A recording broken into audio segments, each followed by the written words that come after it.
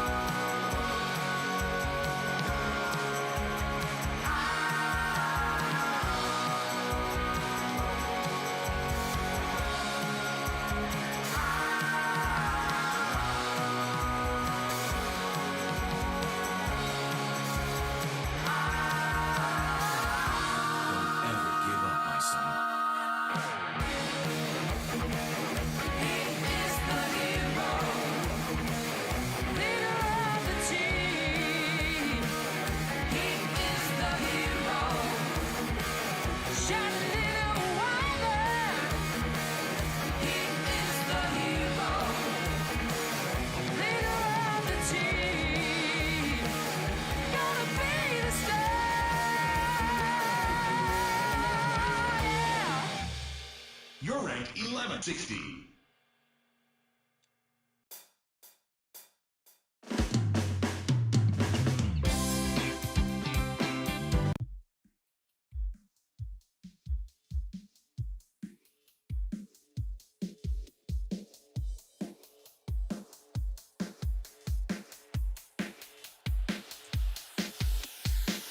Greetings, loved ones.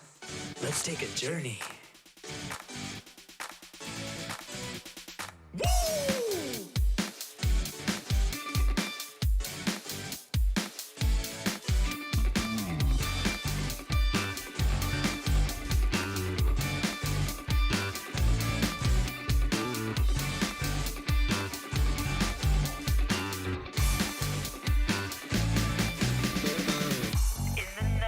Do you see what you dream? All your travels, are they all what they seem? Look around you, then you may realize all the preachers are with their lies. And I might know of a future, but you still control the past. Only you know if you'll be together. Only you know if we shall last. Let's live it up, come party down, drink in my cup, we're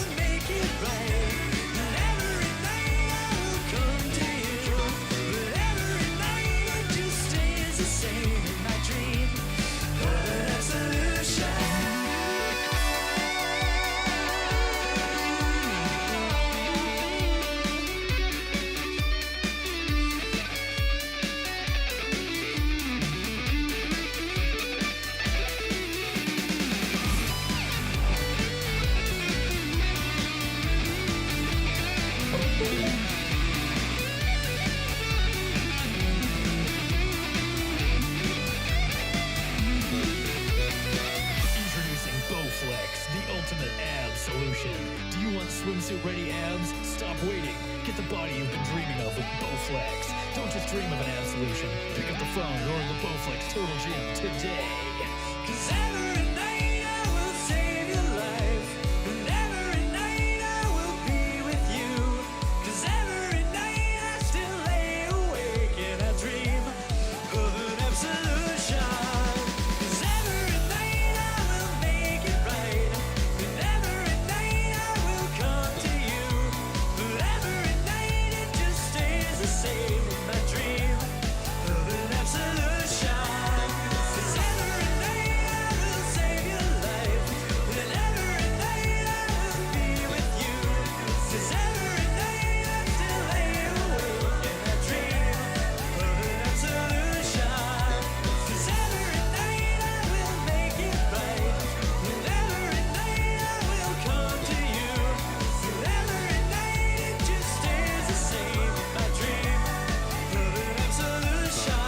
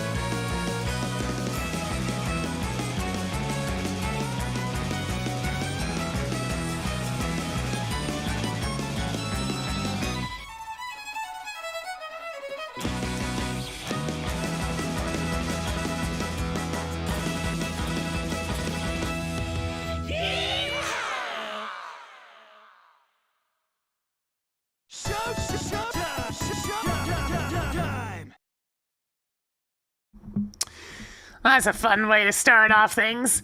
The capture card wasn't working, I go to try to fix it, and it crashes so bloody hard that it wouldn't even let me end its goddamn task when starting Task Manager and administration as an administrator! God damn it, Elgato, what is your problem? It's... Oh, well, at least it seems to be functioning now. I had to fight with it for a while there. It's like, what do you mean access is denied? I'm the goddamn administrator! Windows!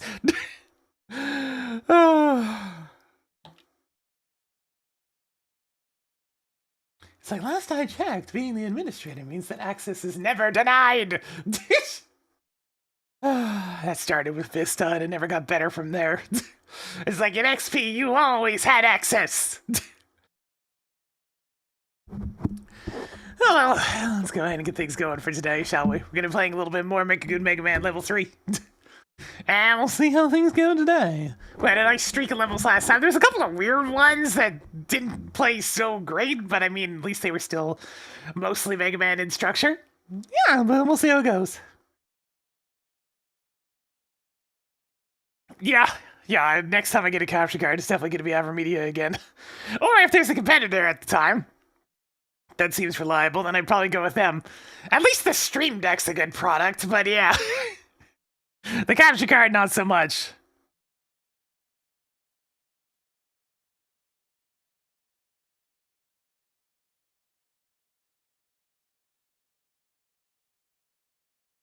Showtime! Ooh, fine one, thinking forward the 16 months. Back from the dentist. Crestman cannot be approached for comment. Well, you know, he's off doing his own thing. He's gotta be an advertising robot master, it's just what he is.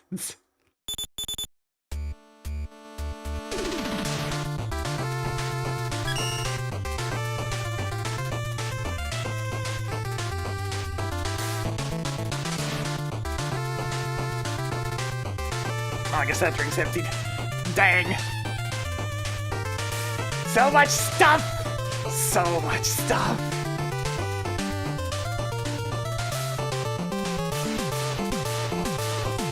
I feel like my total number of capsules in the entire game so far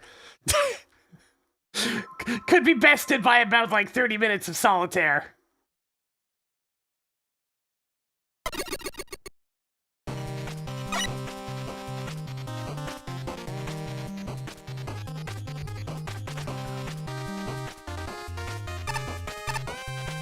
Alright, see, what level were we on? I don't think I got a single capsule last stream, no. My luck has been pretty atrocious.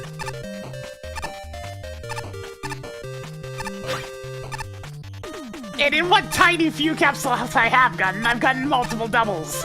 3 of them, even.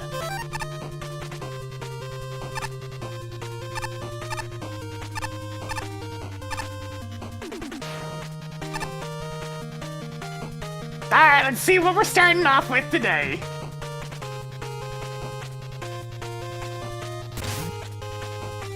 Guitar Man! Ah, I see, we're going to what would have been the Rock Man I was after when we ran into Rock Man. Alright! Yo, like, perfectly rounded into nice, though.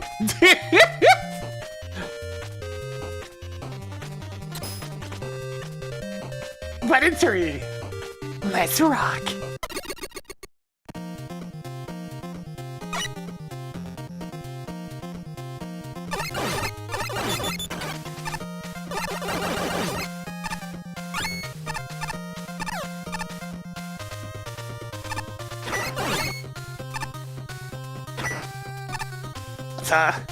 Okay, we got wiggly platforms!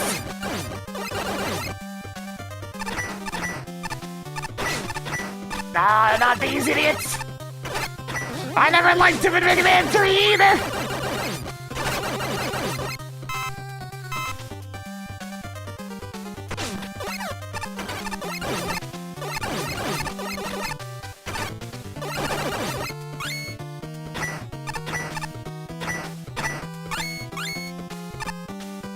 Ah, this is progression.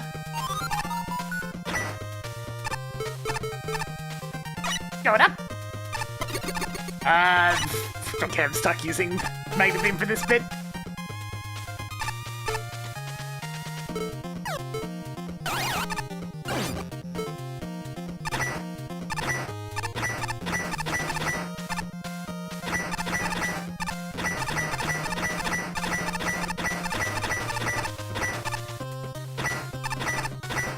Oh, this is gonna be annoyingly precise, isn't it?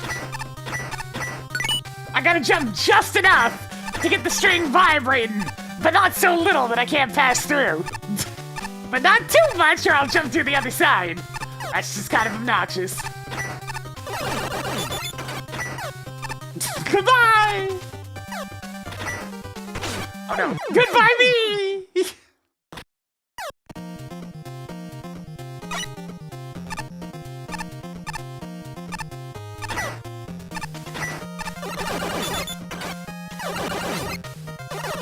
Alright, I'll behave. No jumping.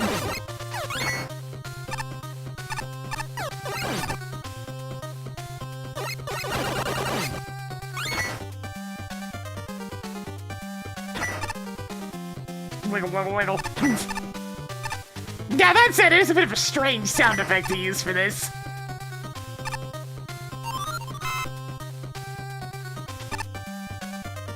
I'm a little bit sad they didn't try to go for an 8-bit sounding guitar noise.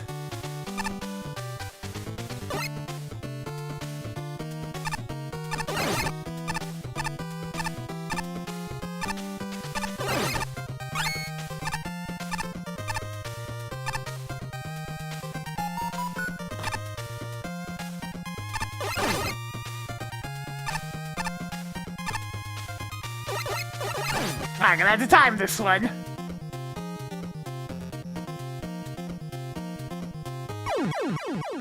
Need to wait just a teensy bit longer.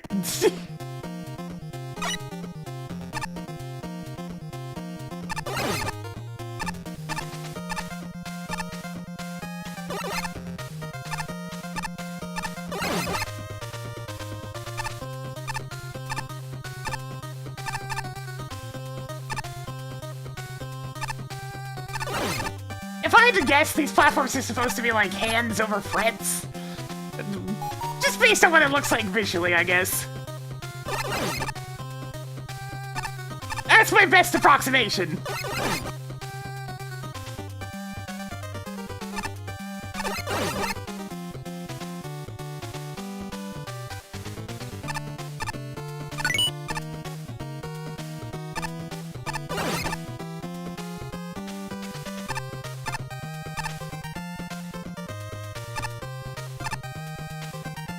Yeah, this really isn't the song I would have expected for this stage either. I must say, I'm disappointed again.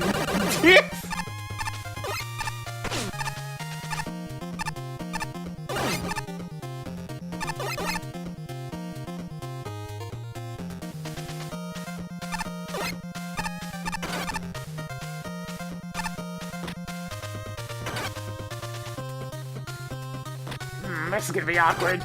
I like that.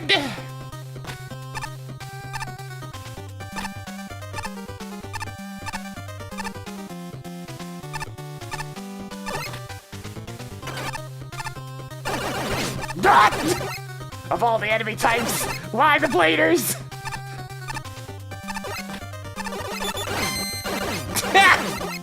Parry!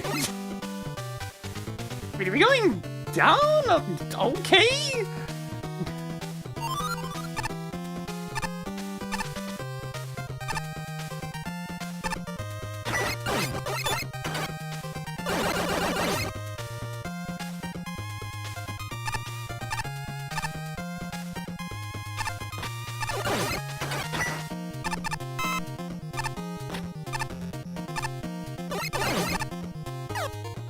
Why must you be out of reach?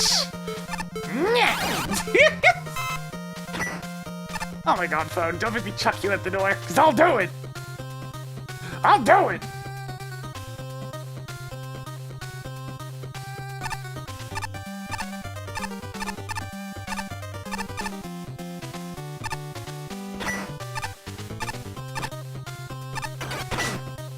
I tried to parry again.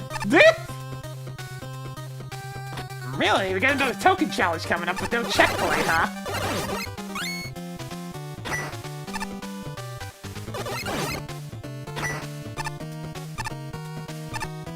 There's a lot of moving parts that have to work together here all of a sudden.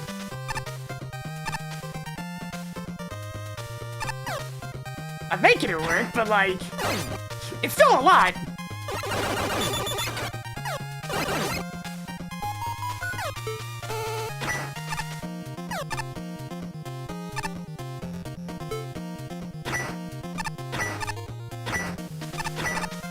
Now here's this again.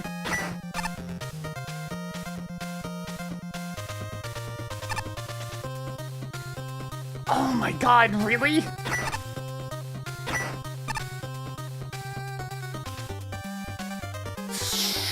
With no checkpoint, huh? Alright!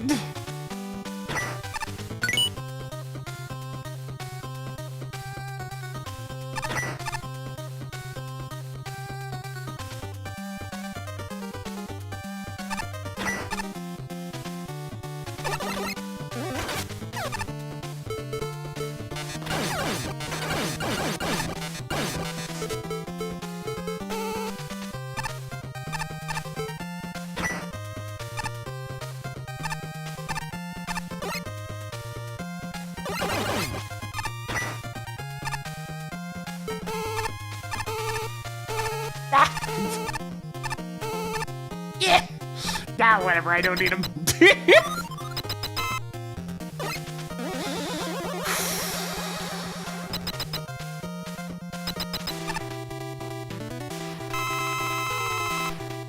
Alright, Kitaro, man, what are we doing? Ah, I see, we're actually playing Guitar Hero. Okay, red and yellow.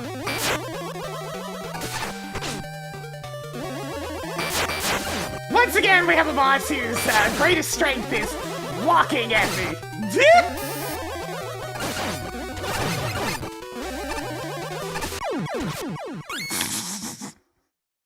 Why are so many bosses? The most deadly thing they can do is just this.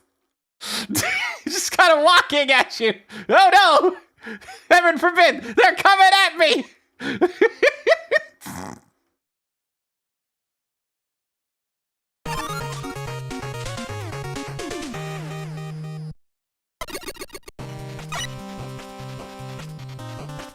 Hey, presto.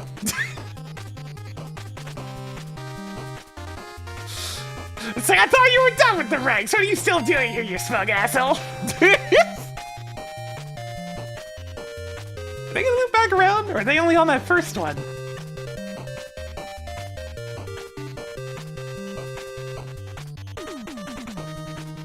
Huh. I guess they were just on that first one.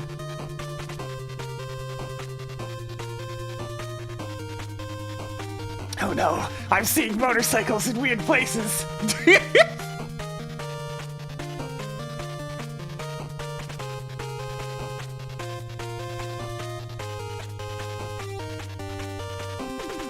Alright, let's see what we got for this one. This was a bit odd, because, like...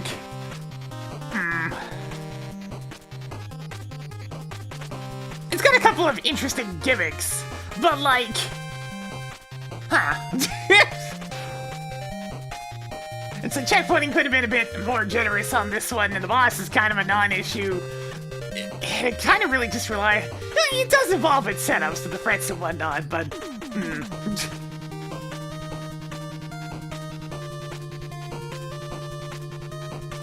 It's like, I like the concept, but I feel like there's just so much more that could have been done. And yeah, the music doesn't fit. There's just so many things that are odd about it.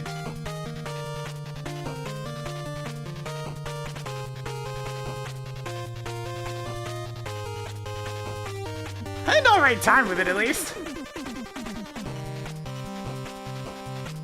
Definitely a little bit of weird functionality here and there. And I mean, the aesthetic was pretty good. A little bit of a backstage thing going on.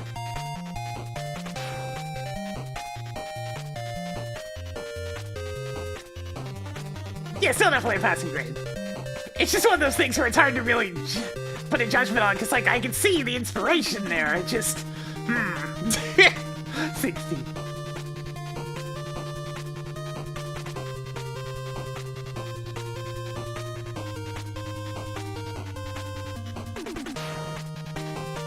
This level has me so conflicted. I really liked the premise going into it, but it just feels kinda weird.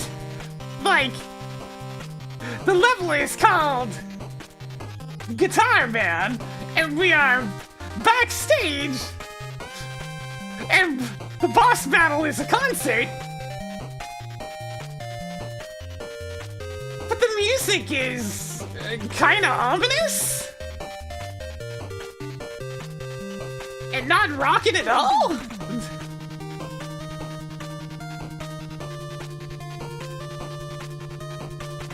The premise is there, but the atmosphere just feels totally off. And sadly, the sound effects contribute to this too.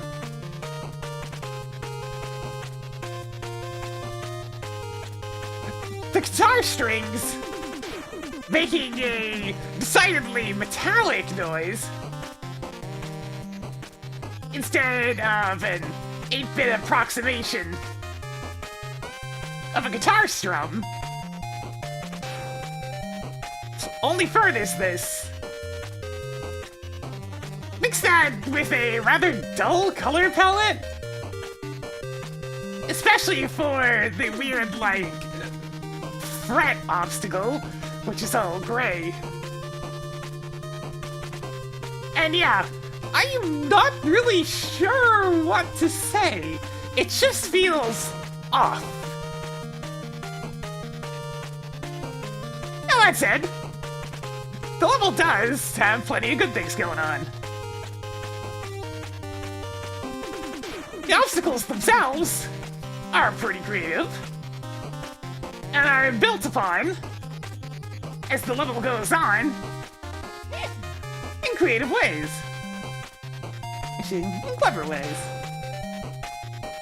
Things do start to get pretty tricky, and you really gotta have a good sense of timing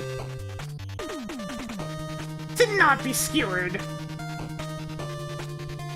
at one of many points. This does not really mix well with the fairly spread out checkpoints. This is especially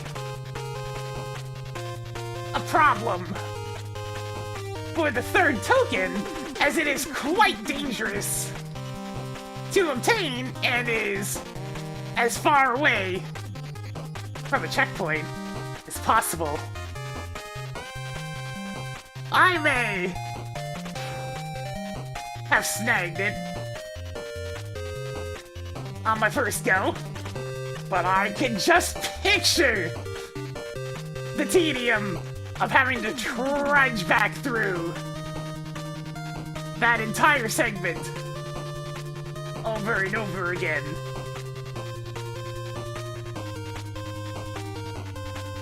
The boss himself is, well, kind of pitifully easy, but I like the idea of the attacks themselves. The guitar hero attack definitely could have stood to have a lot more going on for it. Just 2 notes with that much wind-up?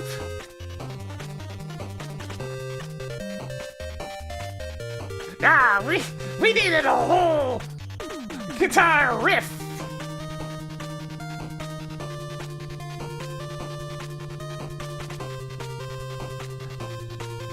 Really,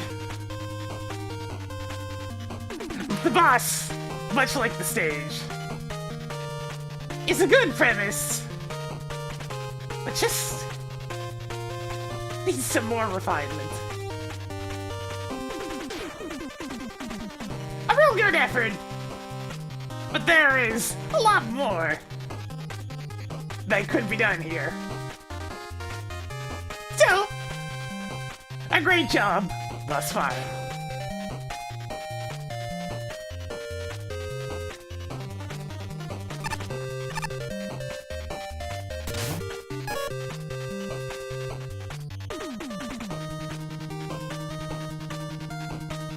Honestly, I have no idea what to make of this stage. The gimmick design is alright, the yellow strings are very distinctive, and they get a lot of excellent use, including token challenges, which is a plus. Likewise, the great platform gimmick, although the constant small hops can be a bit awkward, on enemies, time feels a bit more useful than usual, and I like how Social Breaker gets some spotlight. But conversely, bladers are about as annoying as ever, assuming they're not being used for target practice. What throws me off about this place is, I'm not sure what all this has to do with guitars. None of the gimmicks, the string platforms are obviously guitar strings, and I'm guessing the gray platforms are to reference the stops near the bottom of the guitars. I admit, this theme is a massive blind spot for me. My confusion is more the enemies. Mega Man games, particularly more recent ones, will staff their Robot Master stages with plenty of thematic dooms. I have no idea what block crushing and small helicopters have to do with a rock concert. The lack of themed enemies, combined with somewhat weird gimmicks, throws the aesthetic into complete disarray, which combines with an odd-sounding theme song to make the whole thing feel off to me. Still, the level's decent enough that I don't dislike it, just that it feels weird. My only other issue is Guitar Man himself. His attacks are alright, and he has all that clear theming I wish his level had. However, he's also laughably easy compared to everything else. He's almost an anticlimax. I appreciate that he's not backbreakingly hard, but he seriously needs a tune-up. Small. It's kind of rough around the edges, but for what it's worth, I think this is a really neat level with some fun concepts. The main draw of the stage is the guitar string platform gimmick. A platform that you can pass through based on how high you jump off of it. It's a concept I haven't really seen before in this contest. I guess the closest thing to them would be the rainbow/coil platforms from Ringman stage, but even then, these function in a much more unique way that opens up a ton of possibilities for platform segments. They get used to a nice effect with the amp block gimmick as well, which, while not as creative as the guitar string, still offers some nice timing-based challenges throughout the level. Overall, there's some really nice and well-thought-out gimmick/enemy synergy here. Granted, there's a bit of waiting around involved for a lot of these segments, but you won't be stuck standing around in one spot for too long if you observe and time things right with the amp blocks. The only time I ever had an issue with this was when I died while trying to get out of the final token room, which just so happens to be near the boss. Dying there sent me back a whole 2 hallways worth of those amp block-centric rooms. Redoing those isn't the worst thing ever, but it still makes me think that one token room could have been placed in a better spot. That aside, I didn't have many other issues with the stage itself. If I had to nitpick though, the general clarity of the level can be a bit rough at first. Well, with the amp blocks overlapping things, including a ladder at one point. Trying to focus on them and enemies at the same time can be daunting at first, but it's still doable once we get the hang of it. Lastly, there's Guitar Man himself. For as good as this stage is, it's not exactly an engaging boss fight, unfortunately. In fact, he's downright easy, mostly thanks to him being slow to attack you. His Guitar Hero beams being relatively ineffective, and then his music note projections can actually drop items, including health pickups and extra lives. Oh dear. Besides that last fumble with the boss, though I still enjoyed a lot of what this level has to offer. Overall, nice work! Let's mega! I see what you did there. I really adore the look of the stage, made it look like a performance stage of sorts. I especially like that you start out at the backstage area and make your way to the front stage itself, with audiences to boot and everything. It's incredibly charming. Can't say I'm much of a fan of the music though, it feels a little too dispassionate. As for the level design, for a musical themed stage, the custom gimmicks don't seem all that much music oriented. I guess it'd been a bit too predictable. Thanks to 100 biddies.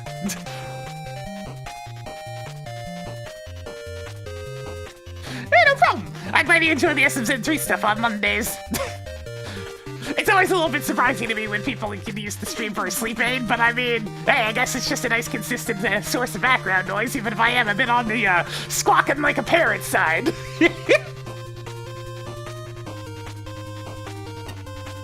The string platforms, are pretty unique with how they become intangible depending on your jump height.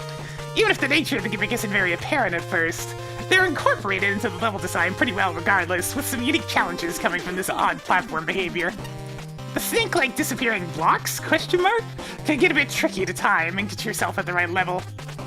I think they could have been made to stay in place for a little longer so you can adjust falling to the block below without it waiting for another cycle.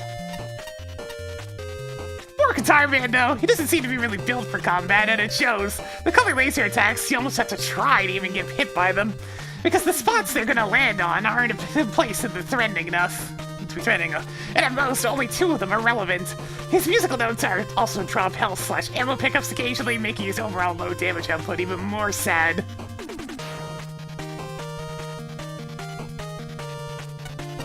Two, 6, and 3 M, damn. Yeah, that would do it. I'm always a little disappointed when a level with great potential only realizes part of it, and when a few bad points outweigh a multitude of good points. Let's talk theming. I don't think the term underground music scene was meant to be taken so literally in the first half, but the second half looks great, and the audience is tremendously charming. I just wish they cheered or jeered at the outcome of the boss fight. Guitar strings and frets make for clever gimmicks, but the sound effects of the former and the slightly dizzying look of the latter don't necessarily communicate what they are. I expected at least one music-themed enemy. I'd even settle for Berserker, axe being slang for guitar.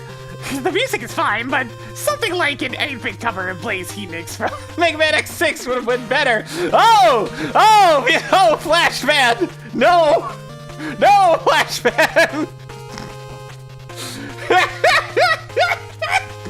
Be careful what you wish for!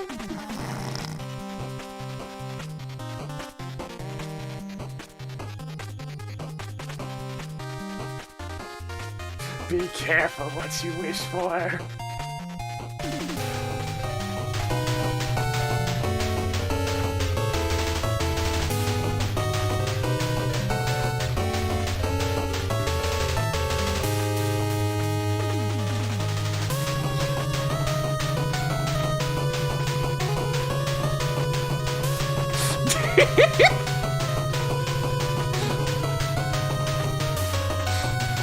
Yeah, it's a good theme, it's just that We have X6 memes sitting there at the very start of this content.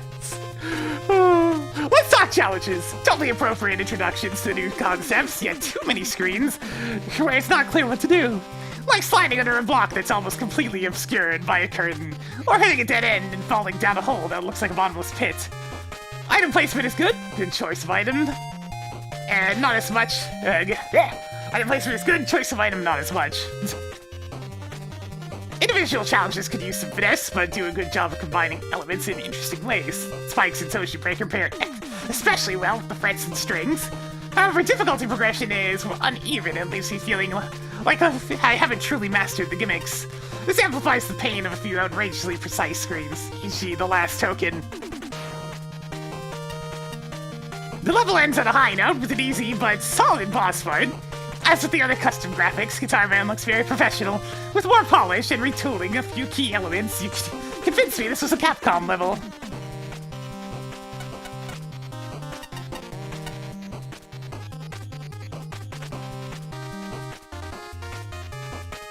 This is a stage that I can objectively say I think it's well designed, and I genuinely think it explored its mechanics.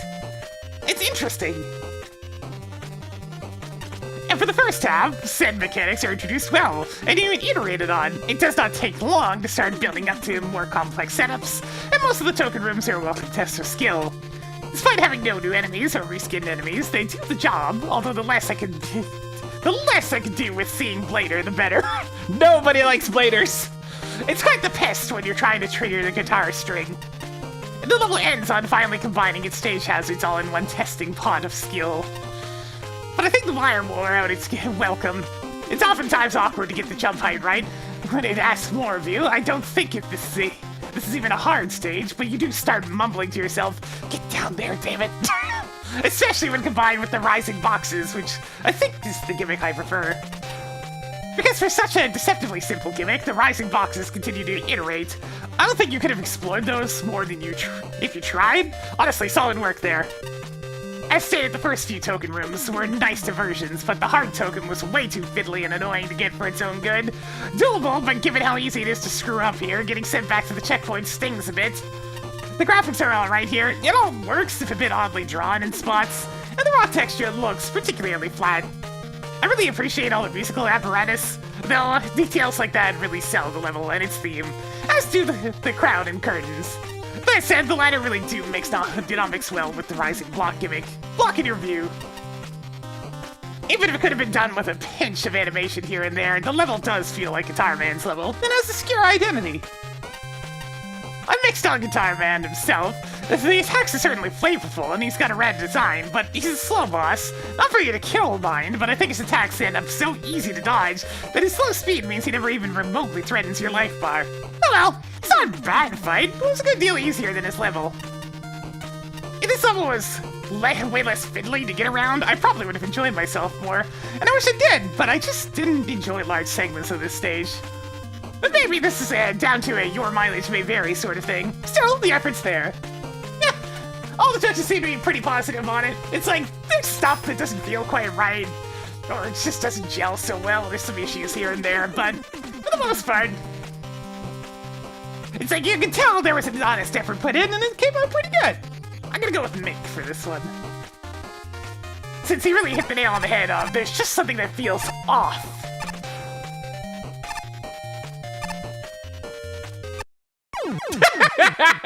I was wondering if that was possible. We died in the lobby! What do you want? Ride on a big cylinder, now this is the life. Not a care in the world. Simulations, tournaments, races, they're all nothing to me. I'm riding on a big cylinder. I'll ride on this one.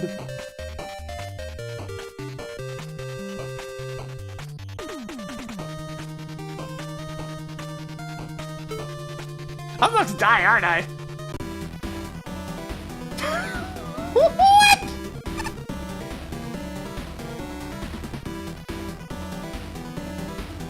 Yeah, exactly what?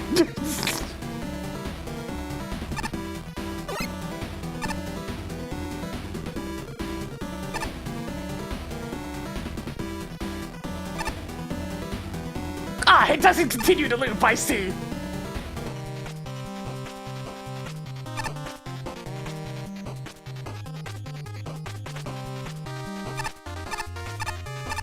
It's funny, because it almost looks like you could squeeze in there, but not quite.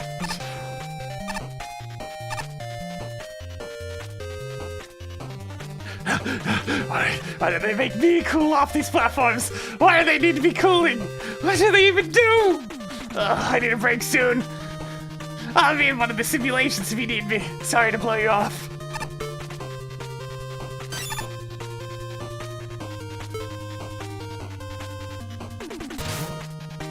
Explosives Factory! Oh, hey! Wait a minute, I know that name. This! Sadly, it is not Saturday, so Mars isn't here right now, but hopefully I'll be able to see them on before long. Alright, we're going in! Judging from the lower score by Shinryu, I have a funny feeling this stage is going to be on the easier side. Let's go!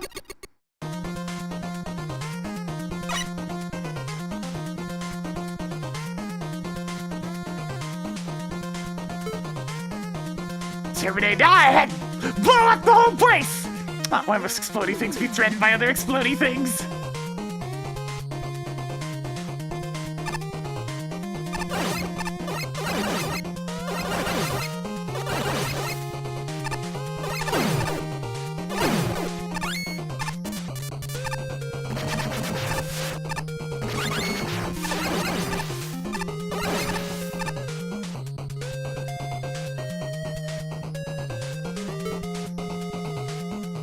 TNT is fairly stable explosive, won't explode from shock like nitroglycerin or dynamite.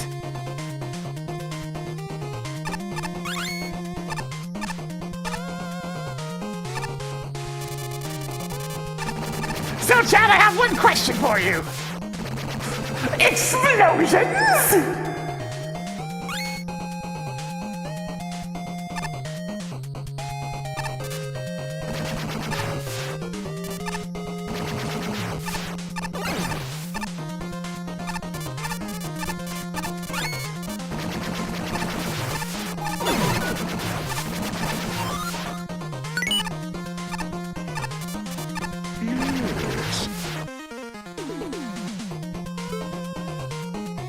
Think about OSHA regulations, it's just that's going to satisfy them. I mean, OSHA's probably less concerned about the lack of signage and more about the fact that they're death traps. Yeah, that's a good point. I mean, it's checkpoints, so it's fine, but yeah.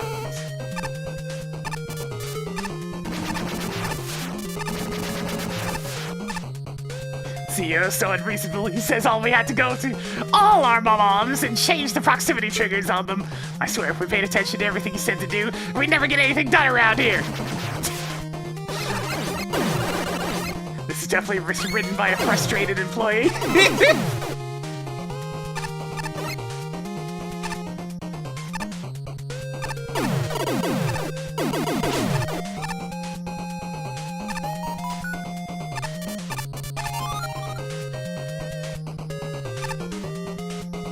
Another day, another death trap. But this one, me and several workers were told to dig a wide hole as deep as we could. Days like this, working on death traps is truly the pits.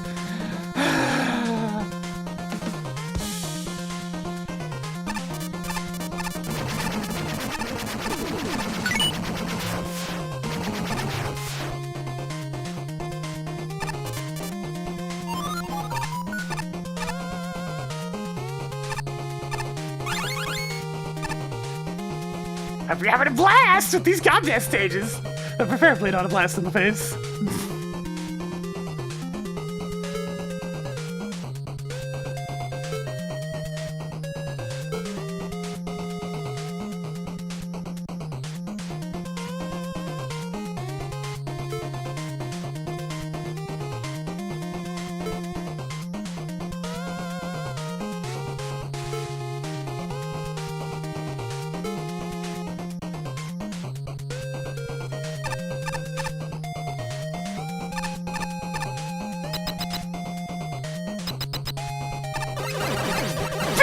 Penguin!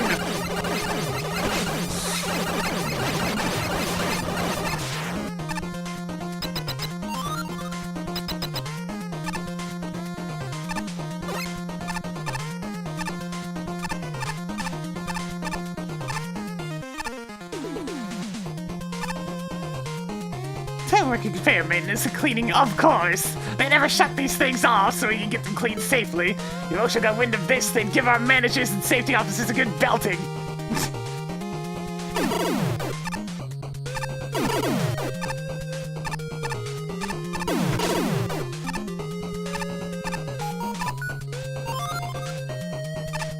Ah yes, cat bombs. It's not really a puzzle, it's pretty obvious what to do here. You just gotta go for it!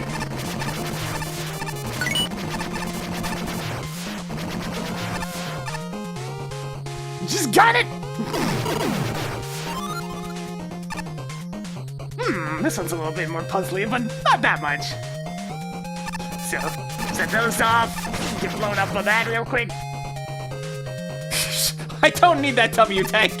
I think I'm good. I'm not trying to get that one.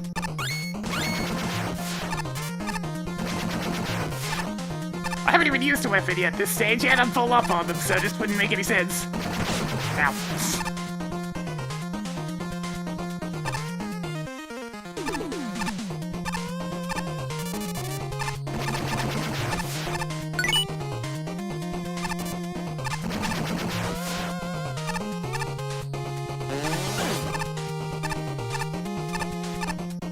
Hey!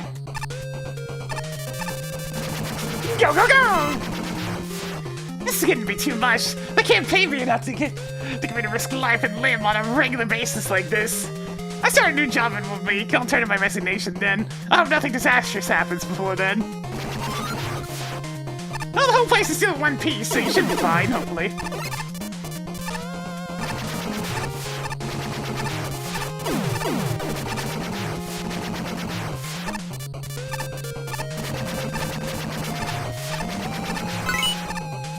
Dr. Air!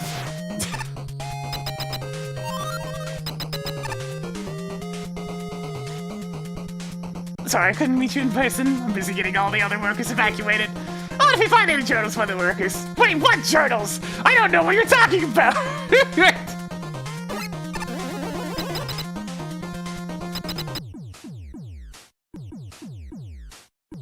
Yo, Dudette, welcome to the center of the mother of all big bombs! Not Bomberman, not anymore. You're now face Blue Bomberman! Hey, wait a minute. You know there's only one Blue Bomber. Whatever, Dudette. But you gotta know, I'm not the Bomberman you fought before. I'm nimbler, tougher, and I've got a few new tricks up my sleeve.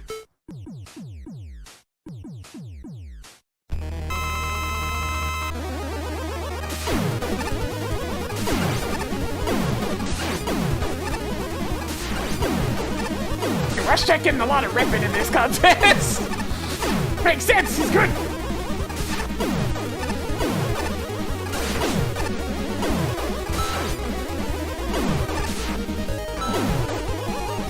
I do appreciate the honor your cube when the triple bombs are coming out.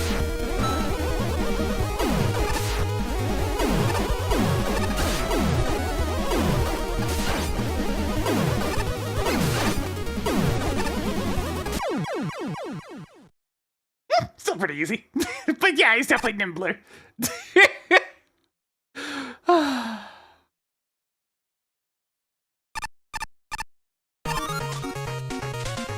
Da-da-da.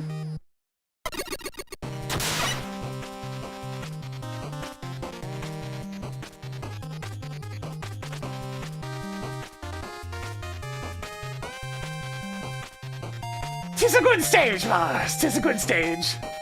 Let's see.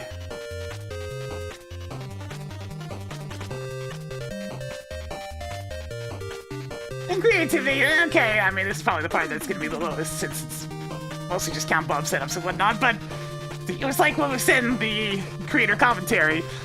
Keeping things modest for a first attempt.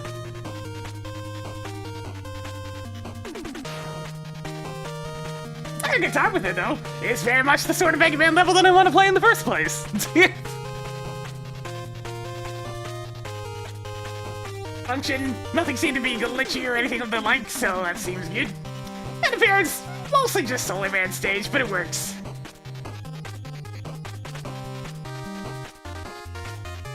Ah, what we got? Nice.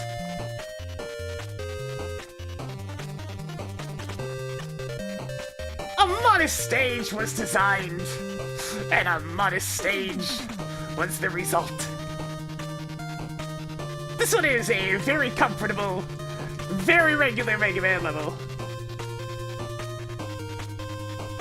Which means it is oodles of fun to play. And just feels so dang cozy.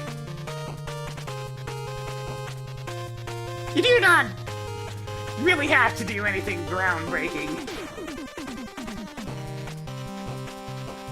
when it comes to classic Mega Man design, as the regular formula is fun by itself when done really well like this. Lots of good mileage out of count bomb puzzles and setups. I still feel like the timing on their explosion's off in this dev kit. It feels like the explosion takes longer to go off than it should. But that is my guesstimating based on how messed up my muscle memory from the rest of the series feels.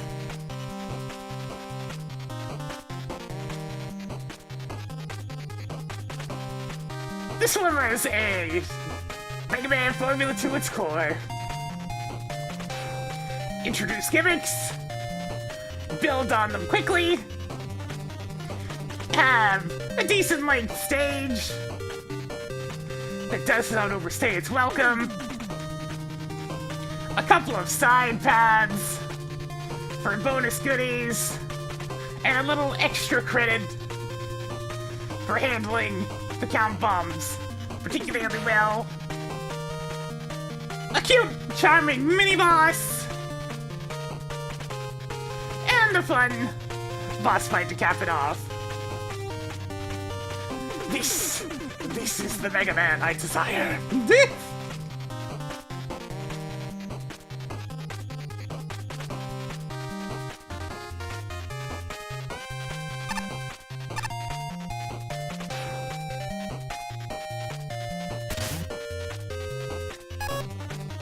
level that relies so heavily on overused gimmicks, this was remarkably fun. Explosives Factory makes excellent use of count bombs and conveyor belts alike, taking two common concepts and making some really fun scenarios. The killer bullets and bomb bombs make excellent seasoning for the concepts, combining really well with the level design. Top it off with a lot of charm, and we have the recipe for a lovely level. Normally this would be where the butt goes, but I don't have much of a butt this time. The communications guy's amusing, but I had so much fun reading journal guys' rants about poor workplace conditions. And although OSHA rightfully has a problem with all the death traps, I adored the fact that none of them relied on cheap shots to kill me, barring one early bomb. Every death felt like it was from my fault, which is key for players' enjoyment. For that matter, there are so many checkpoints here that you rarely lose much progress, and I absolutely support that. Considering how precise some of the tokens can get, these checkpoints go a long way to prevent frustration. If I were to name one big issue I had, it'd be the non-respawning enemies. Neither the walking bombs nor the red penguins show up enough to... The latter especially, consider the Emperor Penguin mid-boss. You'd think penguins would be prominent when they've got a king at the level. The bosses themselves are fine. Emperor Penguin was an excellent mini-challenge, and Blue Bomberman breathed fresh air into the old Mega Man 1 bot, making the fight surprisingly frantic with his new mid-air toss and the odd triple bomb. Just overall, this is a fun experience. I can't call it top of the line, as without the charming dialogue, it absolutely suffers from relying on overused gimmicks. But much like how Rock Force's Death Band made an alienating concept fun, it's still alienating, I say this did the best it could with the ideas it started with. I can't help but get the impression that you were inspired by Combustman's level from the previous contest. Not just because it used the same music, but the way it plays out reminds me of it quite a bit as well.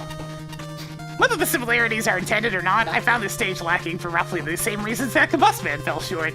It plays things overly safe and doesn't do much with its gimmicks. Got bombs and by extension conveyor belts aren't exactly the most exciting hazard on their own, so to have them laid out in mostly basic configurations just ends up hurting the stage. There are a few exceptions to this, such as the segments leading to tokens, and everything including and past the key room was a step up compared to what came before it. Unfortunately, by the time the level is actually doing more interesting things with its gimmicks, it's already starting to end. The other, but definitely most notable parts of the level would be the mini-boss and end-boss. King Pen, while he has a fun design, goes down incredibly quick and isn't much of a threat in his own. As for Blue Bomberman, while I appreciate the small tweaks to make his fight feel a bit different, I don't think it was enough to fully distinguish him. Maybe it would be if he used the Desperation attack, where he throws 3 bombs at the same time, more often. But he only seemed to do it once throughout the entire fight. It feels like a wasted opportunity that could have made the boss fight more interesting. Which serves as a bit of a disappointing ending to a mostly lukewarm stage. Superior desires to be challenged. Firebomb! Mustman is the stage music is a bit peculiar. Certainly a weird choice, homage, whatever might be the case. Here. In hindsight, it's probably just free Mega Man style music to use that I'm not aware of. The stage consists of the count bombs and Mega Man 1 pit bombs as its gimmicks. Surprisingly, it works super well. I really like how they're used here. I'm always a fan of the count bombs being used in more puzzle-like situations. The warning indications of where they're gonna detonate are also nice for the Mega Man 1 up and downs, which definitely helps narrow the chance of unfair deaths that they're mostly infamous for. I really like the mini-boss sprite. Behold, the Emperor Penguin of the Egg Kingdom. It's a great way to make the penguin enemies look less out of place in a setting like this. The generous checkpoint placements are really appreciated here. Well placed for the token rooms, where the player is expected to die at least a few times. Bomberman has an upgrade, but he's still fairly easy, largely fighting the same with only a few slight occasions of doing an attack where he throws 3 bombs at once, which is easy to react to. Maybe if he would have thrown more bombs per throw in general, that would have been a more impactful difficulty increase.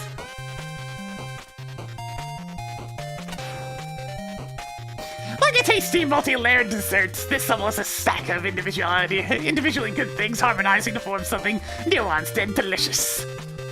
It's the kind of dessert I could eat until I explode, which would be fine because checkpoints are everywhere. The layers are as follows. One well-developed story that caters to my sense of humor. That doesn't surprise me, based on the NPCs from the food court. Clean, appealing graphics that seamlessly smash together different tile sets and add some lovely new sprites. A fitting, enjoyable soundtrack. The Mega Man 1 boss dialogue vamp is a nice touch. Focused assortment of enemies and gimmicks that work well together. Challenges use mild puzzle limits and sense of purpose outweigh my usual preference for less conventional count bomb and conveyor setups. Buttery smooth learning curve. Thoughtful difficulty progression. Graduating from lava to spikes to pits. Awesome.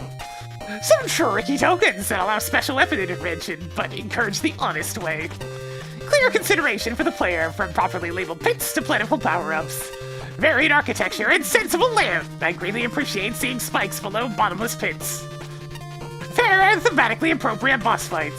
Perfect length and pacing. Flawless construction.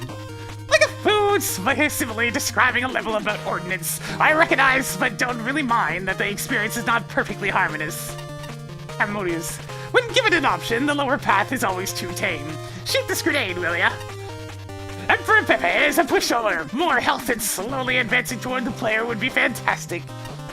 Rush wrecks whole sections. Bad dog. But that's Rush's purpose. The final stretch can be a smidge spicier. But dialogue of the last two screens falls a little flat for me, and it's a bummer to sit through. The boss dialogue again on a rematch. We had the usual problem. Yeah, that's what the penguins from Mega Man 3 were called. Don't look too deep into that. That's just what Mega Man 3's penguins are called.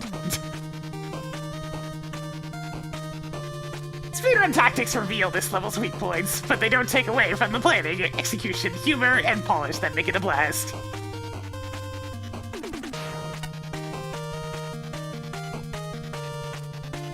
There can be a tendency for level designers to keep going past the point of fun, but instead make a long, sprawling stage. This level is not one of them, and ends with when the player expects it to. However, the Bomb Man fight was so underwhelming, even with a few new attacks, he just doesn't live up to his self-imposed promise. Was that the point? Was that the joke? Because that didn't land. This is worse than nothing being there. In fact, throughout the stage, the dialogue only distracted from the experience, as it completely broke any sort of flow the level had. Yes. Ace does not have much of a sense of humor. This has been an ongoing thing. Only his dialogue when the level requires it. This isn't up to the same level as Candy Panic and MAGMML3, promising an original fight only for Metal Man to turn up in a sweet theme stage. But it also doesn't learn for that stage's mistakes either. The first half of the stage does not provide much challenge or interest, with the count bombs used at their bare minimum. Any place it was fairly messy and hardly noticeable, barring one bomb fatale, fatally blindsiding the player. Overall, very forgettable. Things improve in the second half with several well-thought-out count bomb challenges, although I'm not convinced the conveyor belts had much of the level, particularly in the final room. Checkpoints in this half were particularly well placed, both before and after slow rooms. It's not always about the physical length between checkpoints, as it is the time it takes to get between them. And this shows that even 2 rooms can be a long enough period. Good stuff! The tokens overall were good, and the checkpoints in the side rooms were appreciated. These were somewhat hard challenges. There was never any frustration. The mini-boss was simple but fun, which should have really been the boss of the stage as well, in place of the unchanged Bomb Man. I hate to mention it again, but Bomb Man really was the low point of the stage. Creating a more interesting room for your mini-boss would have been a much nicer experience to end the level with. Overall, it's a pretty promising start to a stage design.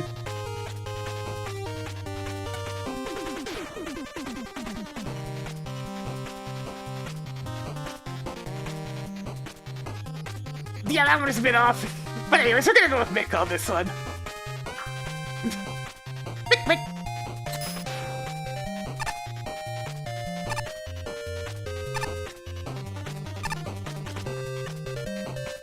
Oh, hey! How's it going, Fuse Man? Looking good in 8-bit there, buddy. Are you interested in current events? My pet rabbit Watt has gone off the grid. Oh, man. Jesus Christ, I don't have enough for these!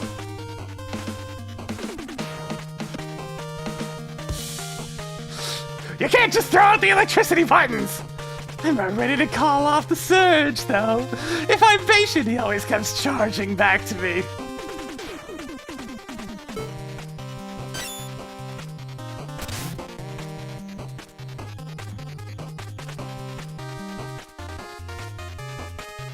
Western Railway. By Spade Magnus. I don't have enough rim shots. I'm out of rim shots. 1 in 5 again, eh? All right.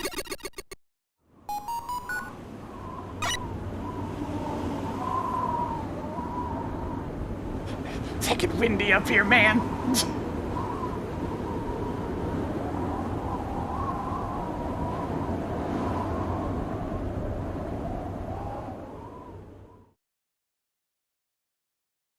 Okay, it's only windy for a little bit. The wind's dying down now. We can only have ominous wind for a short period of time.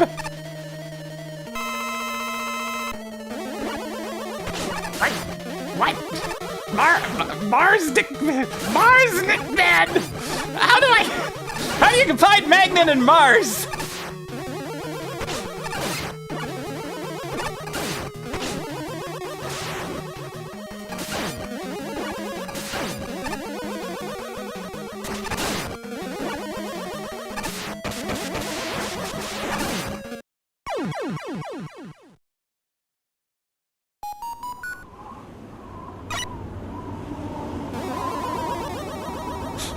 Margaret Man!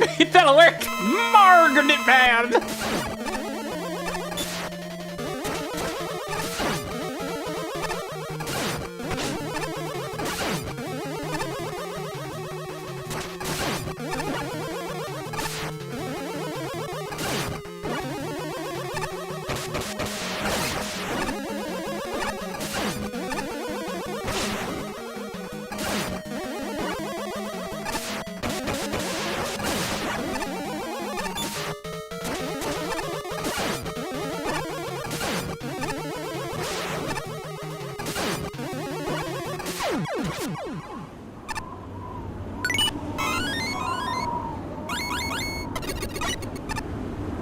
Okay, I guess we're allowed to actually do the stage now.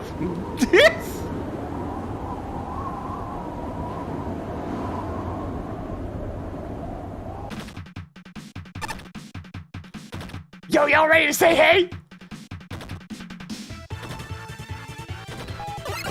Hey! Say it loud enough, we just gotta make it louder.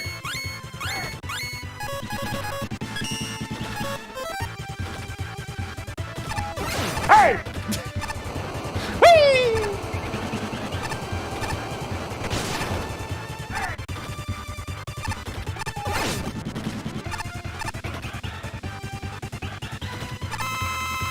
Bird!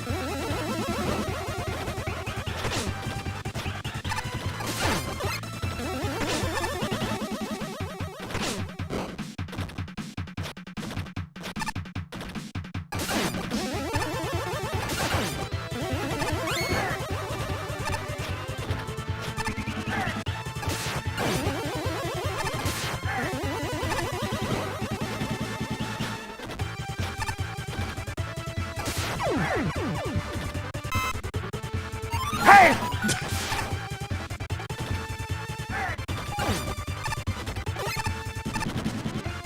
I see we're doing one of these.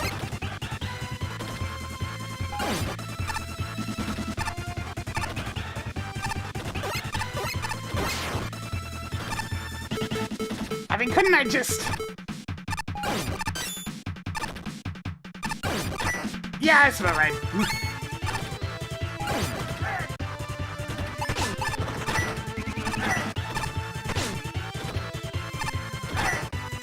Oh, this is gonna be super annoying.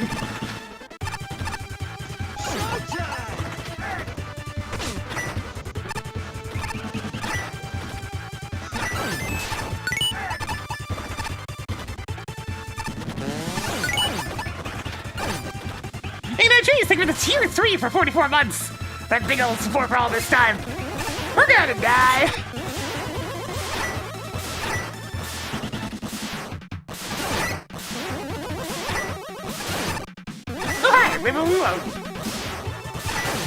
Bullets!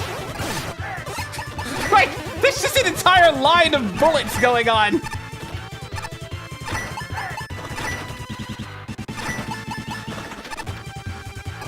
Ah, I see what they want me to do, but at the same time, nah.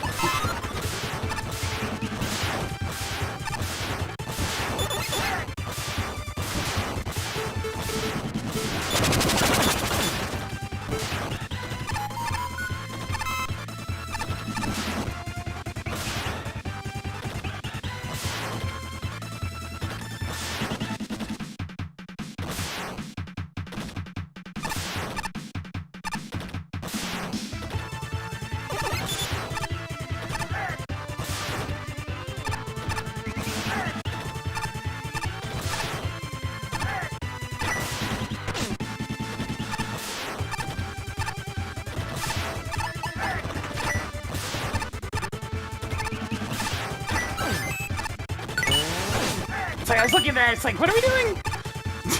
There's a definite issue with visual clarity with some of these puzzles.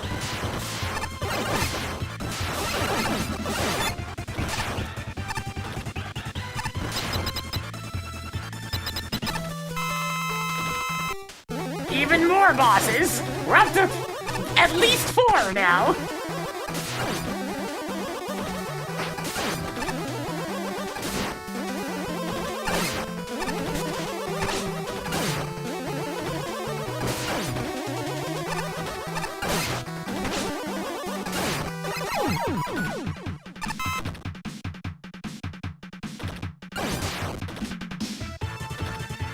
Oh, this won't be super annoying or anything.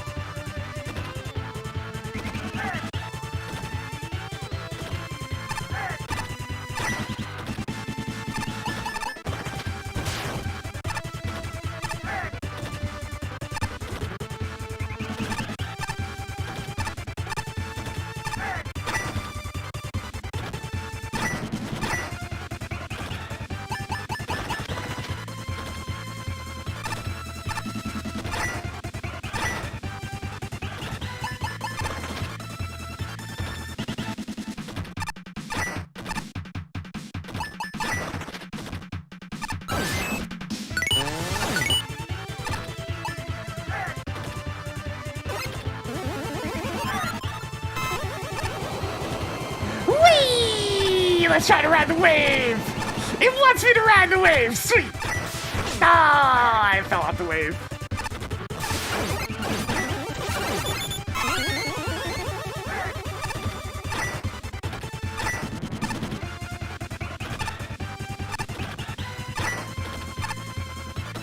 Gonna have to wait this one out.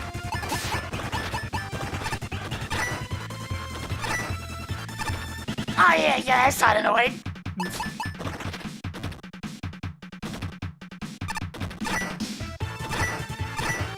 I've heard of bullet trains, but this is ridiculous!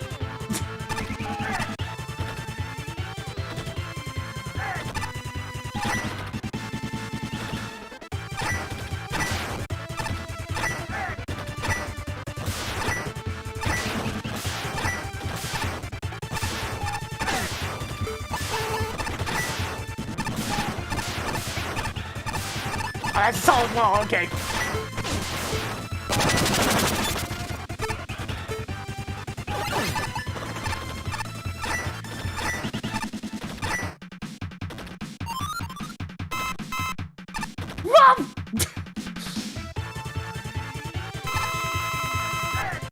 Hey, how about I just...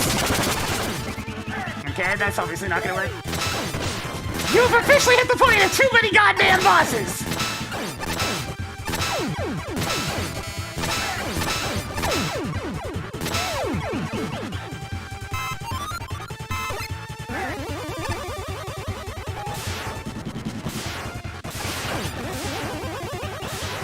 What are those red lines even supposed to be?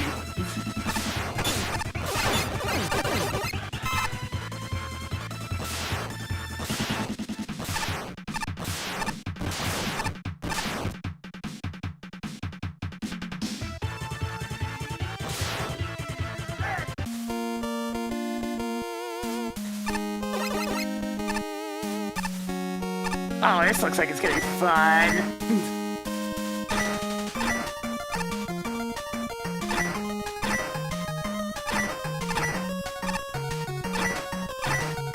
Yoink! See ya, sucker!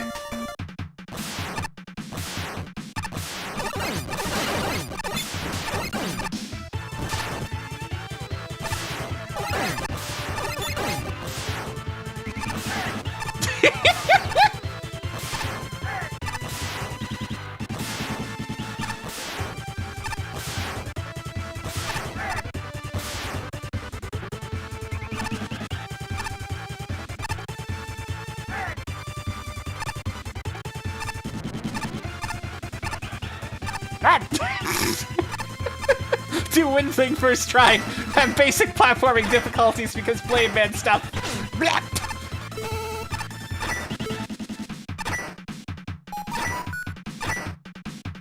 Wait, why would I even bother doing this the intended way? I hate to say it, but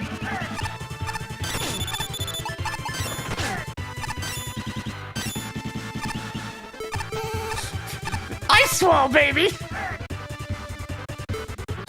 I hope I win. Splash out. Placed decently high! And that is what occurred.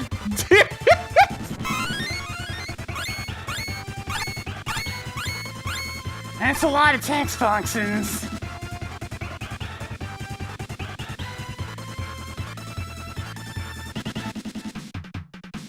Erase Rush out of existence! Oh no!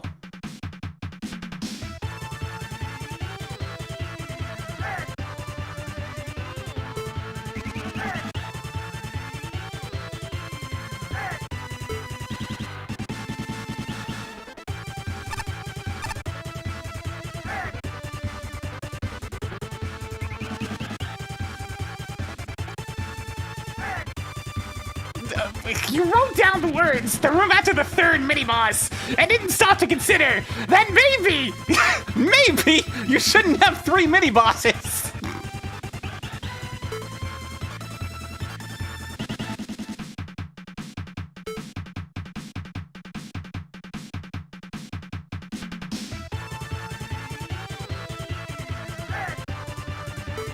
well, I actually through dev kit updates, so I was able to make properly Playtest my level.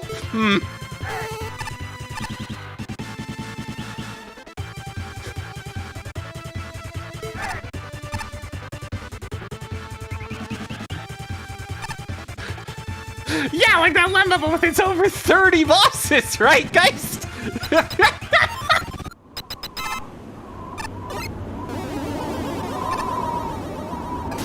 I'm gonna turn the music back down again, now that we're done with the Toidles music.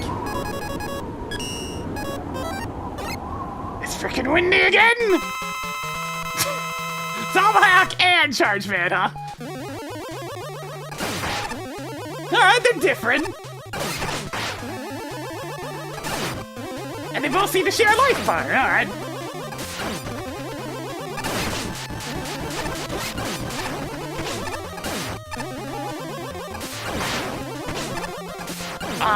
Yeah, I wasn't gonna be able to see that fire move coming a mile away, jeez.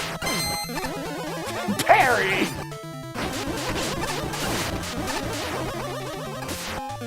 It's only trying to get with the old Zelda 2 boomerang strats. Oh, I'm way too close.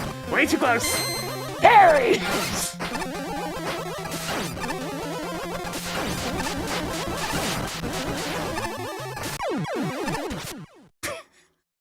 I really should have died. What the hell? Yo, that power-up's proven its worth, huh?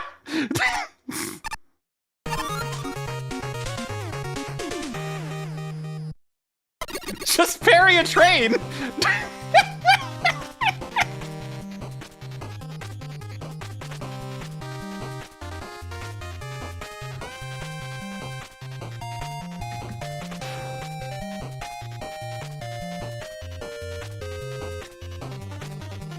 Yeah, I mean, trains are always on time, right?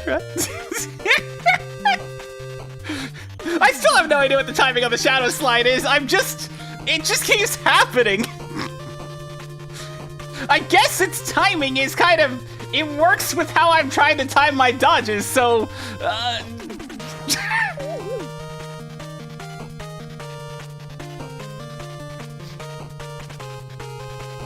Alright, so it's definitely taking a hit for design for just being kind of difficult to interpret what's even supposed to be happening, and having way too many goddamn mini bosses.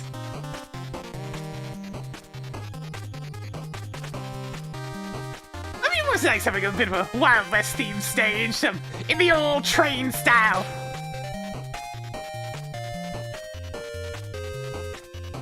I didn't particularly care for this one from a fun standpoint, and it's very fiddly. I very much blame the overuse of the Blade Man platforms, which I'm admittedly getting kind of tired of seeing. And definitely some functionality issues with the, just everything mingling together. It mostly looked nice, but there were sections where it's really hard to actually see what was going on with how much crap was on screen.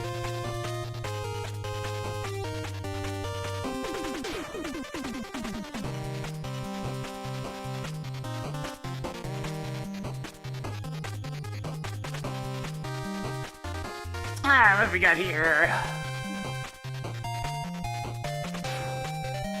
49.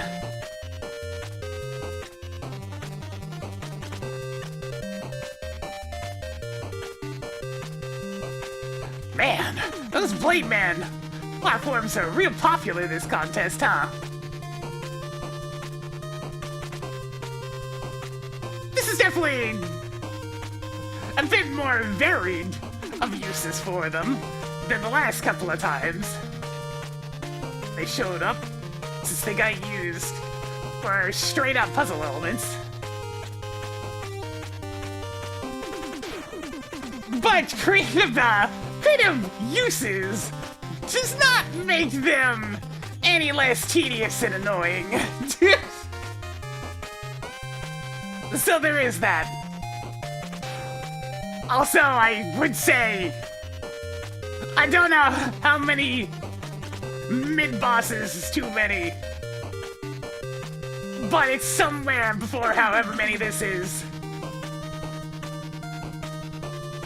But I can safely say, more than like 2 or 3 is really pushing it. And this has, what, 5? If you include the Magnet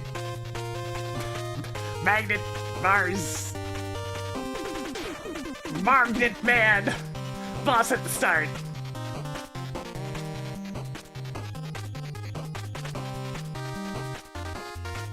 One of those things where it stretched the level on too long, to the point the welcome was being overstayed.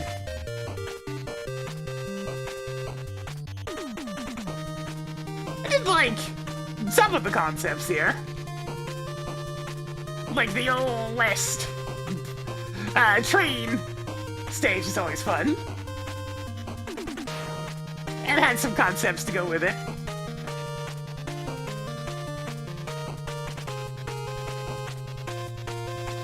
I really liked making my way atop the train with the sunset in the background. Made for a nice backdrop. But the gameplay is definitely where things suffer pretty badly in this stage.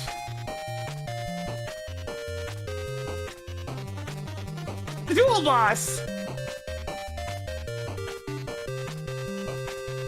at the end was neat, and I like that both halves of the whole shared the life bar, instead of it being another case of focusing one down and then taking down the helpless second one. Some of the attacks came out way too fast and covered too much ground to react to feasibly. But most of it was pretty avoidable.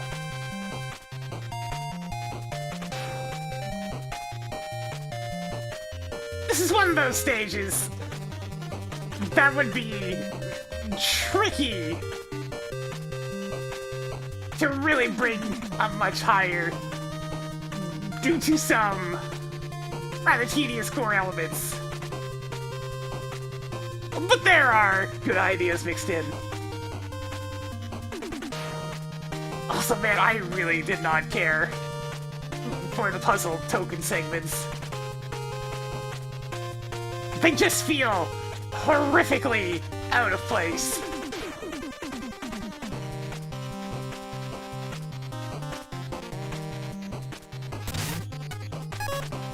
Cowboys, trains, and more? Yeah, this feels like a Western Railway. I gotta give props for aesthetic theming. It does an excellent job capturing the feel it's going for. It doesn't rely on super fancy graphics to do it. The other thing that does well is the implementation of its assets. Colton and Bombier make excellent enemies in the latter half, although that Colton before the second mid-boss is a huge hassle. But really, it's the seesaws that are the highlight.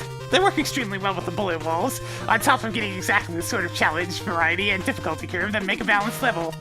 On a less impressive note, the sandstorm is used well, but it seems to vanish entirely just around the halfway point, leaving it a touch underused.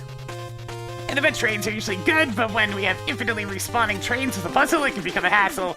Quick tip, they don't automatically face you. The other thing this level has is boss fights. So many boss fights.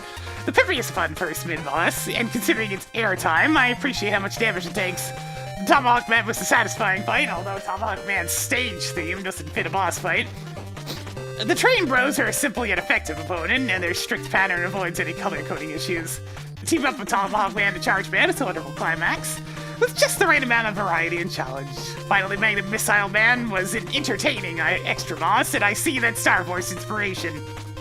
Yeah, I wouldn't have. I don't really care about Star Force at all. As a whole, this is excellent. Maybe a bit too precise in some spots, but it's otherwise pretty fun. The only other hiccups are with tokens. Magnum Missile Man is great, and I really enjoy the puzzle spin on this stage's concepts. But the Windman token was easily the least amount of fun I had in the entire level. It had very little to do with the stage itself, and stringing it all together felt royally awkward. If only one thing were to be changed, I'd advise taking this out. The rest of the level's great, though I imagine it'll place high regardless.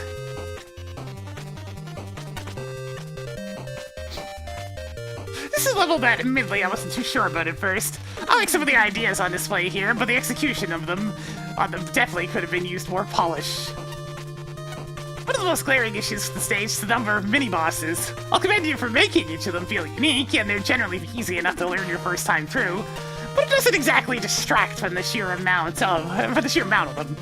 It gets to the point where it feels like they're there just to extend the stage's runtime. It's kind of a shame since some of them, mainly the end of the Magnum Man, are generally pretty fun to fight. As I said, there's just way too many of them crammed into this one stage. As for the platforming segments, I found they range from mostly fine to somewhat disorienting. I put the blame for this squarely on the graphics for the bullet spawners and the hazard blockers. Something about them just looks wrong, especially in the case of the blockers. I personally would have picked something that stood out a little bit better against the tiles and backgrounds. It's unfortunate since the level does a lot more with the Blade Man seesaw gimmick than most other stages would. I honestly go as far as to argue that this is the most creative use of the said gimmick in the whole contest. It's just that some of the sections involving them can get a bit frustrating given how often you get knocked off them, coupled with the very short reset timers on most of the seesaws as well. Yeah, I noticed those things were going back awfully fast. As for anything else of note, the tokens in this stage are mostly fine with the exception of the last one. While it's definitely possible to get without weapons, the Windman token can be so annoying that I honestly don't think it's worth doing the intended way. just kind of sheepishly tug at the short collar a moment. Thankfully, the stage ends on a slightly higher note to the end boss, or rather bosses. The Tomahawk Man Charge Man duo fight takes a bit of time to get used to, but once you get the hang of their attacks and know how to space them, it becomes a really entertaining fight. I'd say it's definitely the best showcase of a duo fight in all these entries. That said, I wish I could enjoy the stage as much as I did the end bosses. There's some solid ideas here, but in its current state, I found most of the level more disorienting than anything, and in some parts, such as with the Windman token, just downright frustrating. Yeah, Shinryu's probably hit the nail on the head for me for this one, but we'll see. It's high noon. I like the concepts here, the bullet dispenser and the shot-absorbing thingies, but man, the time required for some of these maneuvers can get pretty precise and unforgiving. It definitely had dampened my overall enjoyment for this stage. Don't get me wrong, they're well utilized in creative ways, definitely give the stage a very unique identity. Maybe if the bullets were fired as frequently as they are, it wouldn't feel as restrictive in the way that you had to fit through the narrow gaps between the barrages. That ain't fog, them glasses are broken.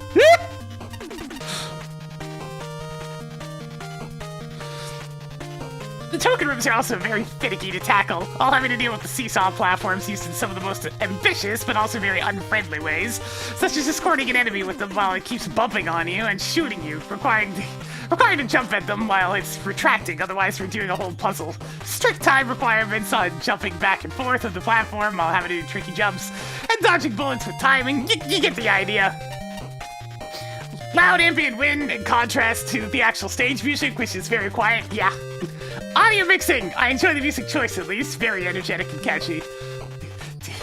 Did Patchy not know Turtles in Time music?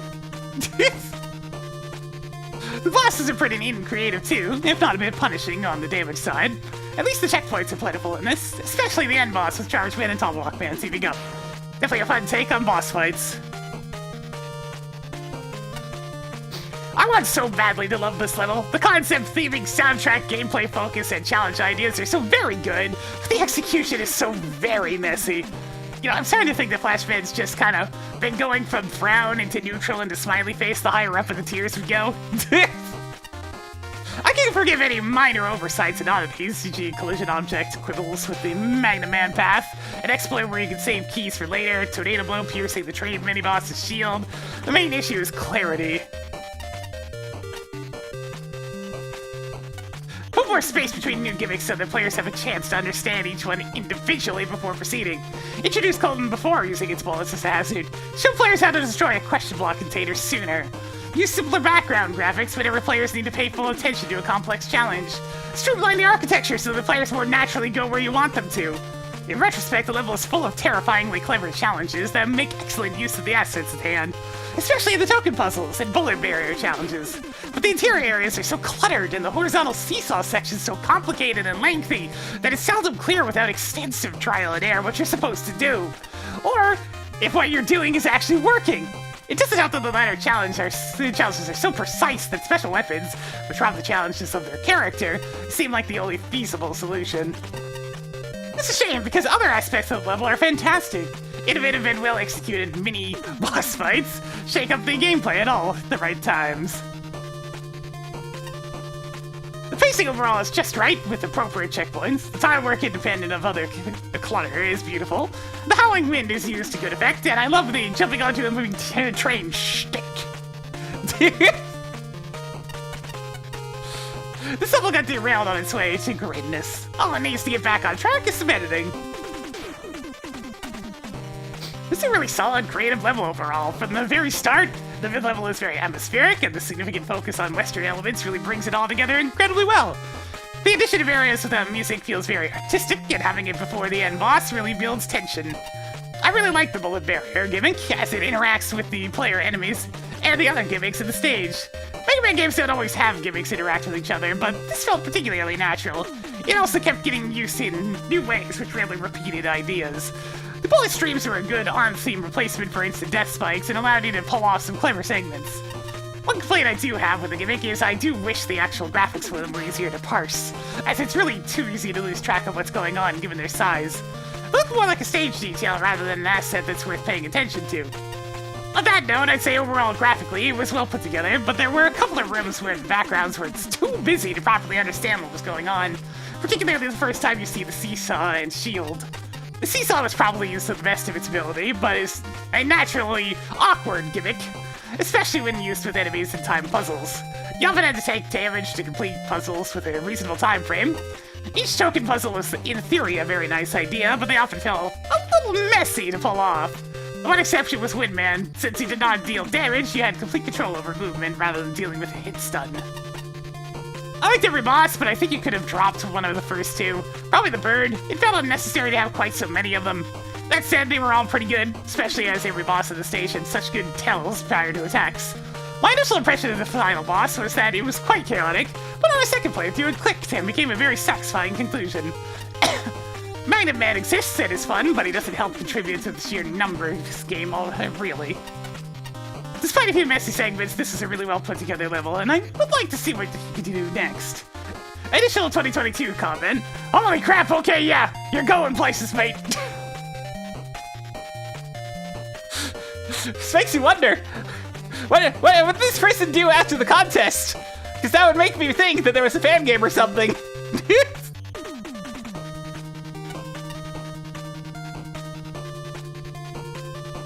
Shinryu.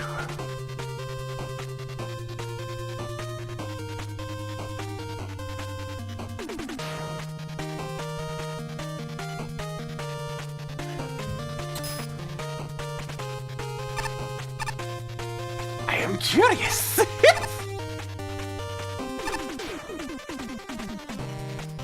You doing good up there?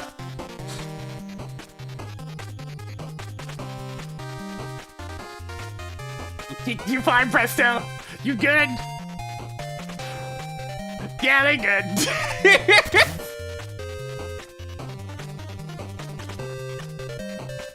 Secluded Terminal.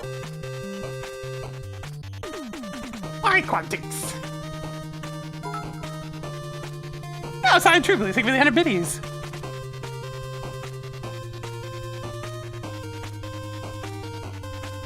The VODs are going to my main channel instead, so just go to youtube.com/user/PinkKittyRose. They'll be under the live tab. They're just straight up VODs, since I'm dual streaming these days. I don't have to worry too much about exporting VODs, since they'll all be on both sites anyways. It's very convenient.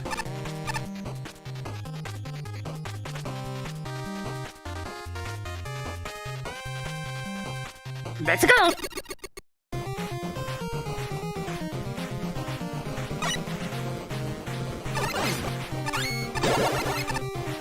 Oh, and then there's this asshole!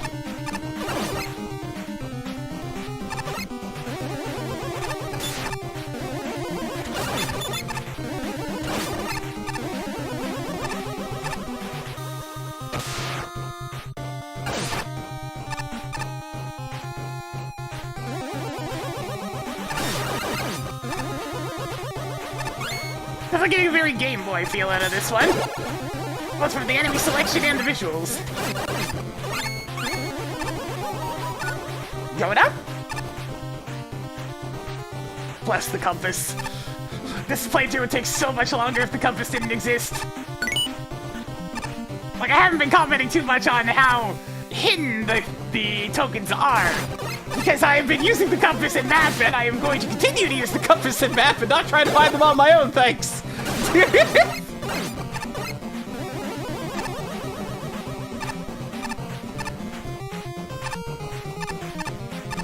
Yeah, the charge sound fades out. Most fan games do that at this point, because everybody pretty much agrees. Yo, the constant charge noise that's playing the entire time. Super annoying.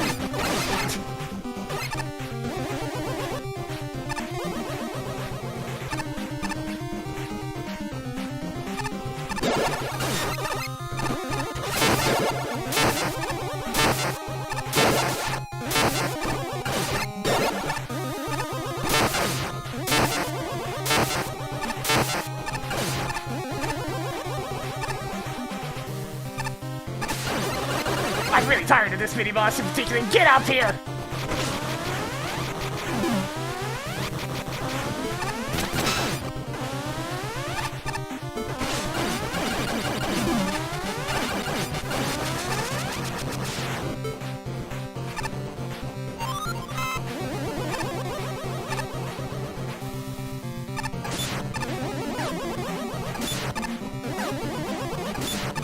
Okay, the timing on this is a little unfortunate.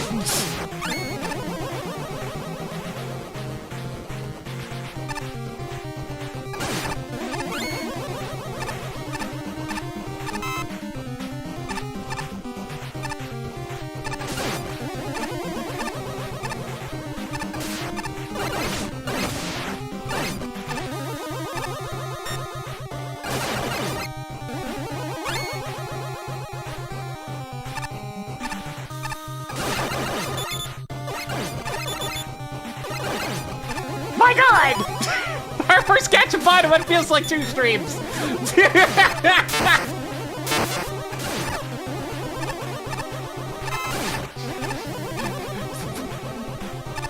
The capsules, they heard me talking shit about gacha games the other day. That must be it.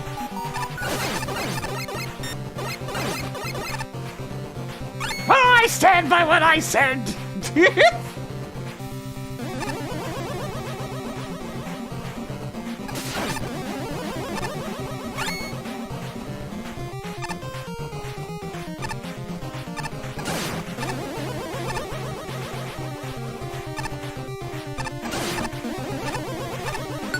Alright, I guess we're walking back out then.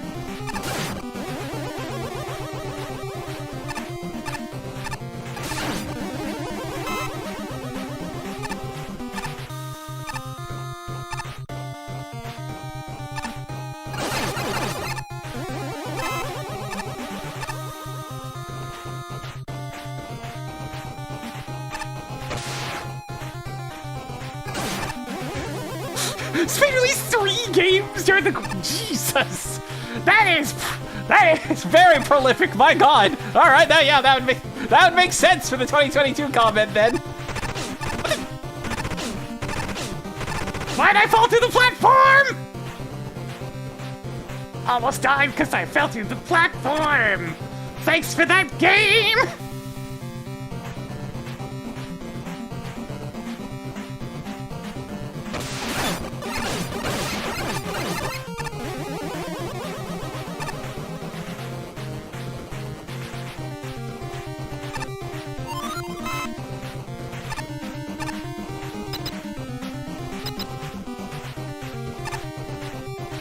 Again? You know what? Just kill me real quick.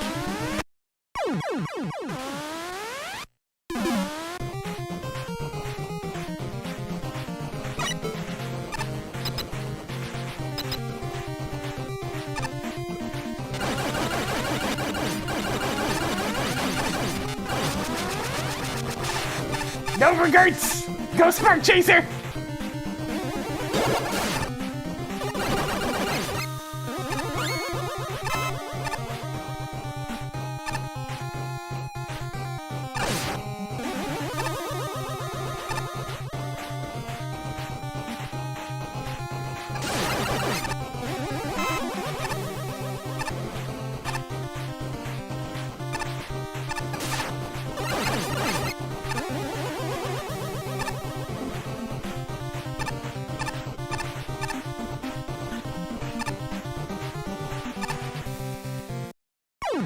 Ah, I see. I had to do it all in one quick motion to get across.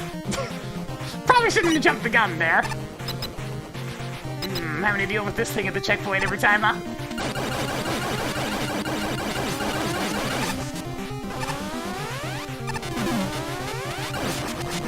Go, my Spark Chasers! I gotta make sure not to die again, because I'm kind of running out of weapon energy here. Oh, that'll help.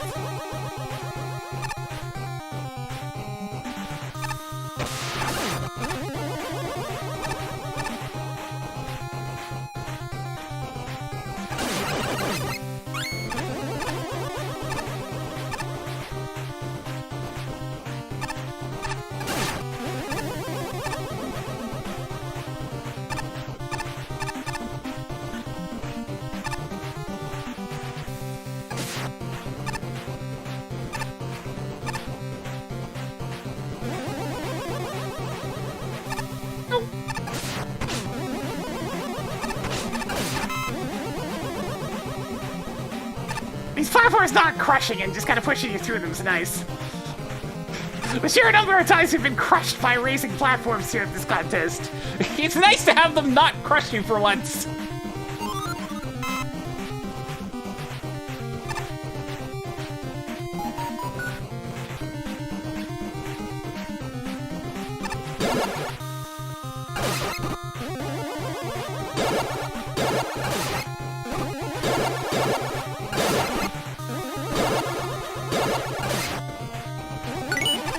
Okay. What the? We're not gonna worry about that.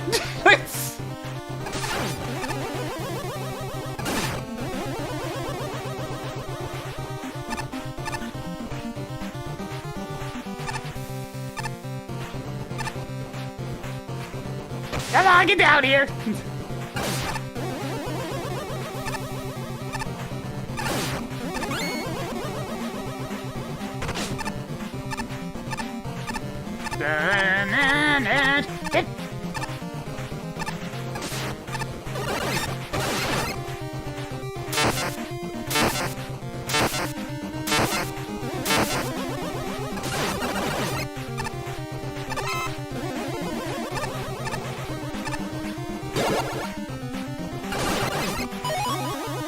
Oh yeah, now they're coming out of the woodwork. I just had to draw attention to it.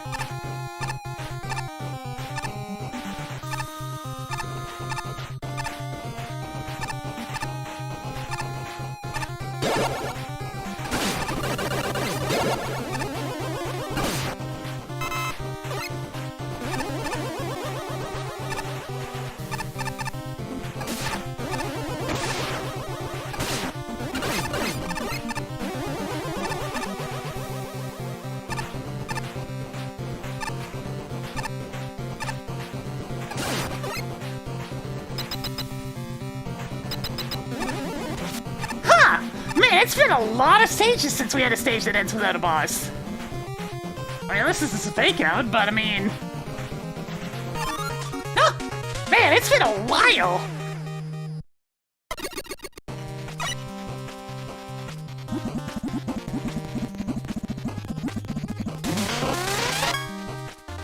Oh, hey, I know that guy. Some of this plushie shakes the very foundation of your being. Swan, please. Please stop breaking the world, Swan. From Coffee Kitty.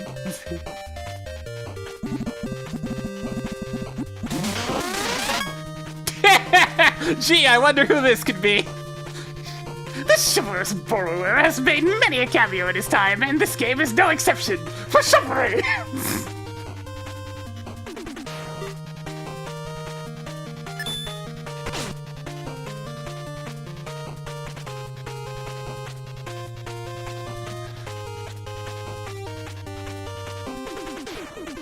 Can these balls drop dupes? Yep, we've gotten 3 dupes so far.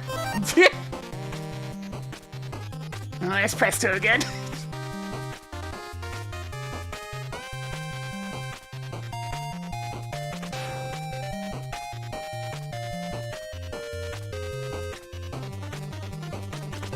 See, definitely got a lot of minds shadows raising and lowering platforms. It's like, it was a simple couple of gimmicks mixed together, but they mixed really well.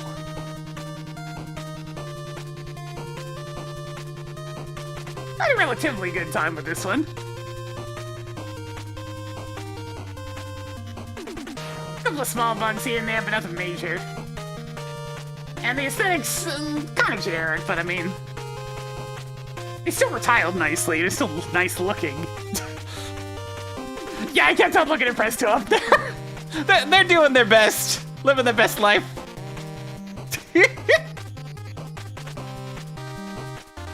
Let's see what we got going on. 3, 51, 60.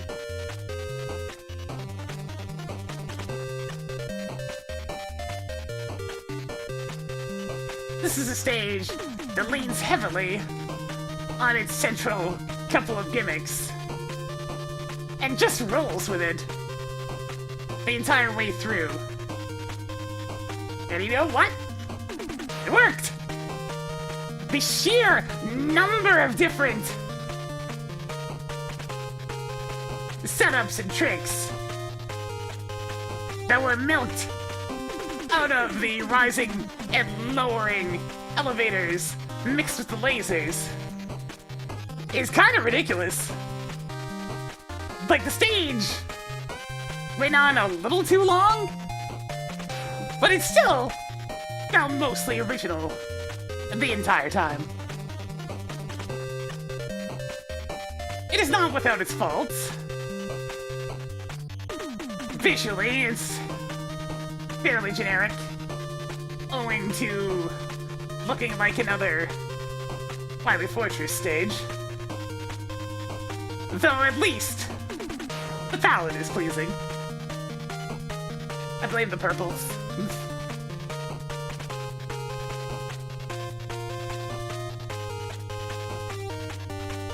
It definitely, as mentioned before, it goes on too long. It really did not need 2 instances of that same, honestly super tedious mini-boss.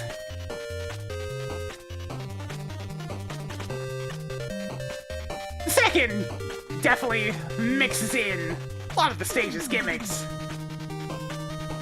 but having to refight it after a death in that segment just sucks.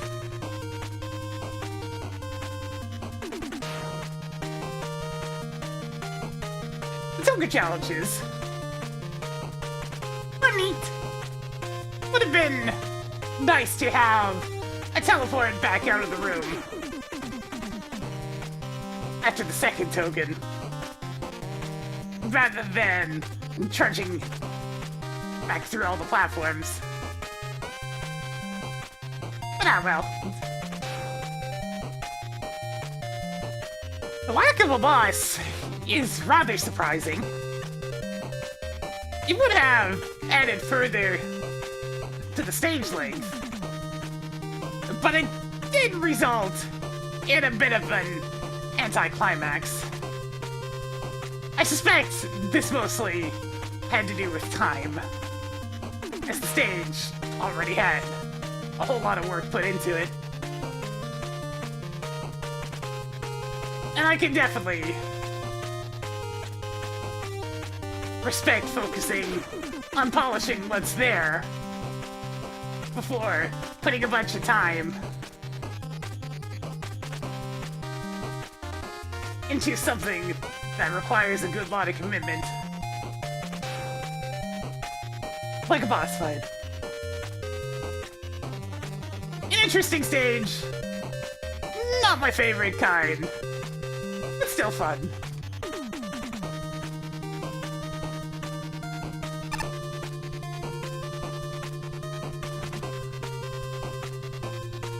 Oh, and thank goodness the platforms just push you off instead of crushing you against the ceiling. I have had my fill of rising platforms crushing you already, and there are still many levels left.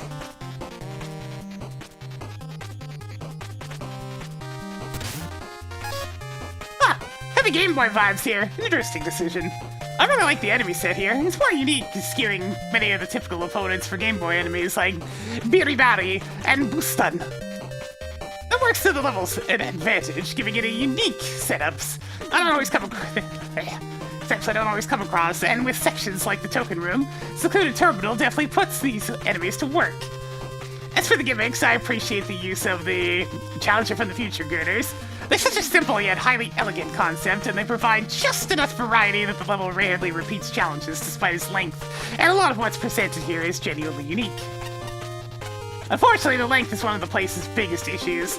This is a rather long level, and the variety I mentioned still isn't enough to sustain it. The gameplay isn't bad, while some challenges can get a little awkward, such as the second mid-boss or accessing the final token. The only outright design problem is there's not enough checkpoints. However, the vast majority runs together in my head, and not enough individual moments stand out.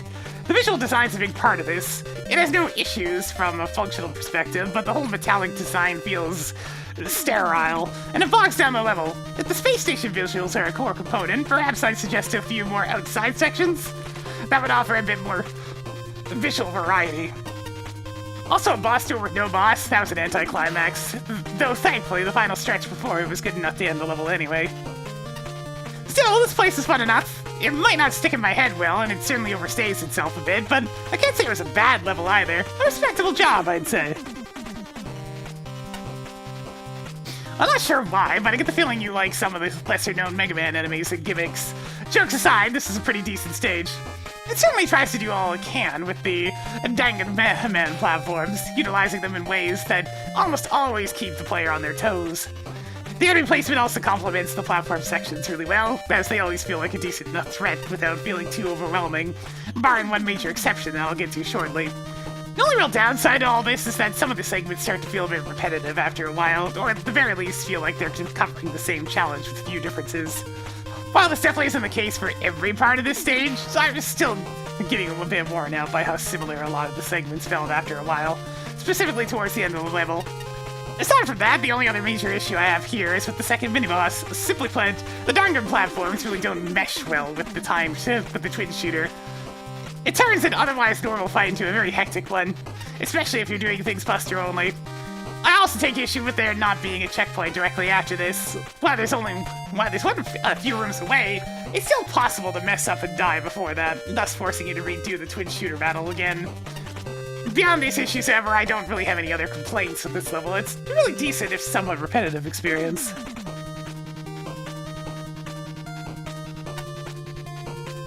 Secluded echo chamber of loud music!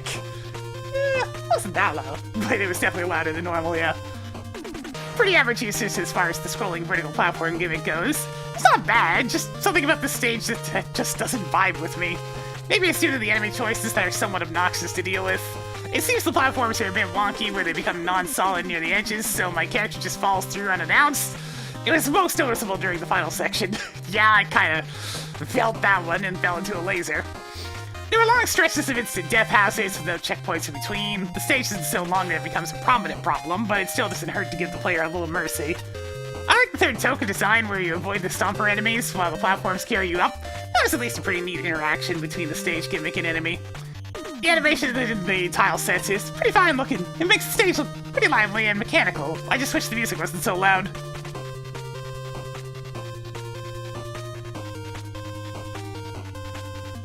Yeah, this is definitely a case of the latter, where the stage shouldn't have a whole lot going on, but it went on for a bit too long.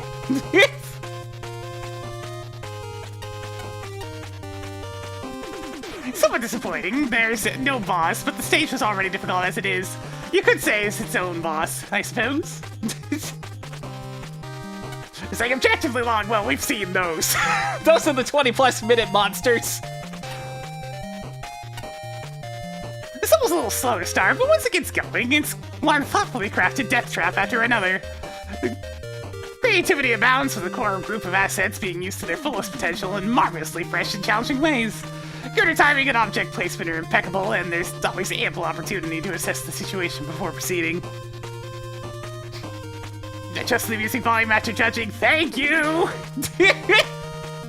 I really appreciate the amount of extra time that went into a little bit of audio balancing, because it makes a big difference. The music, though, is slightly abrasive to me, sets an appropriate pace for the gameplay. The tile work is polished and appealing, but there's a bit of visual clutter with all the moving parts. I want to change the depth of the platforms so they travel behind floors/ceilings. I have quibbles about a handful of screens, like how TAMP interferes with the laser introduction, how the entrance to the excellent third token room should be more suspicious, and how the second mini-boss room is problematic depending on how you enter and exit. But overall, the design is tight. I celebrate the tricky challenges, dropping down a shaft after the girder has passed, racing across the line of girders headed towards the laser, and hopping across multiple girder streams with lasers on top and bottom. On the first playthrough, favoring the Buster, I was ready to declare this one of my favorite levels in the contest. But on a replay favoring special weapons, I began to see some of its flaws. It turns out the laser trident, ice wall, rush jet negate the difficulty entirely. No longer focused on the richness of the challenges, I noticed just how long the level is, how far apart the checkpoints are, and how scarce power-ups are. An unfortunate trifecta that would have ruined a lesser level. Happily, this is a good level. Good enough that it doesn't even need a boss, because the final stretch is as satisfying as a boss fight. That's a difficult feat. If you want to know how much the loss of a single element in a stage can affect the final level, this is a good example. In this case, missing a single checkpoint has knocked the score of the level down from the high 80s to what I gave it in the end. It's not much. I mean, that would be about, what, 7 or 8 points? After the second encounter with the mid-boss, there needed to be a checkpoint. It's a difficult boss encounter with a difficult segment after it. That's heavy with instant death. Didn't appreciate having to fight the mid-boss 4 times. That being said, for what few basic assets the level uses, it uses brilliantly. Every challenge felt new and unique, and you could tell the level was getting harder and more complicated as the level went on. I really appreciate how every moving platform had a background telling you how it worked, and I especially liked the room before the second checkpoint and how you could see the spikes on the right of the room before you faced the challenge. I actually did like the use of the mini-boss and felt the second fight was really interesting. It felt like a natural accumulation of the level's assets. Excuse me. The level did end fairly abruptly. I think using the idea you had for the heart token challenge as the climax of the level would have resulted in a more exciting end. It would have allowed you to try out your gimmicks in one final interesting way. Still, this is a great level. Well done. I think I'll go with Flashman on this one.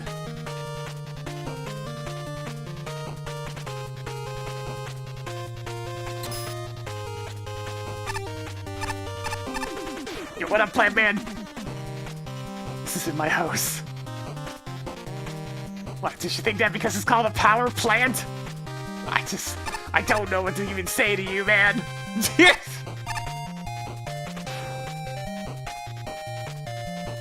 you! It was rated R!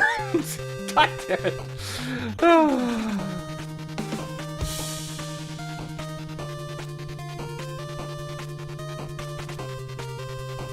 By Truffled Toad. 1 and 5. It's like, we get another fireman style level. Let's go.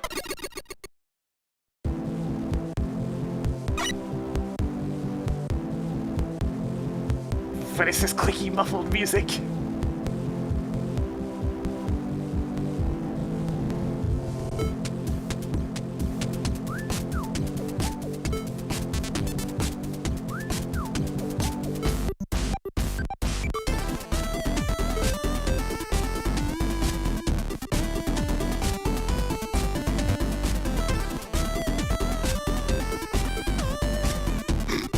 God damn it.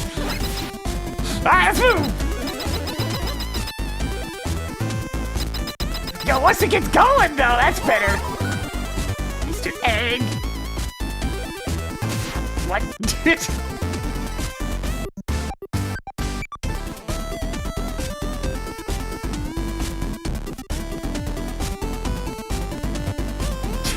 I just... What?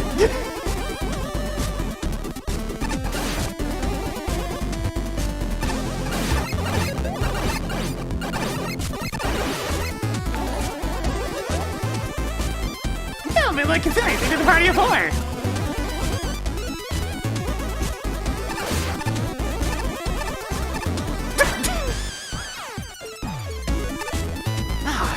It's like the Mega Man 2 things, except sideways and bigger!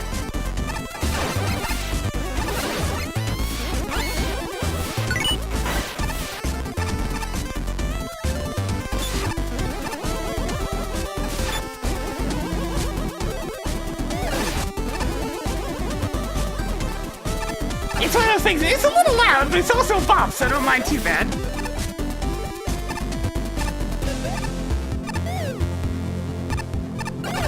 Shit. No, the bubbles, they are big.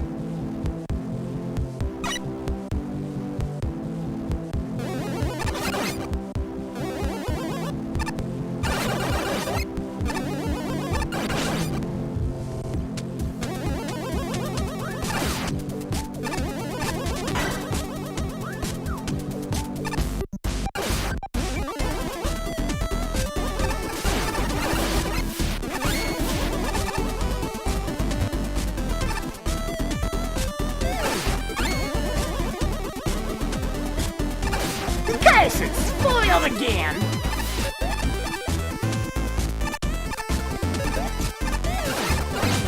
Alright, not this time, you pest!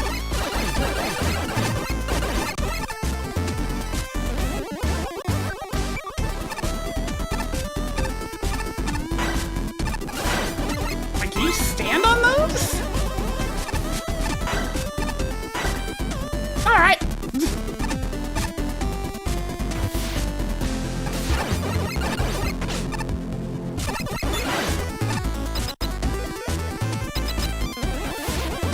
Oh no, it's another mini boss!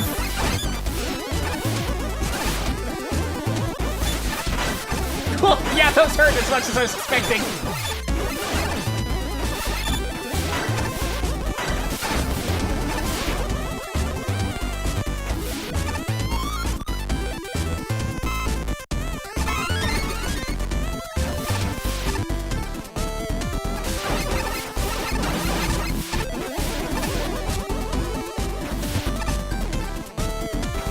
What?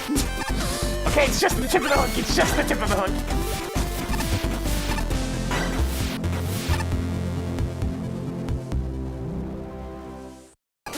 I mean, I can just...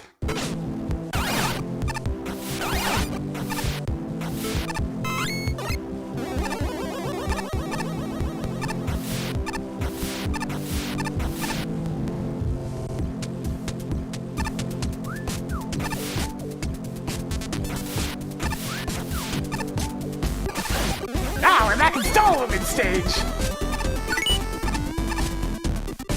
Woo!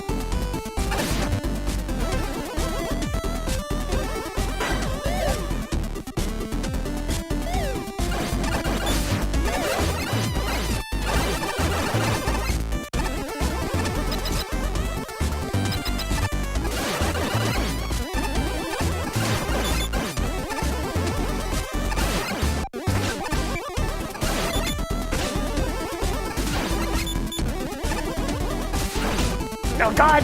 They fused into one being!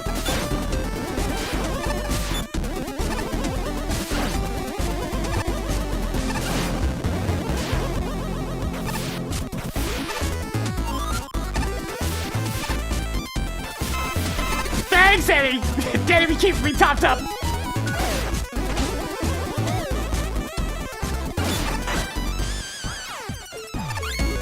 Whee! Yo, I can climb that ladder too fast! Looks don't stand a chance when I have climbing speed of the gods! Okay, this is timing really annoyingly, I must say. Ah! That's it! Stop it, stop it, stop it, stop it!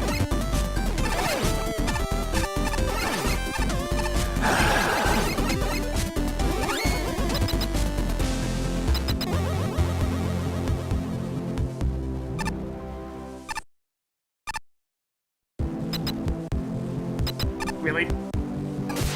Really? Really? Really? Really? Really?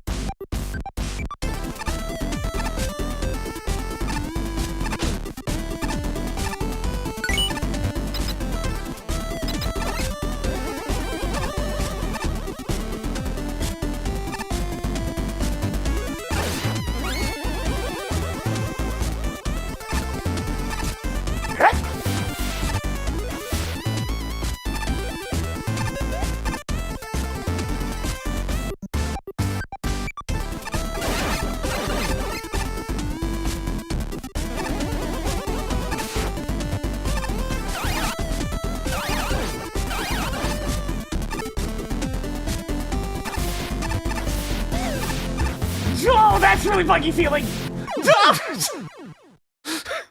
It keeps eating my jump!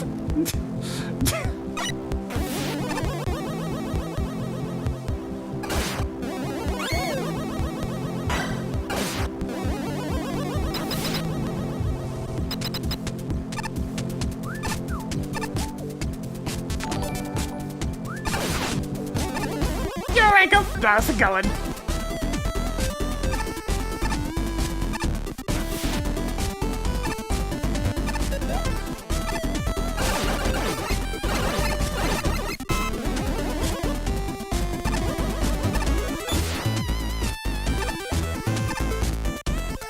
Okay, I definitely want this guy dealt with. Since my jumps are gonna get devoured by this.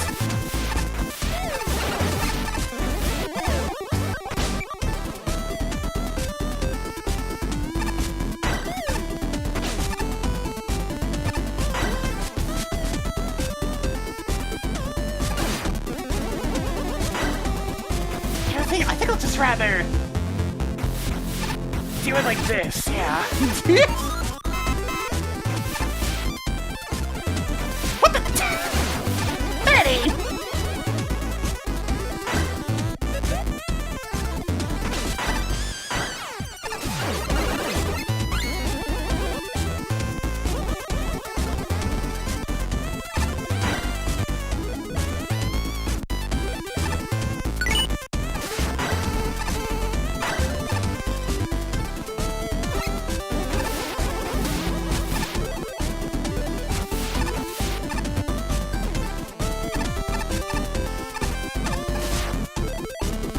Gonna fire another bubble shot.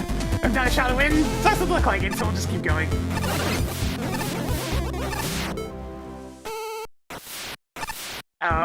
Okay, we're gonna need Rush Jet for this one.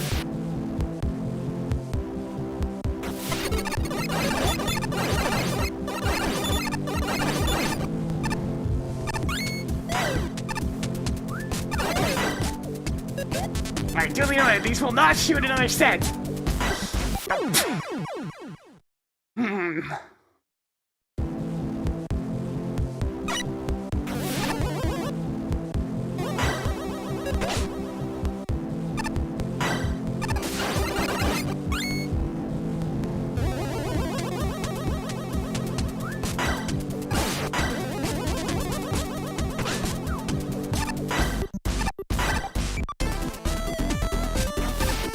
I gotta keep up with these.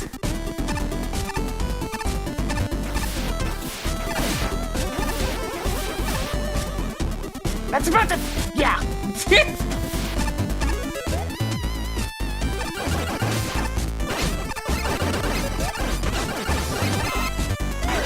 Ah!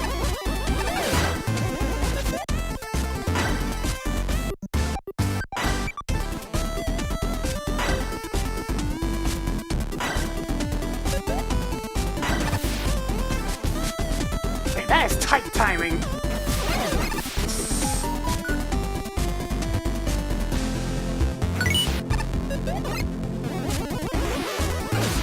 Yeah, I ain't messing with that. Get him.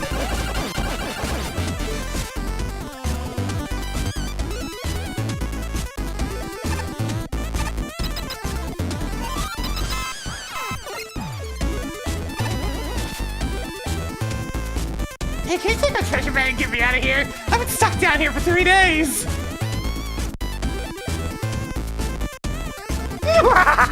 Good luck getting out of this trap, Mega Moron! You'll be staying here until you comply with my demands. And don't even try to grab the ladder. It's a trap too, no lies. Until then, enjoy your eternity resting when no one can hear you. Yes, if you don't make a man, I'm sorry, but I'll have to keep you down here until the preparations are complete. Nothing personal, just business.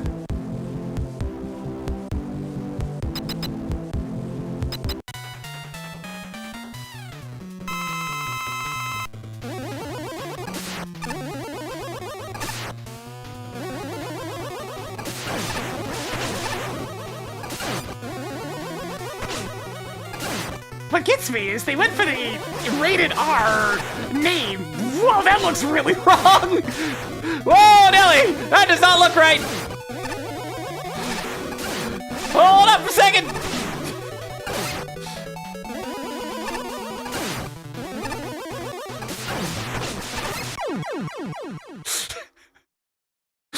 Our versions have been wrecked by the extremely not 8-foot hook!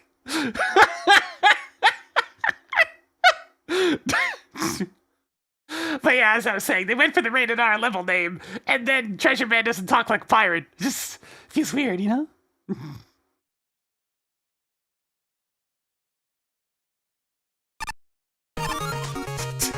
Source engine physics energy. God, I can just hear the collision noises.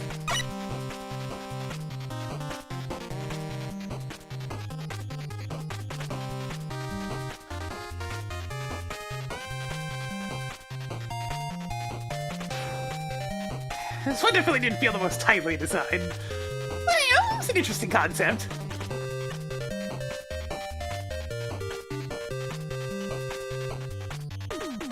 And quite a few creative setups, at least. Give a good points to that. I can't say I care for some of the repeating sections.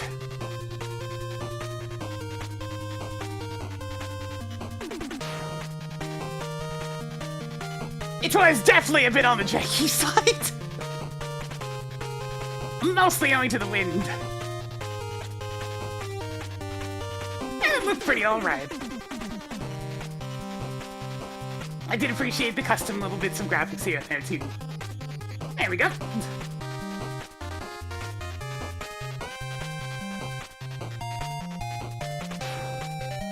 $57.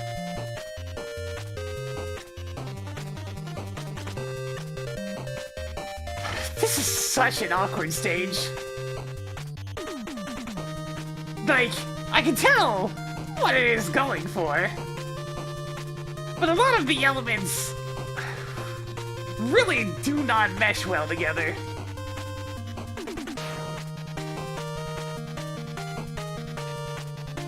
One of the biggest examples being how often screens just turn into bullets raining down everywhere while you try to go along a very precise little platforming segment.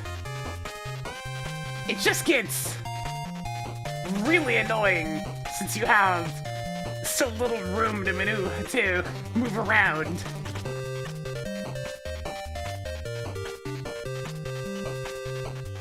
You think the sound I was talking about?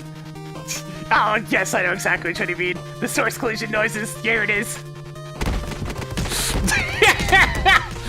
Just picture this noise the entire time Treasure Man's rope is out. It would certainly fit with how wobbly it is.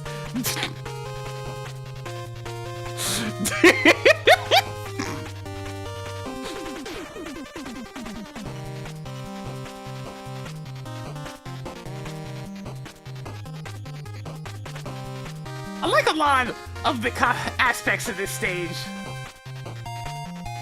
In theory, but in execution, they're mostly just kind of annoying. I like a good number of the hook setups, but as you progress further and start having to dodge about 5 other things that are timing poorly all at the same time, well, it just gets tedious. Trying to wait for the cycle where you can finally move. This is not an issue if you whip out weapons. So this is just from a buster standpoint.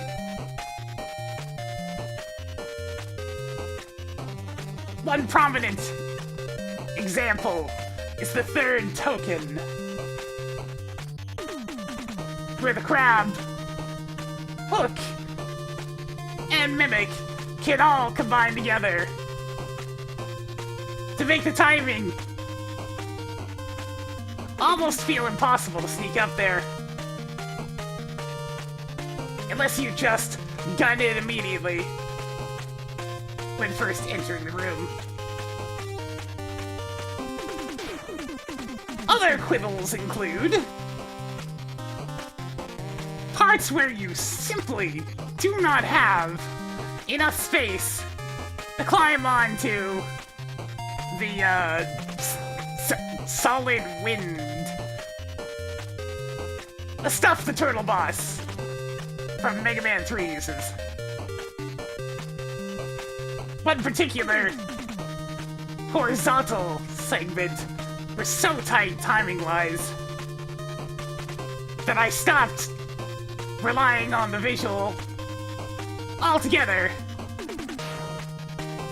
and just timed it based on when the previous shot scrolled off screen.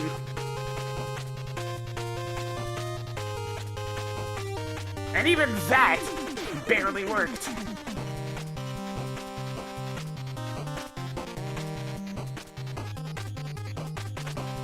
Then there is the boss. Good lord, is that ever a lot going on?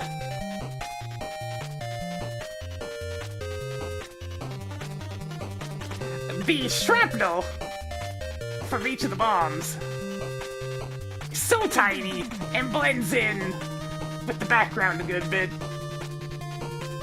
So mix that with the wild flailing, clearly not 8-bit rope,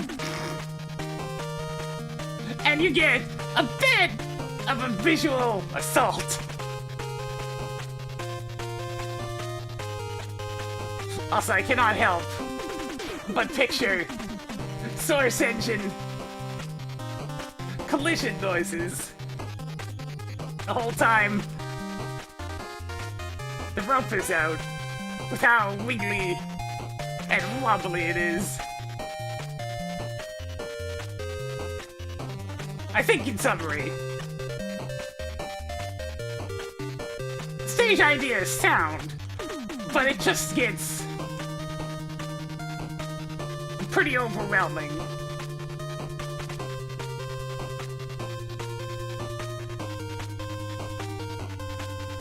Alright, before I read the judge comments, I need to be right back real quick. Just give me a couple of minutes. One sec.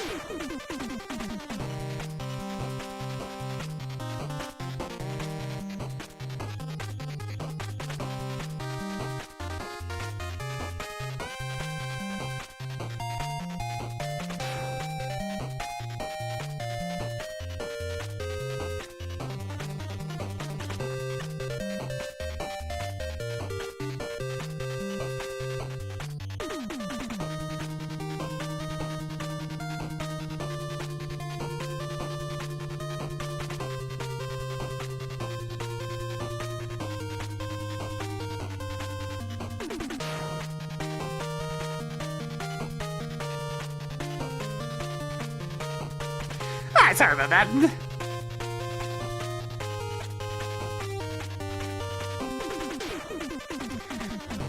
What have we got here? At first glance, this doesn't seem like much. No thanks to the drab visual design. However, beneath the unimpressive aesthetic is a pretty entertaining level. From start to finish, everything's used well, with only a few real hiccups along the way. It's a bonus it feels creative. I can't think of very many levels where I'm racing a cyclone through a spike hall or riding pirate hooks over the abyss. As a whole, this is more fun than the first impressions implied. Enemy-wise, the majority of it's solid. The MAGMML3 and the M422As are a highlight, and I appreciate using submarine flyer as a turret. Though there's one screen around the middle that's remarkably frustrating if you're the type to play Buster only. The rest of them aren't used badly, but there's a few unnecessary time-wasting fevers that would have been better served with another enemy. It's just not threatening if they can't knock you into anything. The primary gimmicks are the level strength, with enough clever platforming to keep the player interested.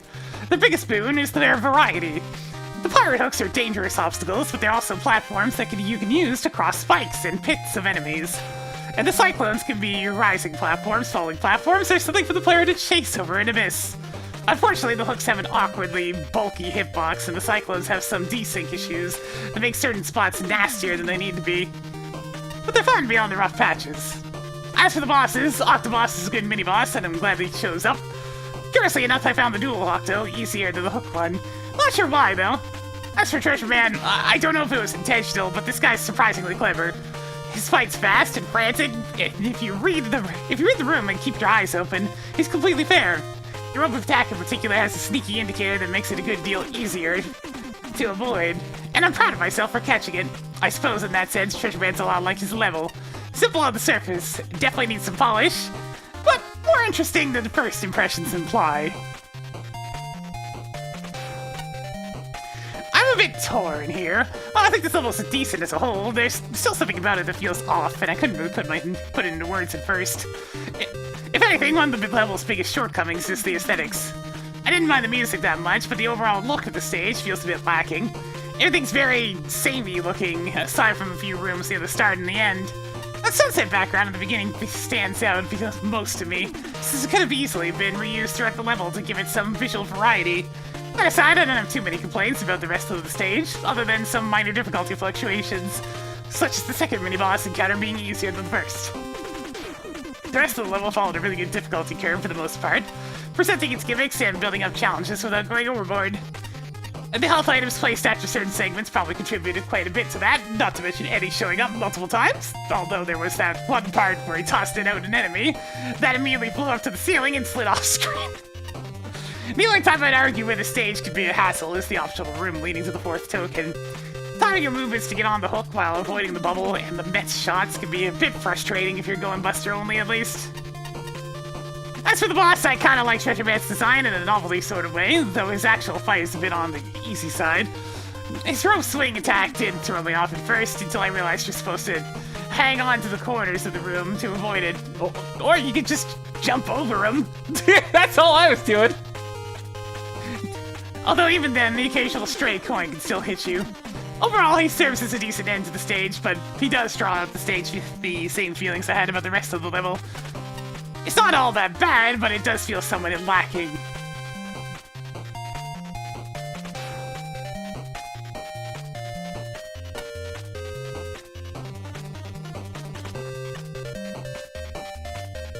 Here be our... Here be our review? Yeah, that works. Was it on the right tab? Not sure what the secret joke room is all about. In fact, the level doesn't shy away from silly humor at times. I thought it quite cute in that regard. Music's pretty jammin'. I do like me some funky chiptunes, though it's a bit louder than most of the other sounds on the level and has an awkward loop. I really enjoy the assets being themed around ships and treasures, like the anchors that are shaped like a pirate's hook. The treasure chest enemies are very adorable. Overall, a pretty straightforward level with some neat layouts, formed by the main stage gimmick. The anchors are simple, but also interesting sideway pressers obstacles. Combining them with the bubble crabs, which can trap you in the path of the anchors, can make for some hectic but fun moments for sure. The one little nitpicky part about the crabs is how you can get trapped in their bubble, even during invincibility frames. I also really like the use of the submarine enemies combined with the tornado obstacles. It challenges your timing and maneuvering to avoid their lob shots while trying to get on the tornadoes on the right moment. The tornadoes can be kind of wonky at times, sometimes working Mega Man up and even getting stuck in his jumping state, but thankfully it usually doesn't hinder things too much. The boss is simple, but also a fun one. The only real complaint I have with it is that there isn't enough head start for the player to be prepared for his swinging around the room in a rope attack. I like the little side gag put before this boss fight to establish a little more personality for Treasure Man. You're a best of doubloons! Okay, I'll spare you the pirate lingo, but I'd still like to discuss the pirate code. P is for pacing. Beware of wordy credits and a prolonged build-up to the first challenge. Nurture the budding challenge arcs, for instance. Make the second mini-boss harder than the first, keeping special weapon use in mind. I is for intentionality. If a comedic element isn't relevant to the theme, cut it. If players jump into water on the first screen, they shouldn't end up on dry land. And path splits make players choose, not guess. Avoid using buoy enemies as confusing wall decoration. R is for rewards. Ensure that thoughtfully structured item placement holds up under scrutiny. Checkpoints might be overkill if there's a large health refill, plus Eddie who might drop a health refill, plus a health refill anyhow if you die and respawn. Consider whether the tokens are way too easy to grab. A is for attention to detail. Pat yourself on the back for introducing new concepts with a palpable emphasis on learning curve, and for creating an efficient nautical pirate theme. Hooks and chests and treasure chests are especially fun, though pirates are actual pirates are preferable to submarines. Look for tiny technical issues, e.g. hook hitbox size. Receive kudos for making water adjacent foreground tiles a different color. T is for tile work. Simple, somewhat repetitive Mega Man 1 style graphics are fine. What's less fine are missed animation opportunities, inconsistently labeled bottomless pits, spikes that stand out poorly, obvious gaps in the background tiles, and the same repetitive background being used on almost every screen. E is for entertainment. The boss seemingly requires special weapons to emerge unscathed, but some creative ideas and cool moments make up for it. The music is rough in some regards, but it's worth experiencing. Overall, this level is one I can enjoy despite the flaws.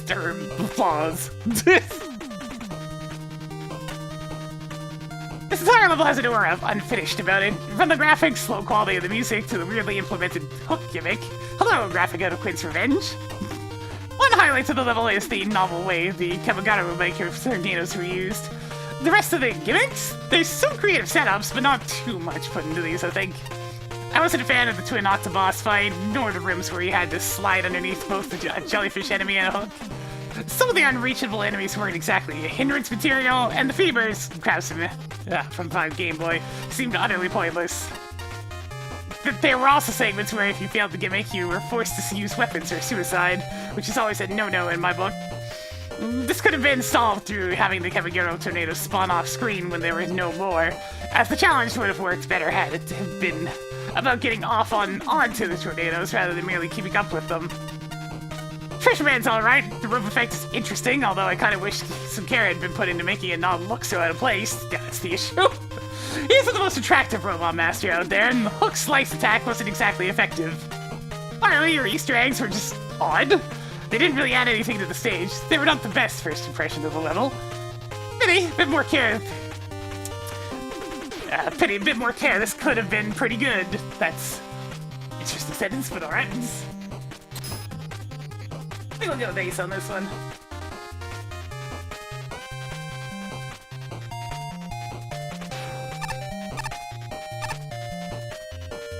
Determined? No.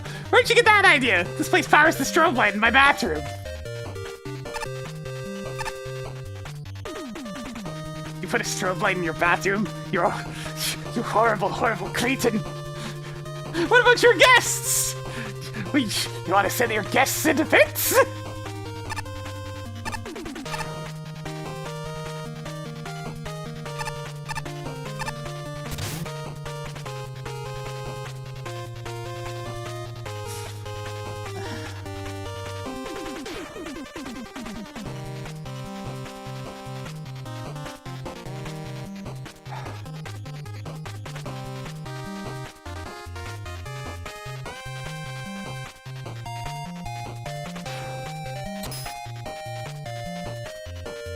One and 3, let's go.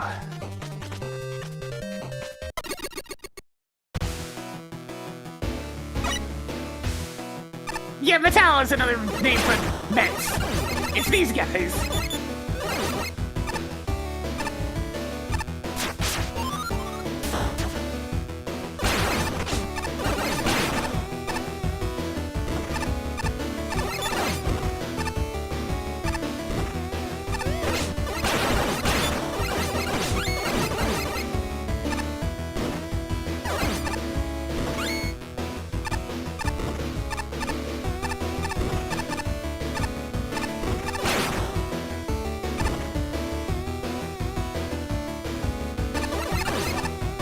Events have so many names because they've been in this series for some of the longest out of anything in the games.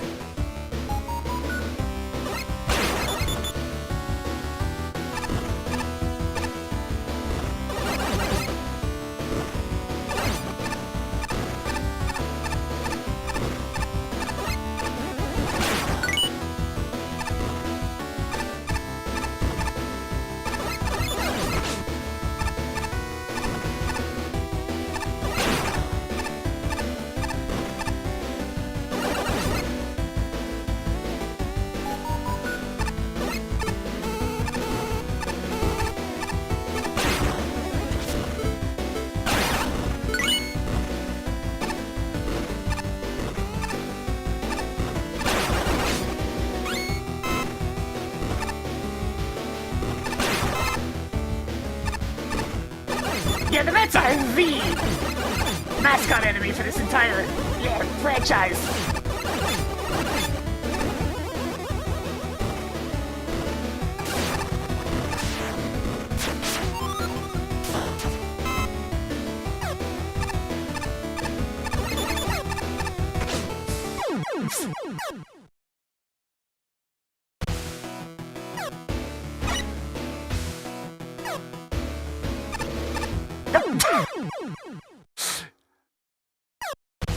Don't die at entire stages. Die to forward conveyor belt twice.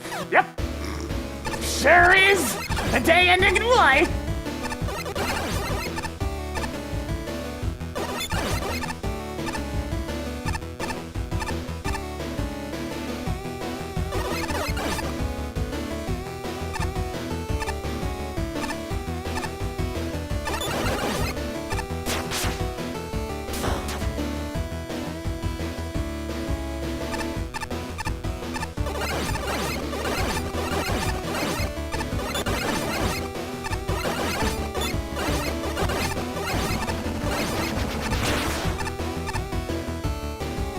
nice visual effect on the wall blowing up like that.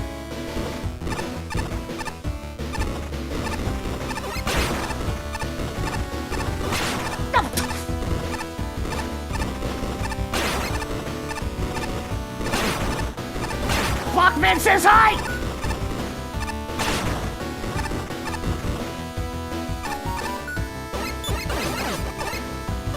You can't just have a met in a met! In a met! In a met!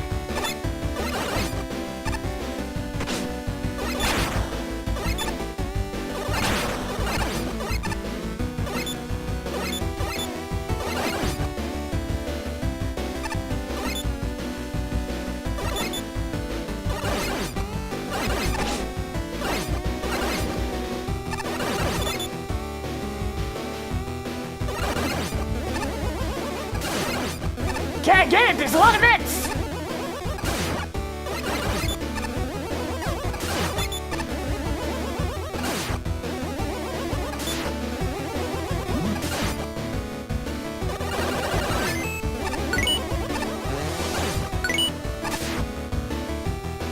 Well, he never did notice me. The fool was so blinded by his own ambitions that he never noticed that I, Dennis, could be his most valuable weapon. Metal Man noticed, though. He brought me under his wing and taught me even more forms. Now I'm more than infinite. I'm unstoppable! I'm a golden god! All will tremble before my might. Maybe now you'll notice me, Wiley. Maybe it'll be too late for you.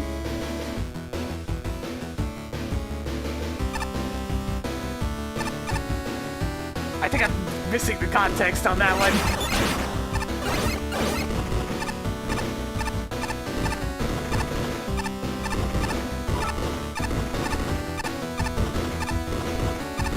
Talk about thinking of the unfine for the biddies. It's all about the Mets. Love them Mets. All about them Mets and the Mets and the Mets and the Mets, baby. MAGMML 2? Okay. I forgot about Dennis. To be fair, it has been quite a few years.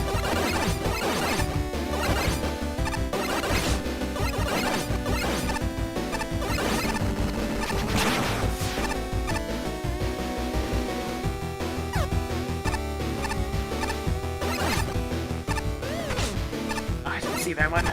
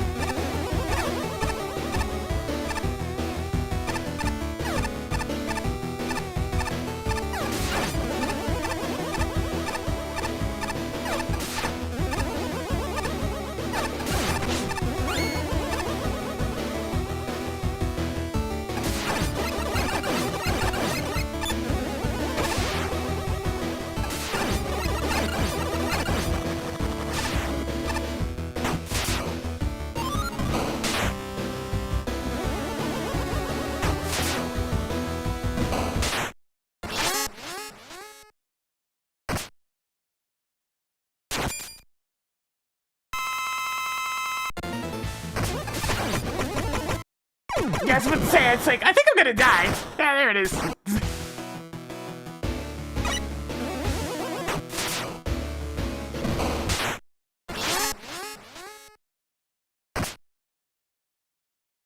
I mean, we're talking about tedious enemies. The Cypher Joes are the ones.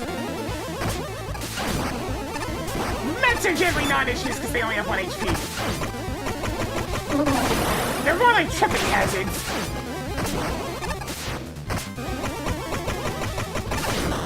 This has got a fun series of attacks.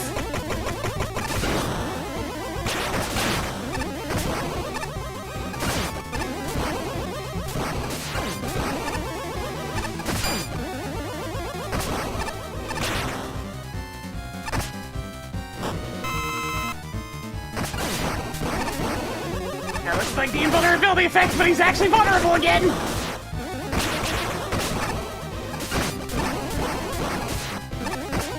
I see!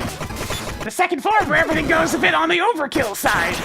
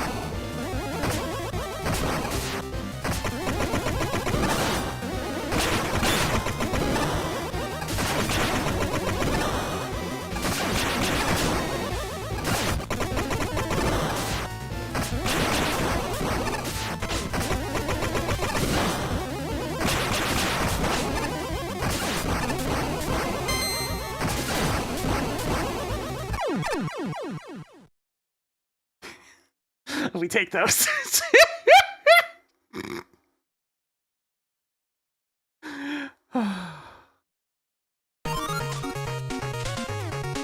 Not even close, baby! I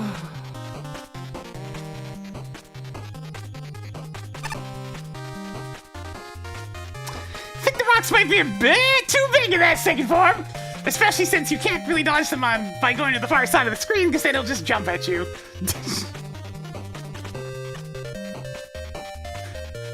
The fact I'm the only time I managed to avoid them was with a parry, well, says a lot.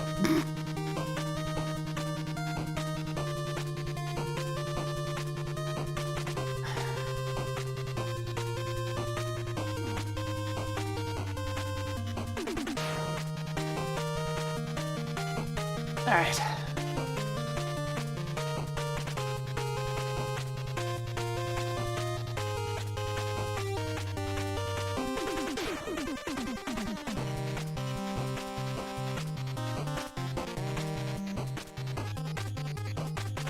It's like I can work with the pacing of it, it's just... there's certain attacks that need just a little more leeway in that second form. The big rocks needed to be a little bit smaller, and when he just jumps forward, this tends to happen so suddenly after a previous move that you're a little bit too busy trying to not get hit by boxes from one move, only for him to land in the middle of the screen, and hey, if you're in front of him, then you're gonna get hit. You need to slide under him, but it's kind of overlapping a bit too much.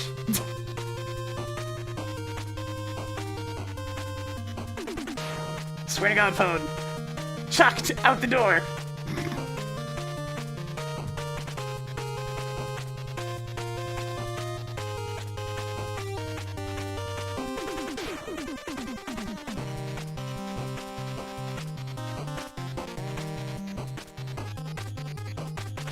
It's a very pretty looking stage, though. I'm actually going to give a lot of good points on the aesthetics here. From the wall explosion effects to all the custom assets to just the nice mix-up of the outdoor and indoor sections, this is a very good looking level.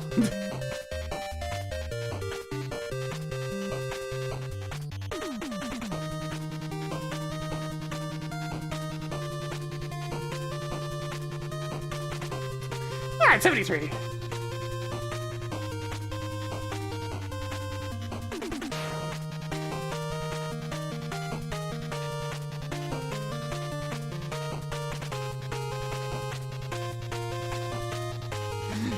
This stage concept could have easily turned down either super annoying or super generic, and it dodged both. Well, mostly. The obstacles are not exactly the most new and riveting things, especially with one screen feeling straight out of Blockman's stage, which I know was a new level at the time. But still. Some elements really helped make sure this stood out on its own, though. From the sheer variety of different mets, to the met crates, to the varying speeds of the conveyors, nicely labeled by color. The mini-bosses were also set up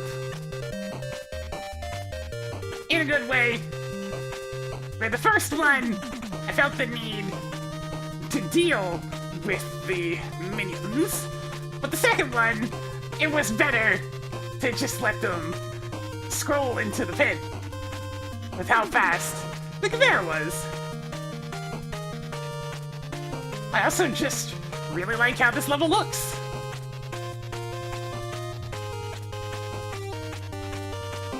While the palette can be a little garish,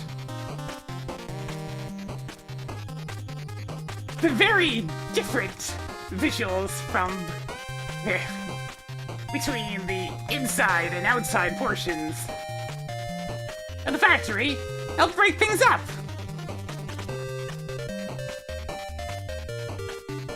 and gives a good impression that you are climbing up to the top to have a talk with the boss man.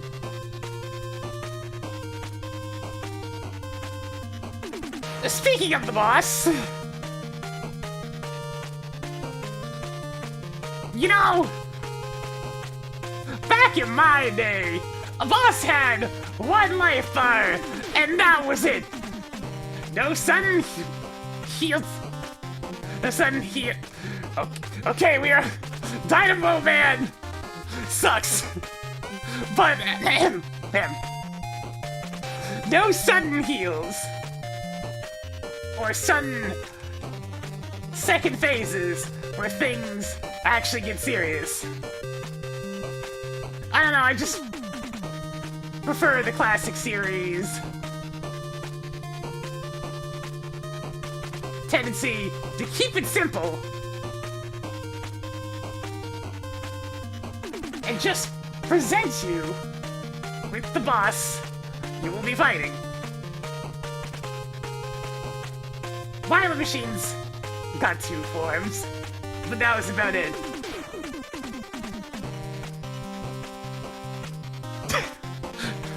Hyperstorm H was exactly once, and then they never did it again.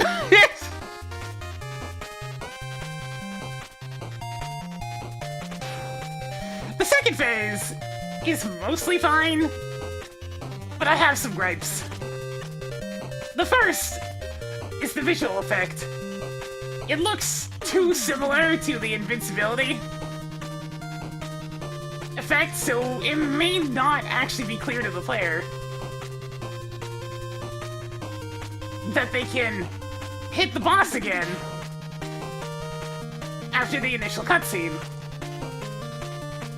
Second, some of the attacks are a little much and overlap poorly. For example, the giant rocks are simply too big.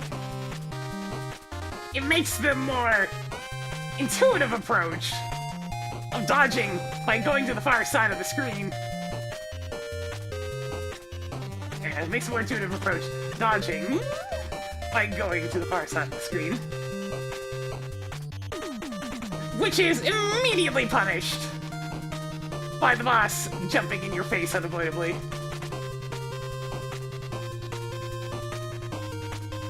Couple that with the falling crates. Let's see. Mixing very poorly with Metal Man jumping mid-screen and firing off more rocks.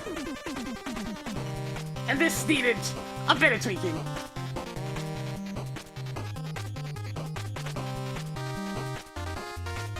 A good boss overall, but I would have much preferred it just being somewhere in between the 2 phase difficulties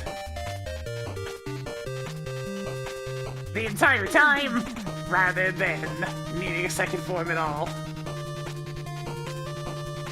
And a bit more polish.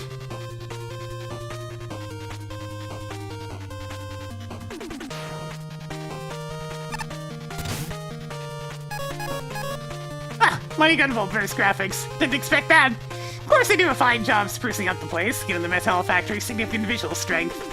The other strength here is the level's balanced design. It hits all the general notes it needs to. Smooth introductions, a strong difficulty curve, and a good climax for its various assets. I found the function of the crate's conveyor belts were a highlight, particularly the shrapnel telegraph. I appreciate that how that exists regardless of where that blocks are falling from. The mech crates are also a fun grab bag of enemies, and the level makes good use of security mets and heli metals. In general, it's well designed. If I had one major complaint about it, it would be the sheer speed of the red belts. Those are fast enough that I've actually gotten more or less stuck on the edges of these things in attempts to recover, which means they're a pinch too fast. On a lesser note, the level's most interesting part is about 3/4 of the way through, with the ending climb to the boss door being much less interesting than the big crate room before it. Unfortunately, the selected combination of core gimmicks is a death knell for creativity. Crates and conveyor belts are everywhere in this game, in this genre. They've been done in numerous different platformers, including Mega Man 11. This is a well-executed example, but it's also been seen before, multiple times. The back crates help a little, giving the idea a Mega Man-esque spin that it doesn't always see. But enemies hidden in boxes are still fairly standard, and if you don't go trigger-happy, they don't affect much. End result? Something way less memorable than it could have been. The other thing to talk about is the bosses. Metal Baton is fine, particularly the second one. Changing his drops and the return of Dennis is... glad he's only in this level. The giant mech cannon is alright, but the second one is far easier. Throwing off the difficulty curve, finally Metal Man starts smoothly with a first phase that feels good to fight, but then comes to a surprising second phase, amplifying his power, range and speed significantly, while also decreasing his vulnerability time. That is overkill and pushes him from fun to frustrating in no time flat. It's a shame, things were honestly going pretty well up until that happened. And still, this was finally crafted. It may not be terrific with originality, but what it has is still good. I hope to see a more unique concept next time. This is yet another level I'm somewhat torn on. I recognize there's a fair amount of good aspects to this stage, mainly when it comes to the visuals and the overall pacing. On the other hand, there's also a fair amount of questionable things here as well, to the point where I left this stage feeling a bit frustrated. Let's focus on the good aspects first. As far as I'm concerned, the presentation here makes this one the best looking level and sounding levels of the entire contest. The music is fitting and the visuals are perfectly on point. Everything looks great and well detailed, but not to the point where it becomes distracting. Honestly, the only gripe I have with the aesthetics comes from certain aspects of the boss fight, which I'll explain more once I get to Metal Man himself. That aside, I have no real complaints about this level on a visual or audio basis. Fantastic work on those fronts. As for the gameplay and level design, this is where things get a bit tricky. The overall structure of this stage is pretty well thought out in terms of pacing and difficulty curve. Things are introduced in a reasonable manner, and the challenge ramps up steadily from there. The tokens are an odd exception to this, as they aren't exactly well hidden or even remotely difficult to obtain. Barring that one little oddity, however, the rest of the level should be fine based on what I said before, right?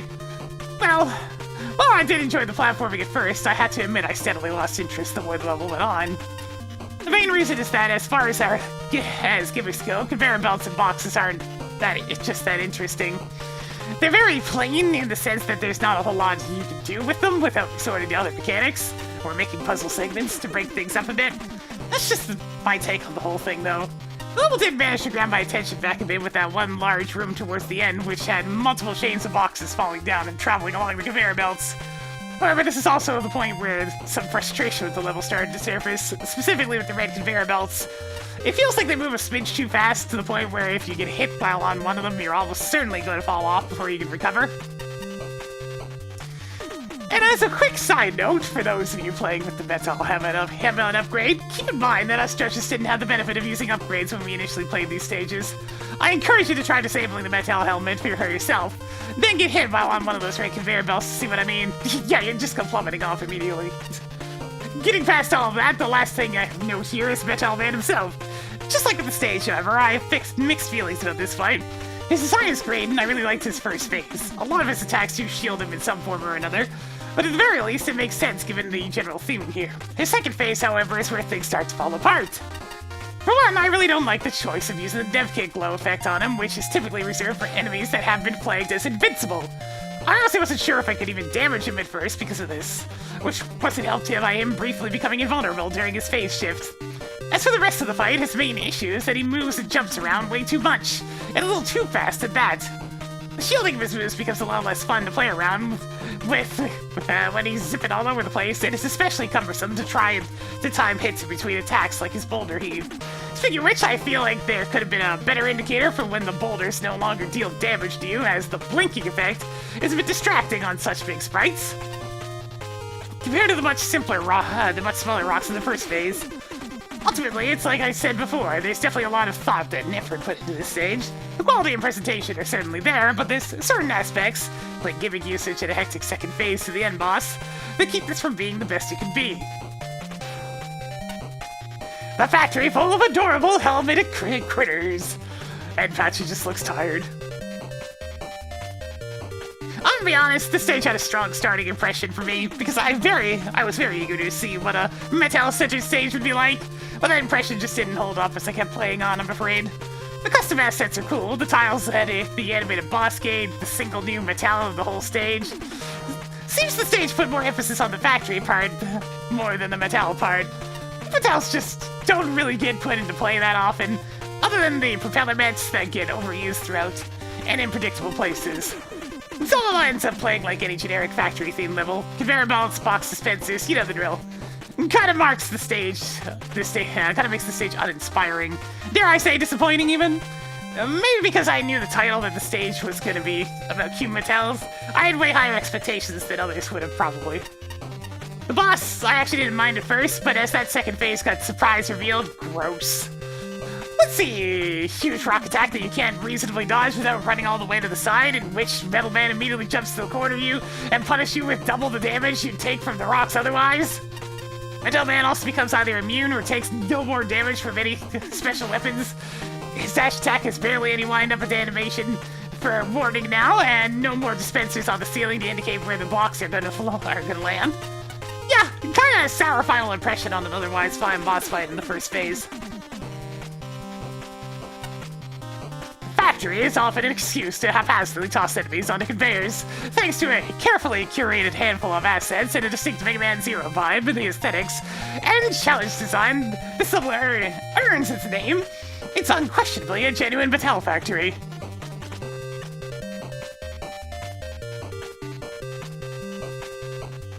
Yeah, speaking of Shinryu, I am quite likely to have you as my most agreed with judge for this one, because I think you nailed all the points on the head. We'll see what Flashman and Ace have to say, but Yoryu definitely hit every single one of the issues that I was having.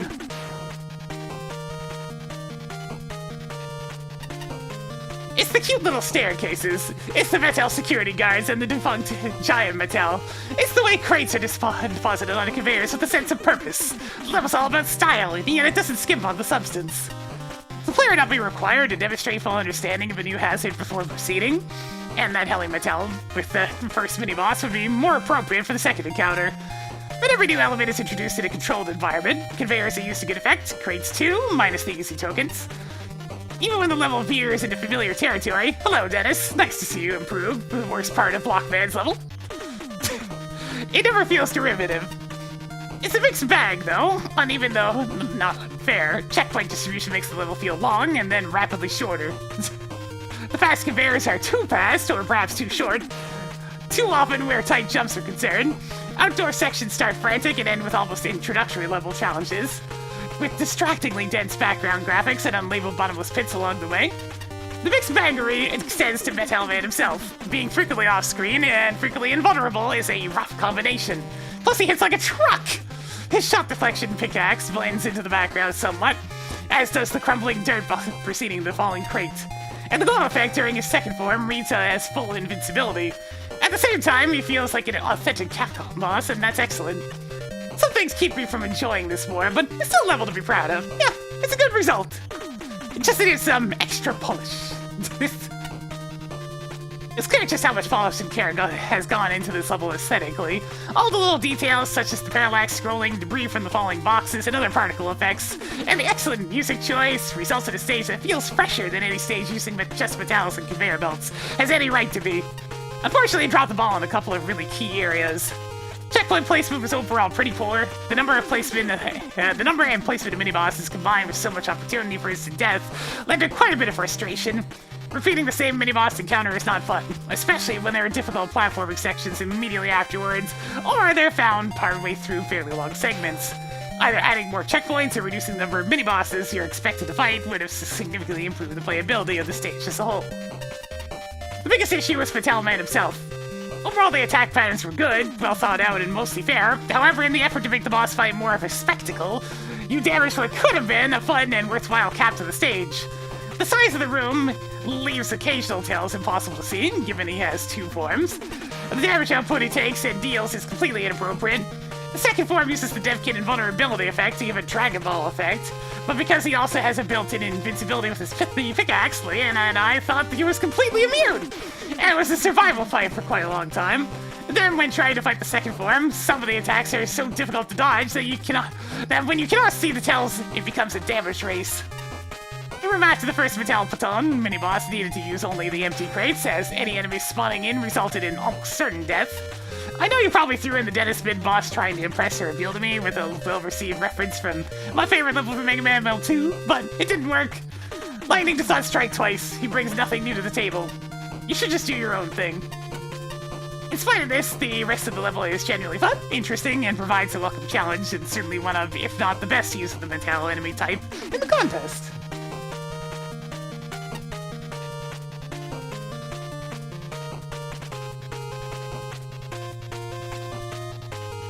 Alright, let's see. Go machinery on this one for sure.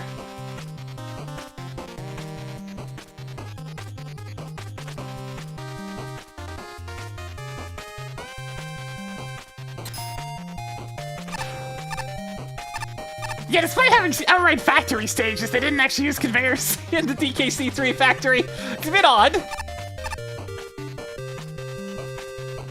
What are you trying to say?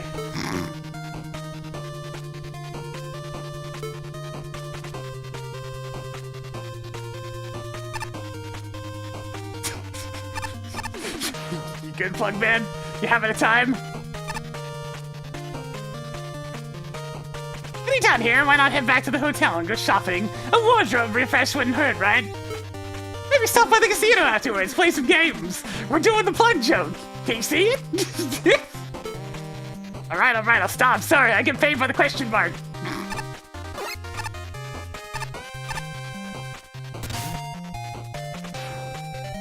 Gravity Wumbo. Is this Mega Man stage or is it a Crash stage? Okay.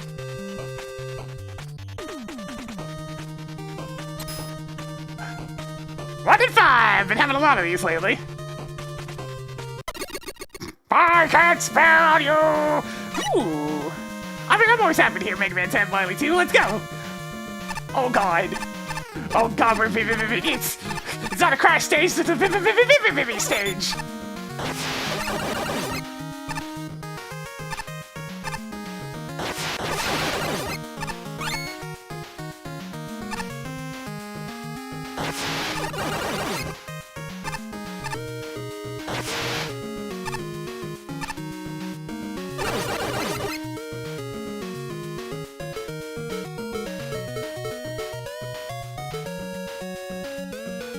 How the flip?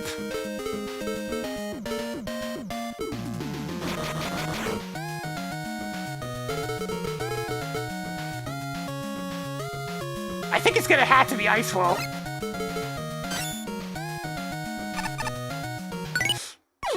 Good enough!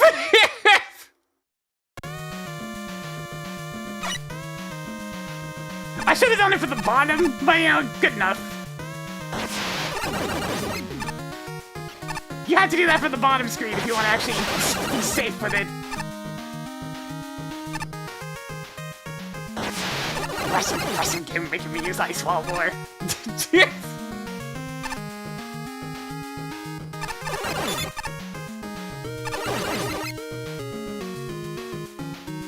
think I need to use Ice Wall to, like, get off of this screen normally.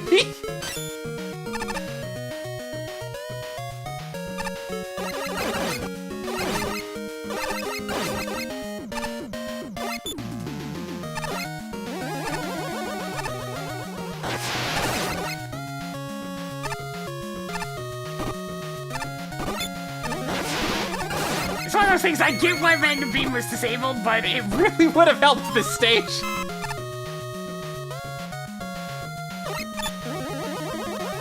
I'm going to assume if I jump at any point I die, so let's not do that.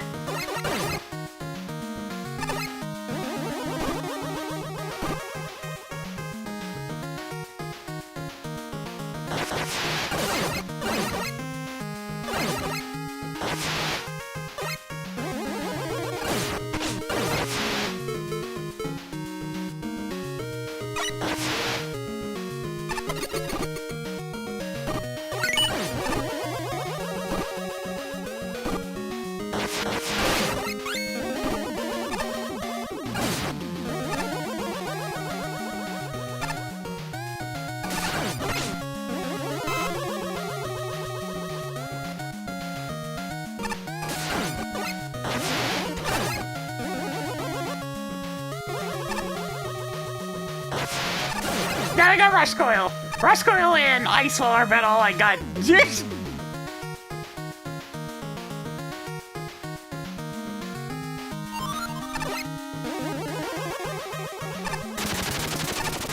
Whee! Oh god.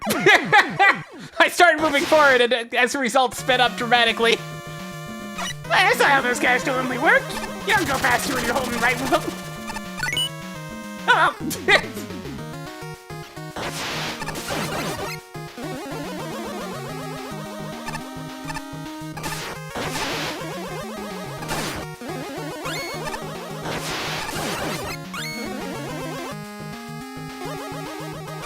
Maximum speed, I don't care! Damn, I should have cared!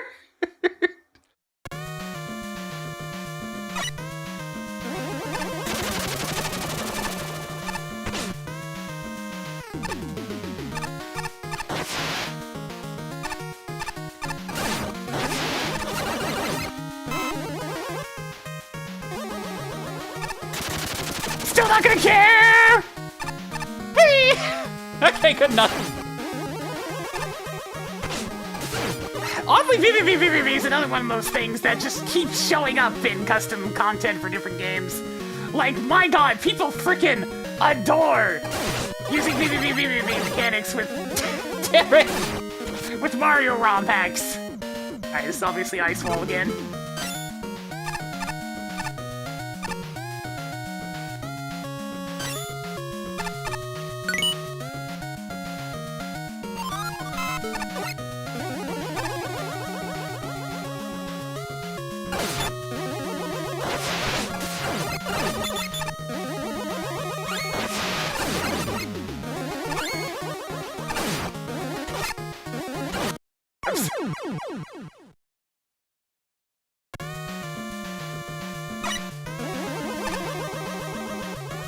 Yeah, this is definitely the logical extreme of the gravity clippers, though it is way more awkward to use.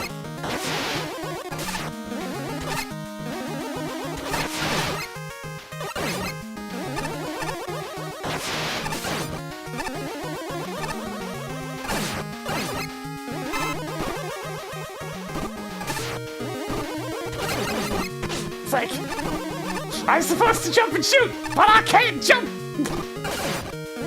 I may only shoot and flip.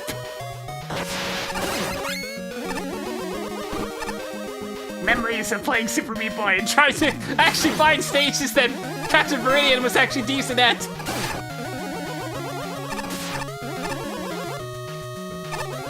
yeah, I swear to heck if there's a Gravitron in this stage. Watch that just be the boss fight.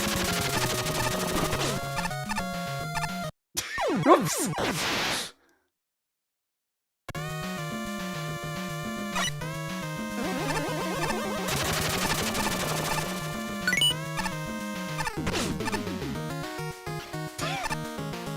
I do appreciate that it just lets me keep getting away with going full speed ahead.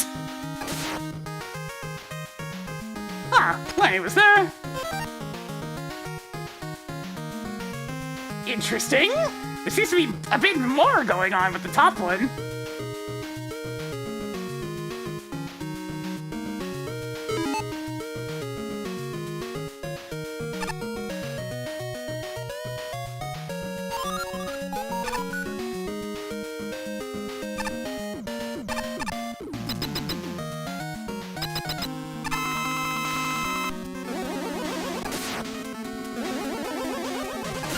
Oh no! It's slightly faster Alien Wily, but it's a watermelon man!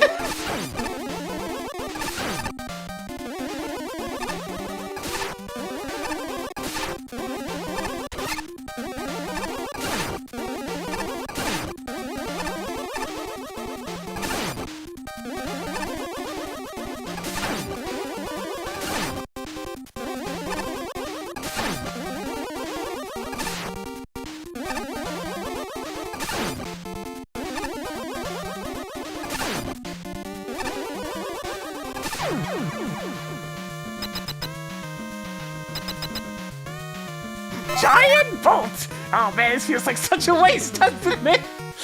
It's fine! Why would I ever need more bolts, right?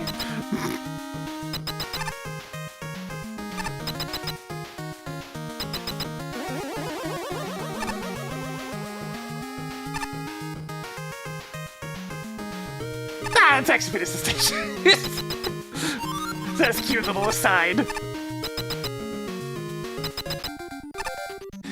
I mean, was there ever any doubt as to who would be the boss?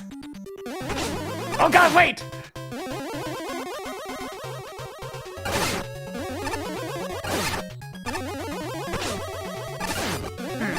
It's gonna be very awkward. Ah!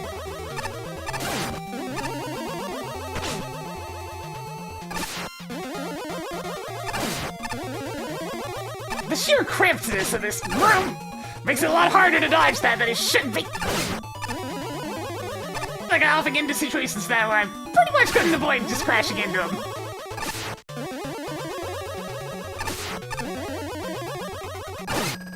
Damn it.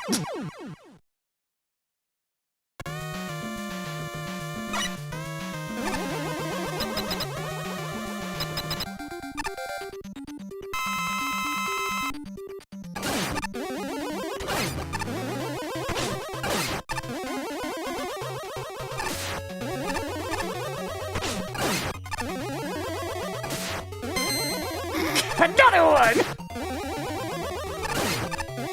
Maybe I should just try to start parrying those, huh?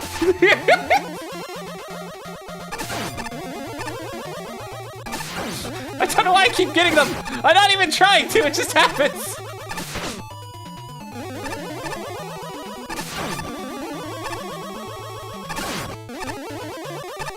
Yeah, it's one of the aesthetic options. I was just like, rainbow death explosions? Hell yeah! Again! Again!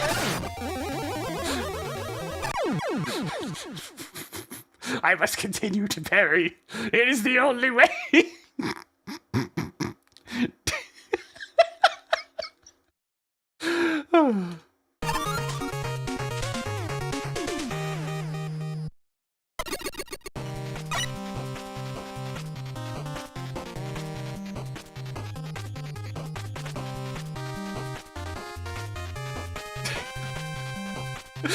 That's just accidents!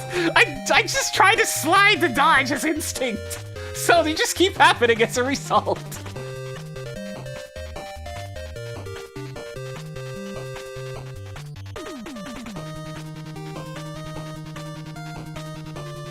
This is a tricky one. It's one of those things, it's more of a VVV stage, but at the same time, it does lean very much into Mega Man stuff. And structure, it's just the central gimmick itself. Confliction!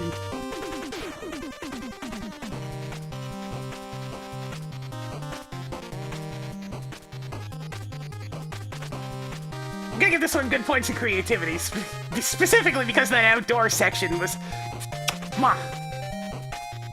That whole section of just really needing to not jump.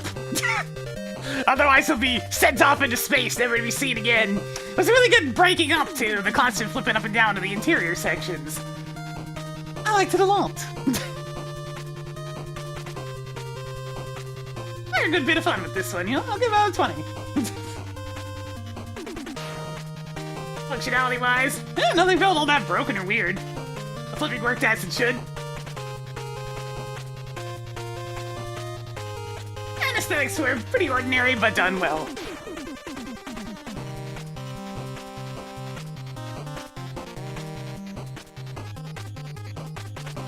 Let's see...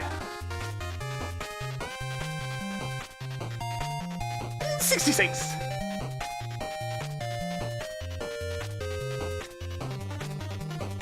Ah! The purest feeling of confliction. I very much am annoyingly specific about preferring to stick purely to standard game Mega Man gameplay and structure. But the VVV aspect is interwoven into Mega Man level design perfectly. So it is becoming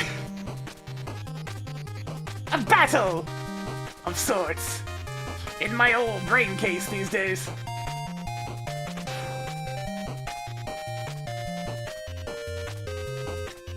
Yeah, the flipping not having a sound effect was actually a good idea.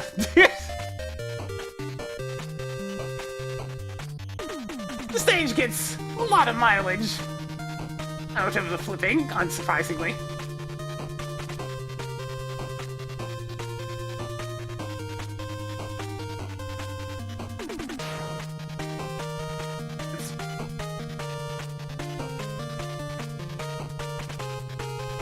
Including a couple of real nasty token puzzles. More on the brain side of things. I got the first token the wrong way around. I realized immediately after death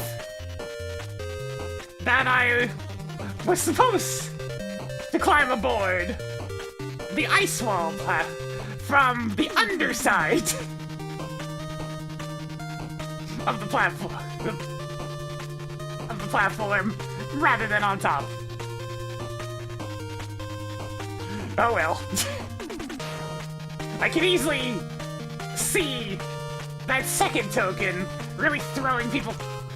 That's it! You're getting thrown! Really throwing people off. As well as they may completely forget that rush coil is a valid option. A jump for when you are not allowed to jump, so to speak.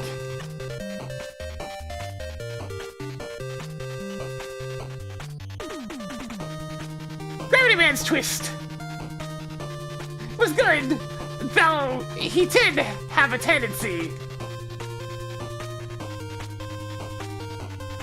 to corner you while you were stuck, waiting for the move that affects one entire half of the battlefield to finish its animation. This means some unavoidable damage. If Gravity Man decides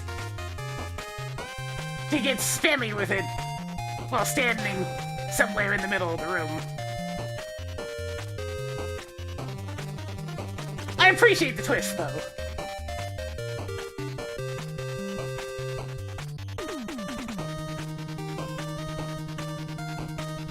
What is it with custom platforming levels and PvP mechanics anyways? This one at least avoided the very overused porting the Super Gravitron into a different engine trope, but I mean still. I swear between this and Mario World ROM hacks, it's kinda everywhere.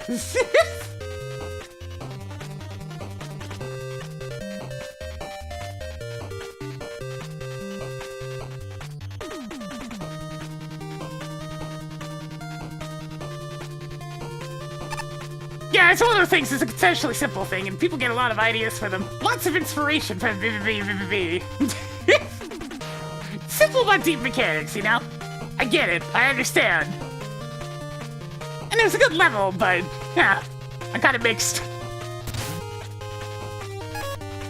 A gravity flipping level. Can't say it's the first time I've seen that. The core concept is to replace Mega Man's jump with a gravity flip, and you can only flip while grounded.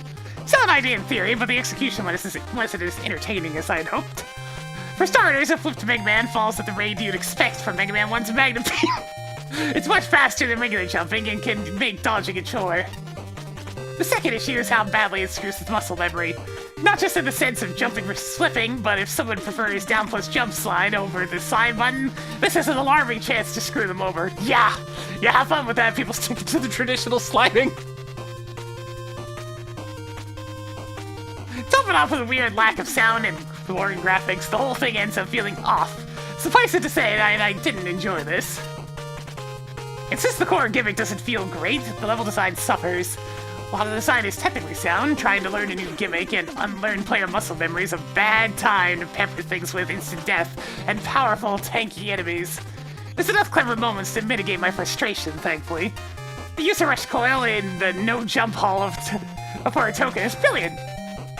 Shield Attacker makes a way better obstacle with gravity flips, and the bumping cashers were some of the most entertaining parts of the level. I can't help it! I get something that's boosting my speed and I just want to go full blast!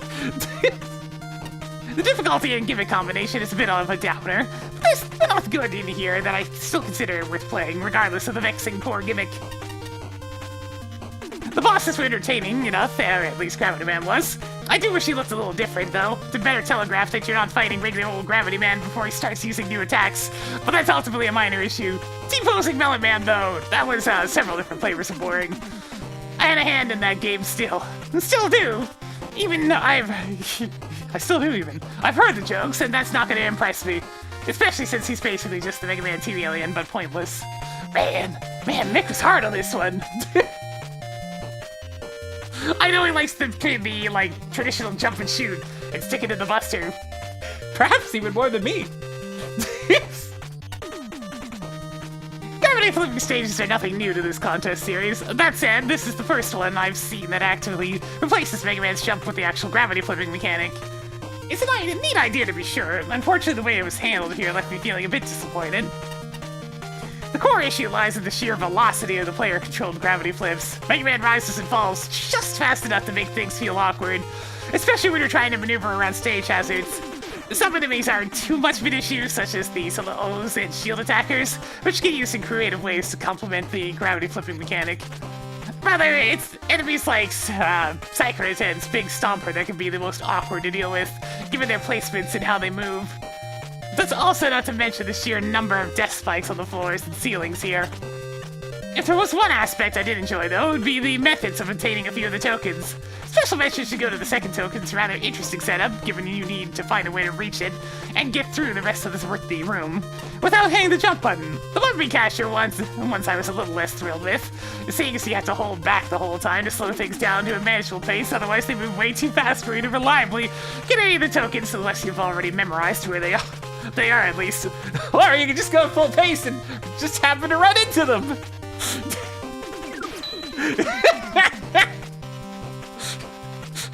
We take those. That just leaves us with the end bosses, one of which is a joke boss that's immune to uncharged shots for some reason. Oh, it is? Huh, alright. I think it's safe to say that T-posing Melon Man doesn't contribute much, as he's basically just a tankier version of Mega Man 2 Alien. Thankfully, Gravity Man ended up being a bit more interesting. He's still a relatively easy fight, but that new attack to play around your on-the-whim gravity flipping is at least a neat twist to an otherwise vanilla boss fight. It's a decent end to a stage that, while I didn't enjoy it all that much, still has a solid idea behind it that can prove to be fun with a few adjustments. Wait, did it say T-posting? It did say T-posting. Dang it. The brain auto-corrected! Obligatory VVV reference. None of the stage itself, surprisingly. It's a stage where your jump button is replaced by flipping the gravity instead. It's very cool with how the lamps set up at the start, where you need to flip in quick succession to take them down. However, those flower lamps do start to feel a bit overused as the stage goes on. Despite the rather abundant use of gravity gimmicks in this contest, there are definitely a few neat rooms that stand out here, such as the token where you need to stand on an ice wall to grab the token, and the essentially auto-scrolling section, where the grabber enemy strings you along while you react to flipping at the right moment. Funny Melon Man cameo that you can only hit with water shield, And charge shots! Water shield makes sense though, bubble it and all. It's a cool change to the Gravity Man fight, where you had to micromanage the gravity flipping yourself now, too. The problem is that his new attack doesn't really do a lot of damage. That it's better to take it sometimes as opposed to staying in the same lane as him and taking that high contact damage.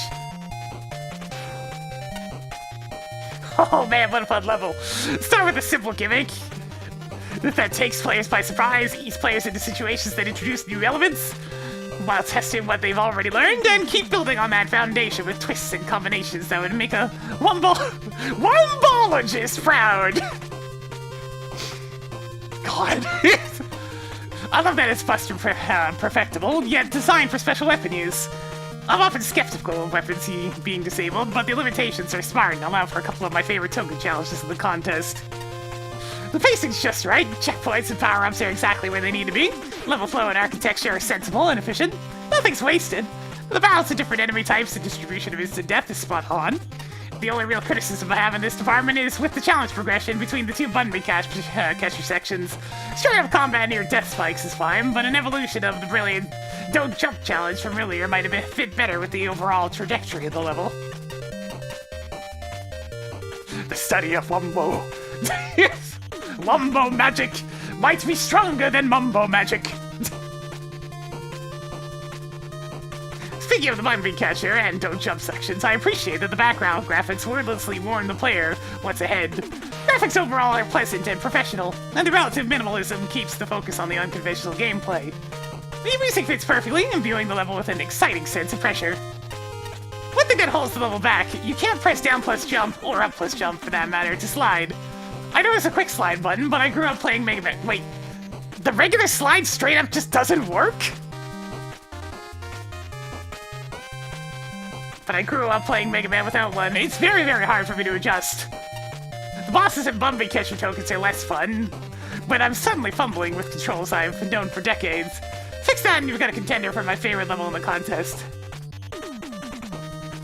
It's like I thought it was just awkward in the sense that you had to keep on switching between down and up for sliding, but if it straight up just doesn't work, yeesh. Yeah, that's gonna ruffle some jimmies right there. Yeah, I actually agree with taking a couple of points off functionality for that. Because as much as I like the quality of life stuff, I know more than a few people that really, really prefer to keep it to the full traditional controls. Let's get the negatives out of the way. It was aesthetically boring and way too generic. The music was a poor choice and added to the generic feeling. The ring enemies was frustrating when you couldn't hit it, and there were multiple points where it was above you and you could not jump.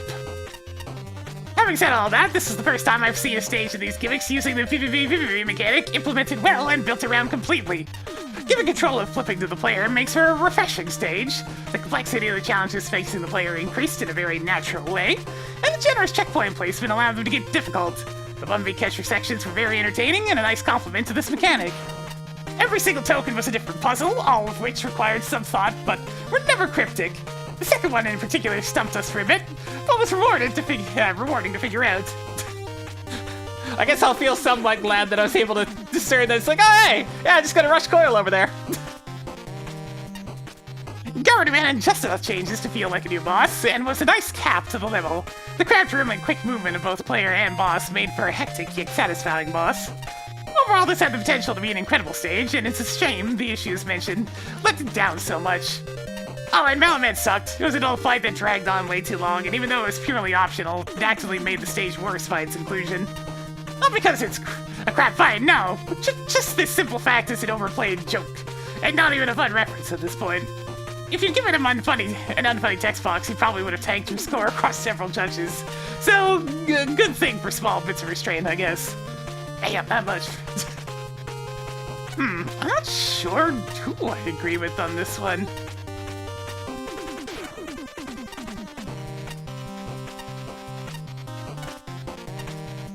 I think Patchy this time around.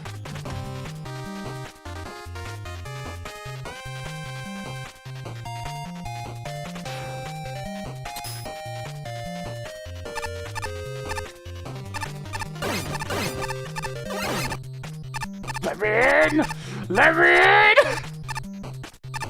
Hang on, before I go there, I want to see if this affected the power plant in any way.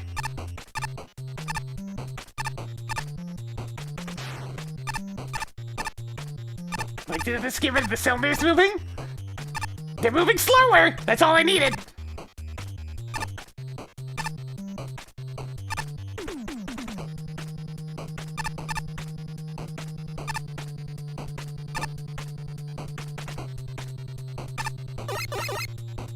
I want in!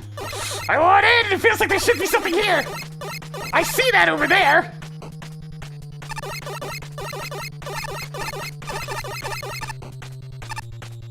Bam!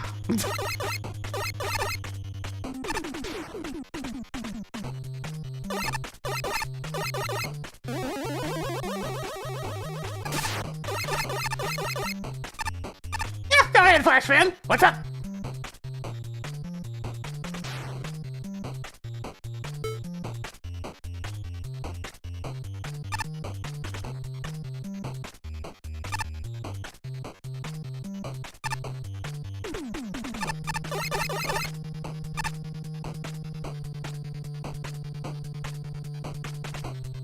I suppose I can give them a little chatting too. And yeah, I've been smashing the slide button. What's up with this one? I can see there's something there.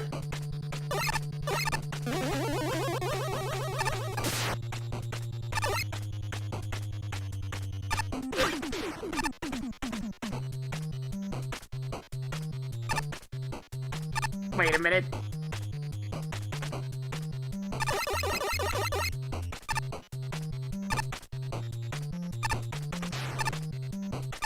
Where the heck is the platform for that?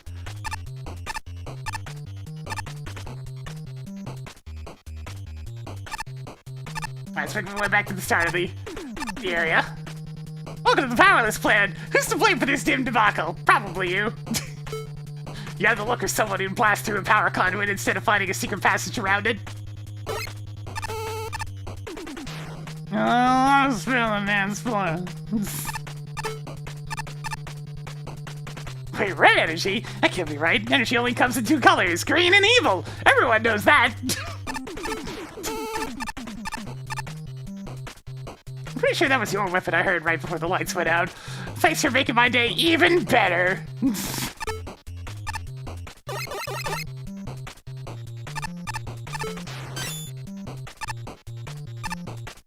I was never trained how to make witty conversation in a low light scenario. Send help!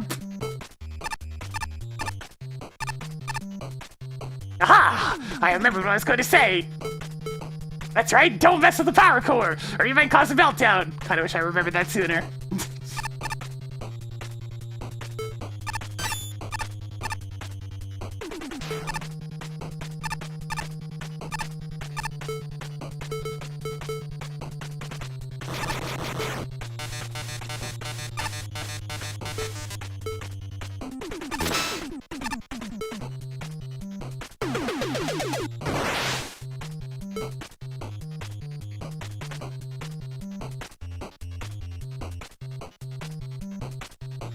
It's all my fault. The lights went out, and these platforms are barely moving. I never should have gone on break.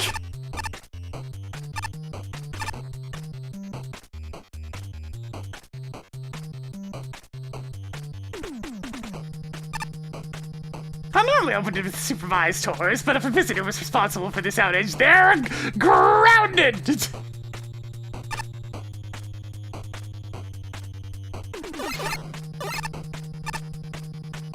Presto, come here!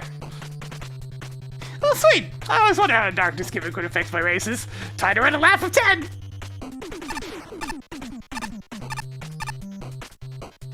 The lights might go out, so I covered everyone here in a thin layer of bioluminescent fungus. You're welcome. Yo.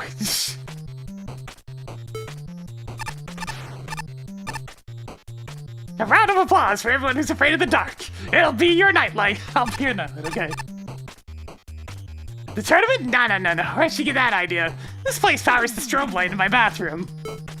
Or it did until someone blew a power conduit. Now I've got to rely on the tournament's tiny generator. Expect brownouts.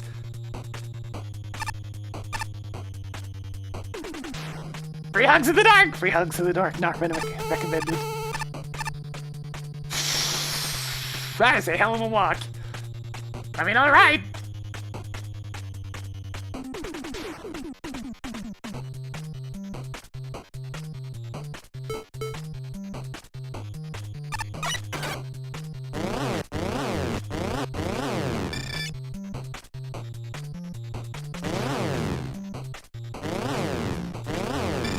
Oh, I went to the wrong floor! It's definitely gonna be closed by now. Oh, it's still open, alright. I have nothing to say. Not to you, anyhow.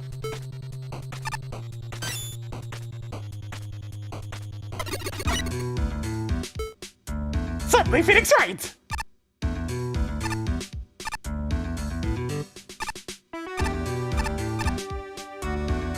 Welcome to the static room, our little secret to energy generation. Take a plushie, walk around, generate some static.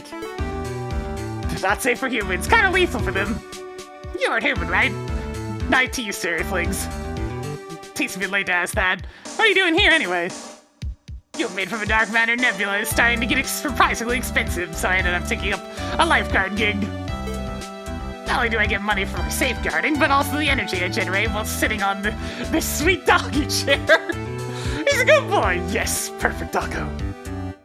Dog that looks more like a mole to me. And looks like you shouldn't stay too long, lest you continue to fry your optic circuits.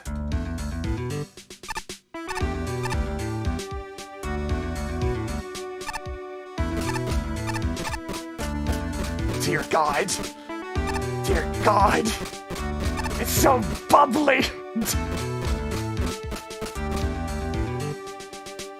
Oh, boom-oh-hoo, boom-oh-hoo. Blue Devil wants to hug some plush friends, but they keep getting all burny when I touch them. Blue Devil's very upset. Is Blue Devil's tears making my friends all burny? Oh, boom-oh-hoo.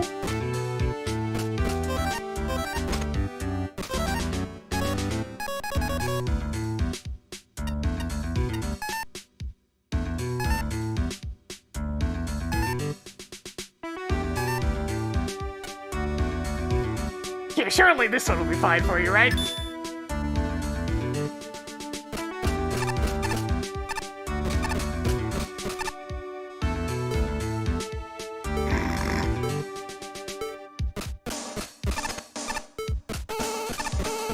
God, that is so distractingly huge!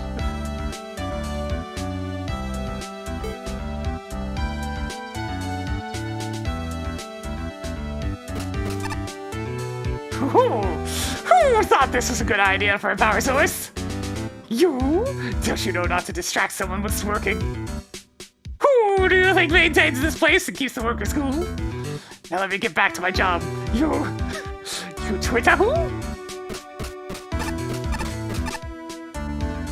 Dig, design, develop! We are the super proud of the deep digging work it took to get this place built. Joyous! Joy! Jubilations! Pride feels all fuzzy! Sparky, in fact, you could say it. Electrifies, energizes, exhilarates! So they told us to stand here. We find that very strange. Can't figure out why. Puzzled, perturbed, petrified! Just how long are we to wait here anyway? Friday? Fortnight? Forever?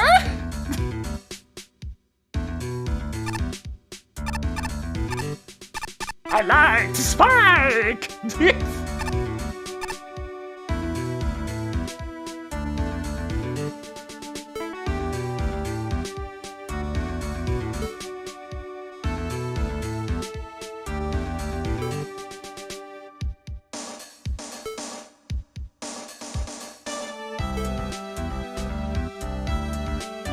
Okie dokie, what do we got here?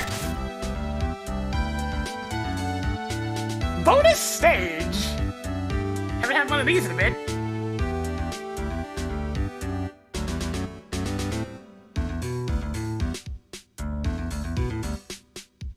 By a big fish. See sketch. And ICR decat.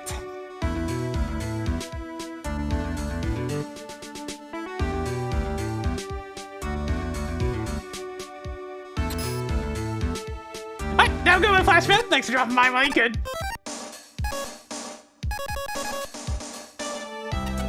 I need to unequip this thing. It's gonna drive me crazy.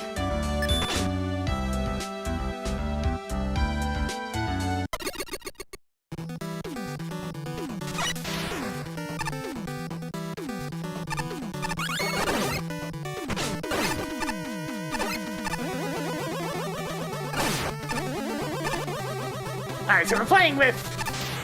yeah! An electricity stage, so let's see how things go.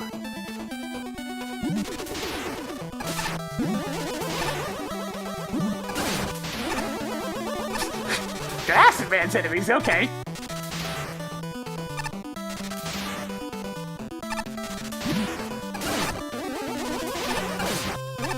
Little mini sheep, they're so cute!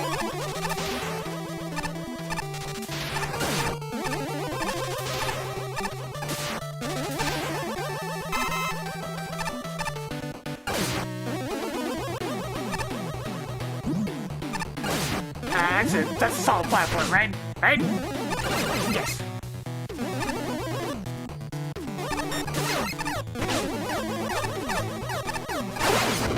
Ah!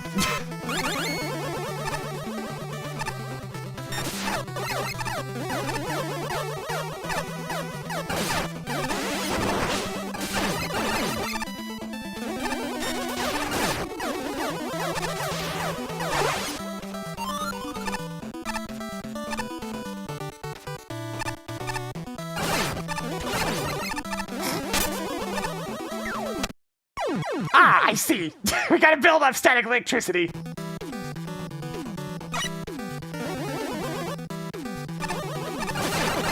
Also, that is an extremely cute use of the Ferroman, guys. Oh wait, I gotta play Kirby Superstar real quick. Gotta wiggle. Gotta wiggle.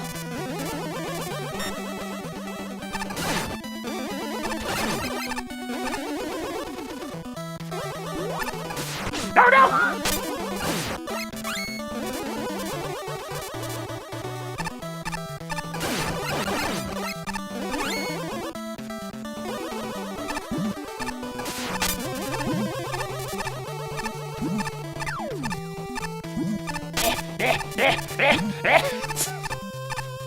Gotta rub up against the side of the wall.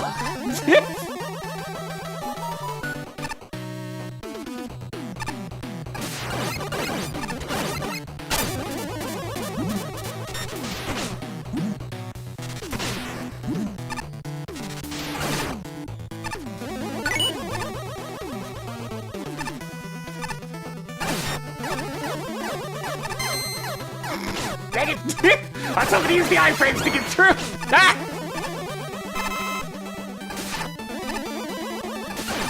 I see that spike!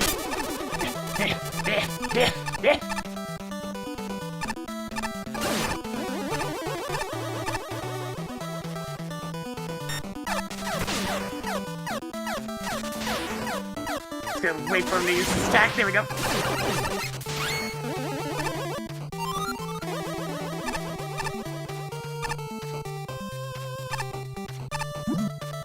I'm not statically charged!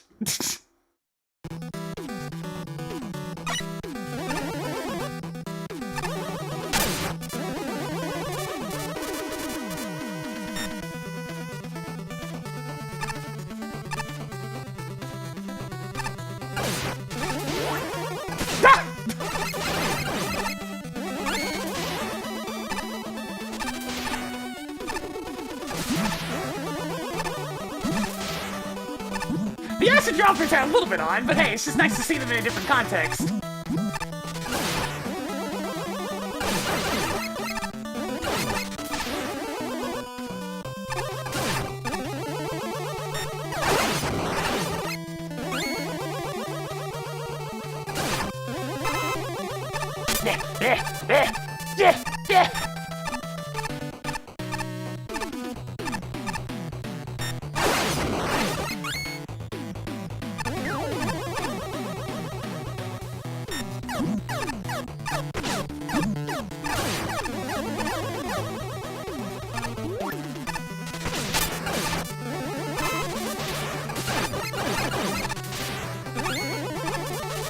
Charge!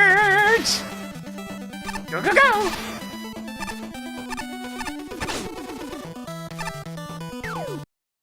Ow! I will admit, it is actually quite difficult to see the static during that section. I was trying to look up at my energy meter, but it kind of really blends in with the colors that's chosen for the spikes.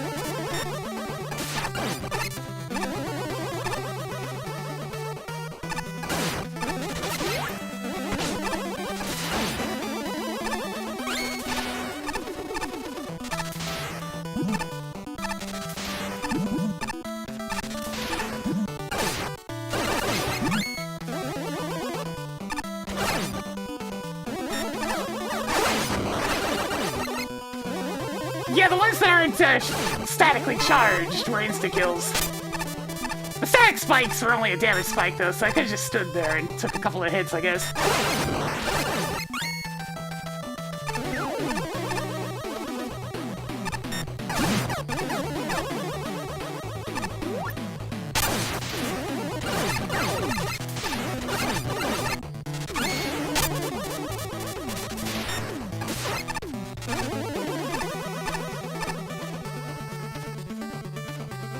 Yeah, that meter looks way too similar to the spikes. I still had to look around a little bit to notice it again.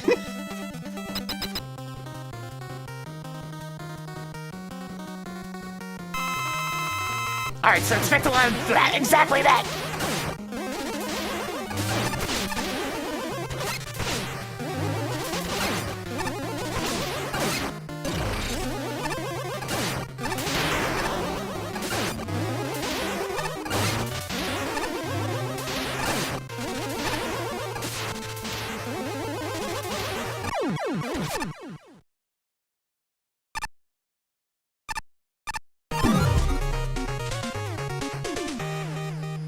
Nice.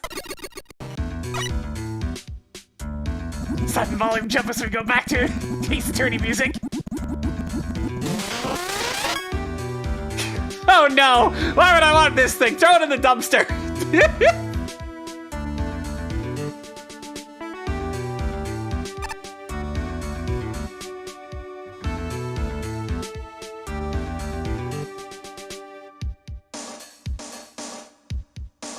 I like this one a good bit, but I've definitely liked some of the other levels better.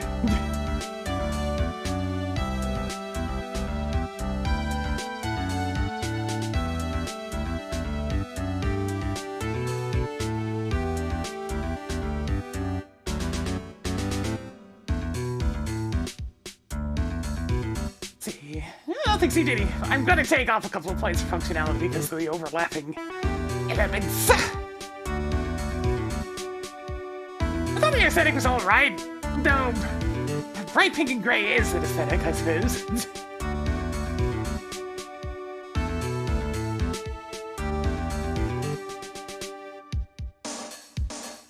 Let's see what we got.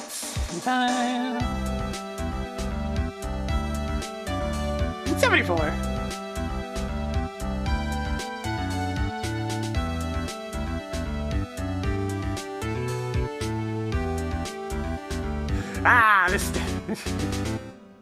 This stage has a pretty fun central gimmick with the having to run up against static-inducing bits of electricity to get charged up and ready to cross platforms that only show up when charged. The enemies also making use of this, particularly the little sheep fellas, is a cute touch. With that said, however, certain parts of the stage feel kinda empty. A lot of big open rooms with not a lot going on. And the rather homogeneous aesthetic throughout.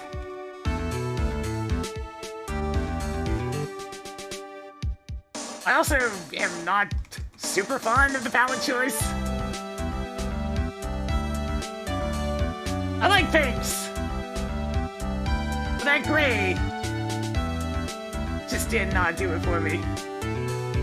But that is much more subjective.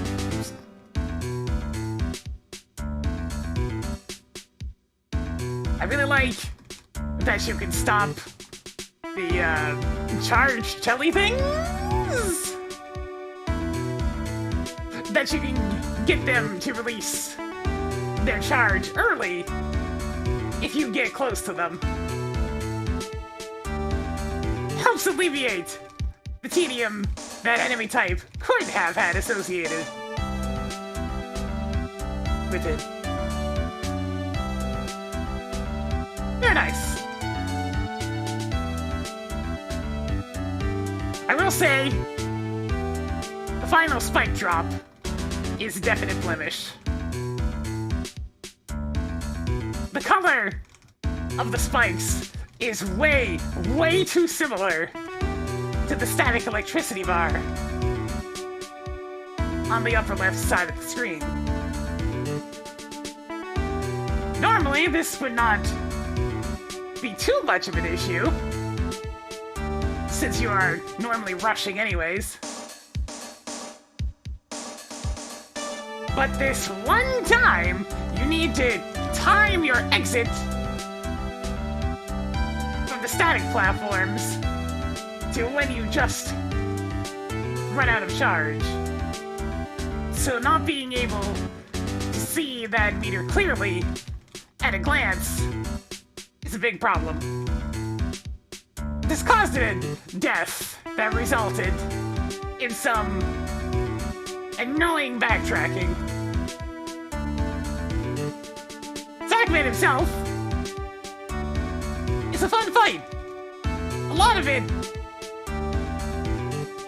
really boils down to just timing your jumps good and paying attention to where the clockwise electricity pattern currently is. Yeah! It was fun, and the damage output was perfectly fair. And they capped off to a pretty good stage.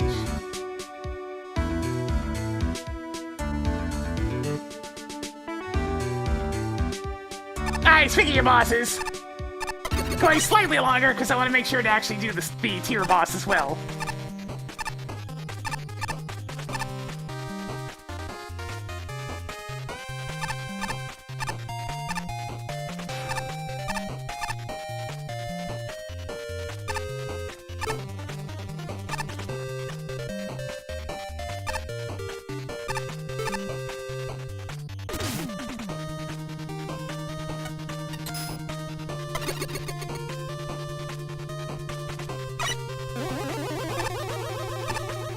Looks like I'm not gonna be able to get out of breaking this one!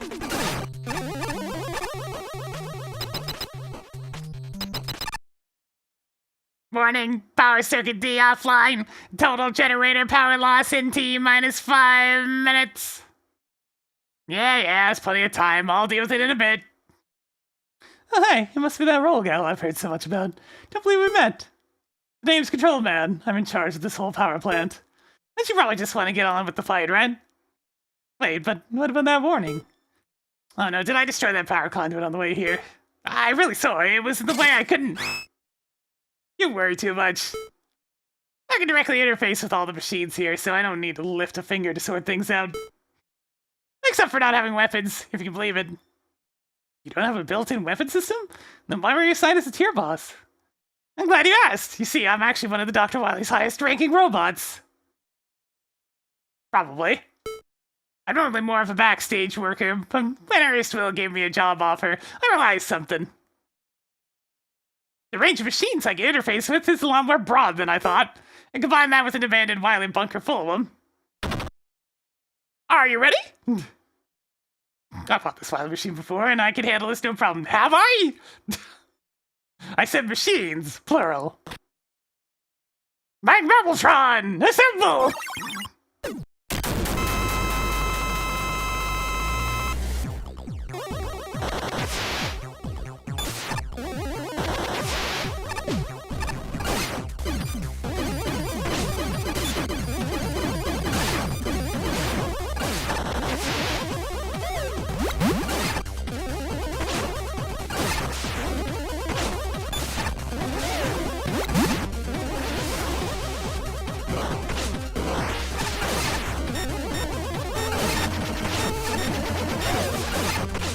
Oh, that's a lot of stuff flying.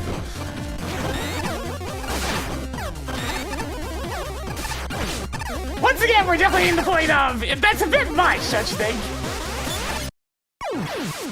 Alright, how many different attacks are we gonna have? Let's find out.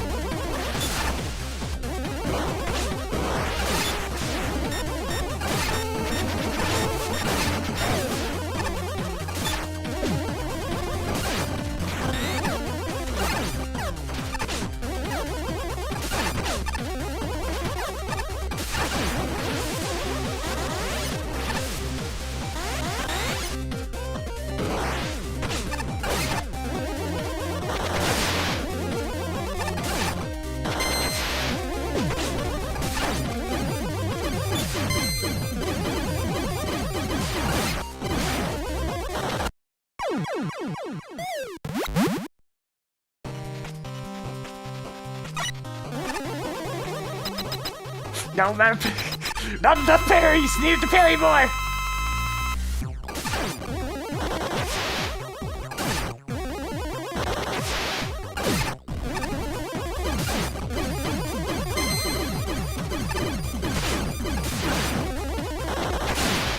I just think it's a bit too much.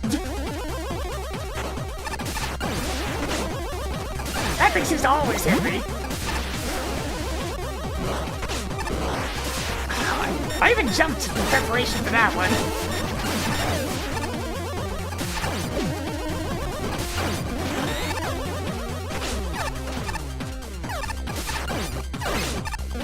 Alright, I gotta remember I can actually destroy this.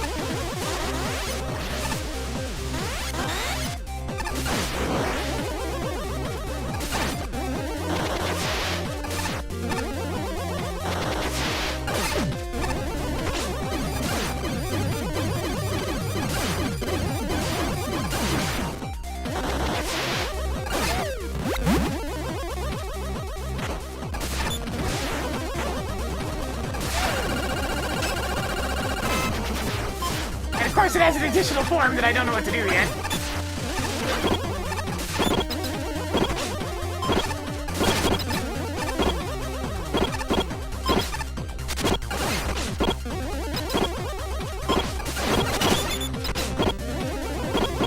Can I control the... Oh man, that's a lot to have going on at once, man. So I have to damage the control unit to actually make the boss vulnerable after all that, too.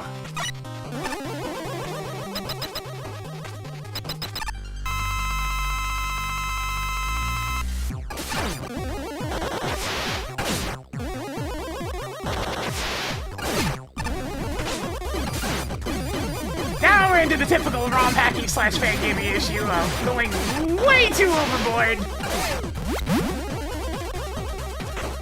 I don't mind challenges, but I do prefer to keep things a bit closer to official games, otherwise you get into the same habits as, well, some of my own custom works.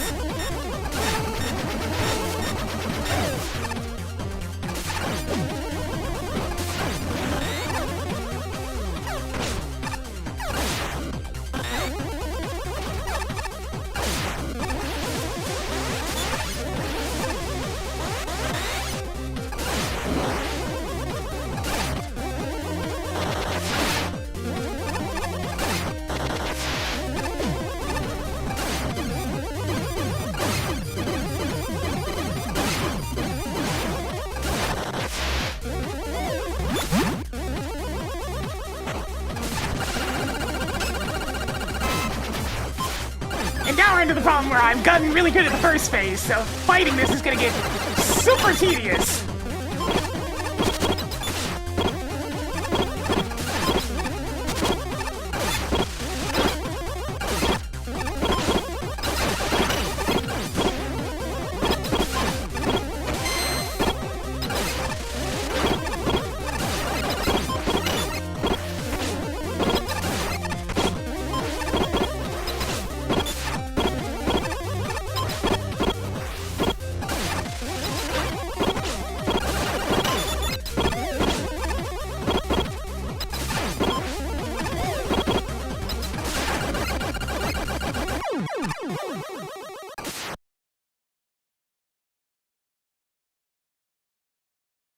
Well, yeah, that's a well to you, mister. You made me fair and square, gonna claim your prize. I should probably prepare a new power conduit.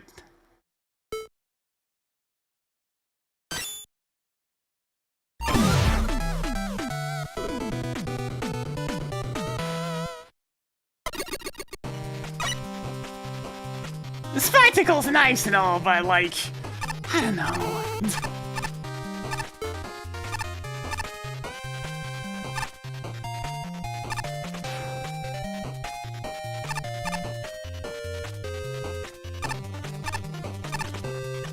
I just felt the second phase was completely unnecessary, I guess. Yeah, it wasn't that bad. I was able to figure out what I was supposed to do quickly enough. But throwing that on top of just getting through all that initial spam is certainly something. It's dodgeable and very learnable, as we saw, which is good. But it's just... It just doesn't feel right.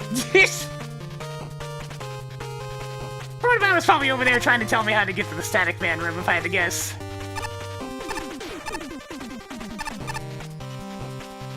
This plant has a restricted area below a trap door. Think of it as someone's private laboratory. You only need to use a treadmill to cut the door's power, but it's hidden away somewhere. Here's a clue. Certain panels of the walls hide secret passageways.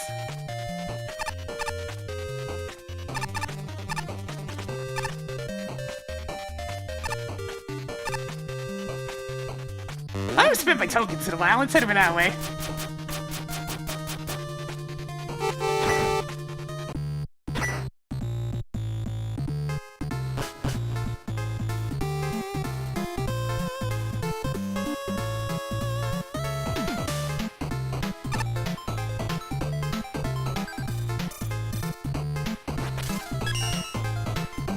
$82 tokens, huh? I might as well finally grab this. I haven't really been using weaknesses at all, but if I re-see a boss, at least now I'll be able to be like, yo, what are they weak to?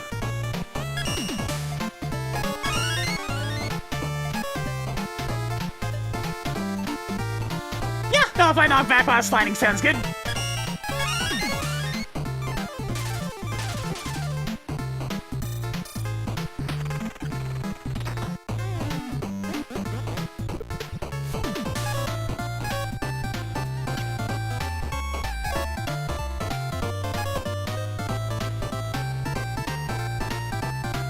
An undershirt? I mean, I guess I can grab undershirt.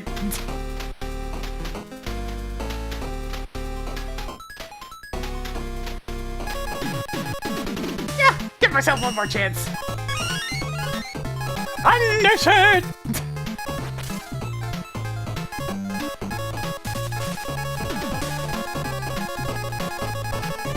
Bullet!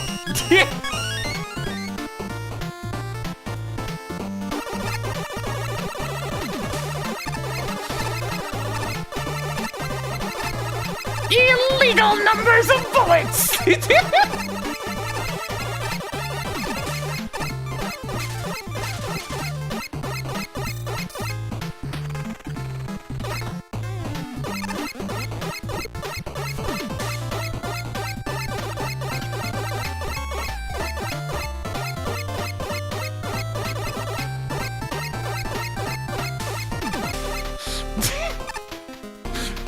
Now I can find the music unless I so please. Without having to worry about such things as bullet limits. There.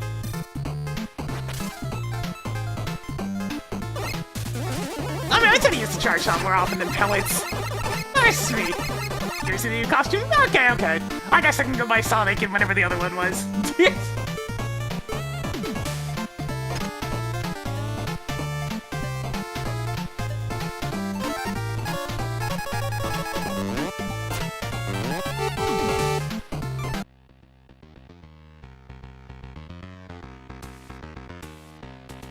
Where'd your head go? This fellow's either cheering you on, or directing the airplane traffic on this floor. Oh no.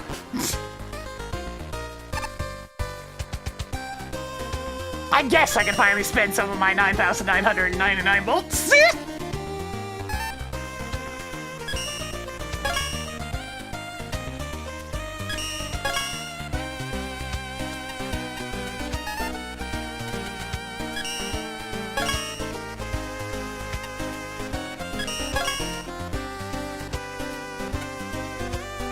Ah, yes, the carrots. I remember that one.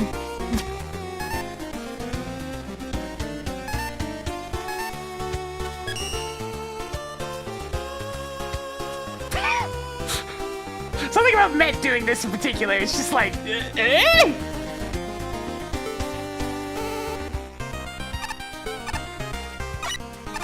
Choo-choo! Yeah, that makes sense. As a general platform. Wow. Stone-faced serious Met.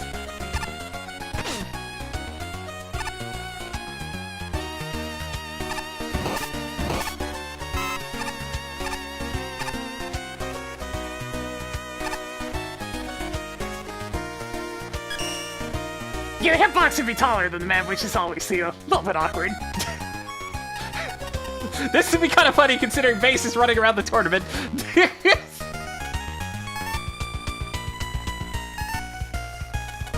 Yeah, I guess I'll look at Sonic.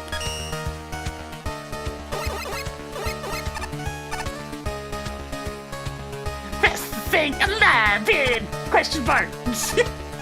Yeah.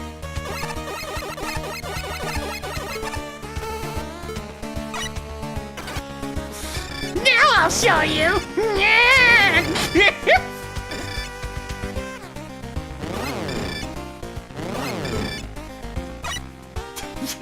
Yeah, that's what I was expecting. What is... Jess's face looks particularly odd here.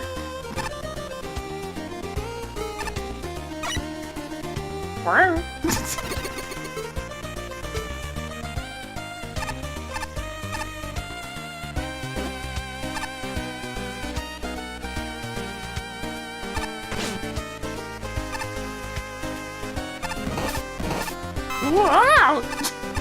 Alright, back to roll.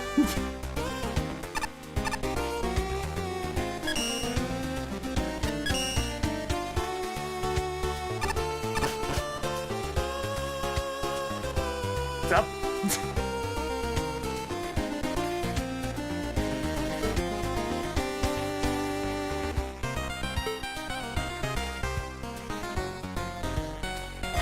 Speaking of roll, I need to go talk to myself real quick.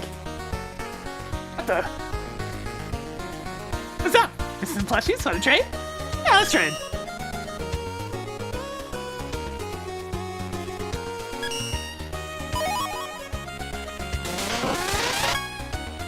Oh, okay, that's appropriate. He can really move. He's really got an attitude.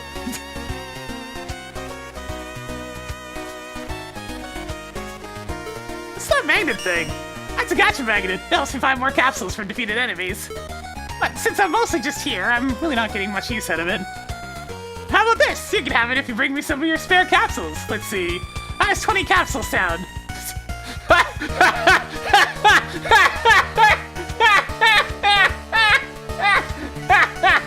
No. Can I just pay you in bolts instead? Do you know how long it's gonna take me to get 20 spare capsules? Are you kidding me? Absolutely not! I'm gonna spend time with this roll. Actually, no, Impact Man. Impact Man. Yeah, there's a reason I'm not 100%ing this game. I'm good on not grinding solitaire. And I think that's not the only collection. There's also fish. Yeah, I said the plushies weren't bad enough. There's also fish. You can effectively buy the capsules at the casino, yeah, by playing the mini games. And one of the most effective ways to do that is, well, solitaire.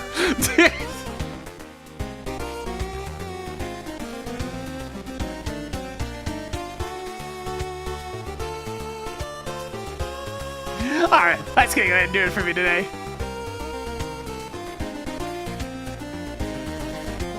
If you enjoyed the content, please give it a follow. It helps the channel grow. Gets those numbers going on up. I do succeed here on Twitch.tv. On the YouTube side of things, give it a subscribe. You'll get the notifications as well. I'll call it there. I'm not 100% sure when I'm streaming tomorrow, but hopefully we'll find something fun to do. Might be more of this, we'll see. All done with tier 12, moving on to tier 13 next time. Oh yeah. Speaking of, I can clean up the spreadsheet for this particular tier now that I'm done. Delete those and delete the spare. Huzzah! 12 whole tiers. All fleshed out. Well, that's gonna go ahead and do it for me today. Until next time.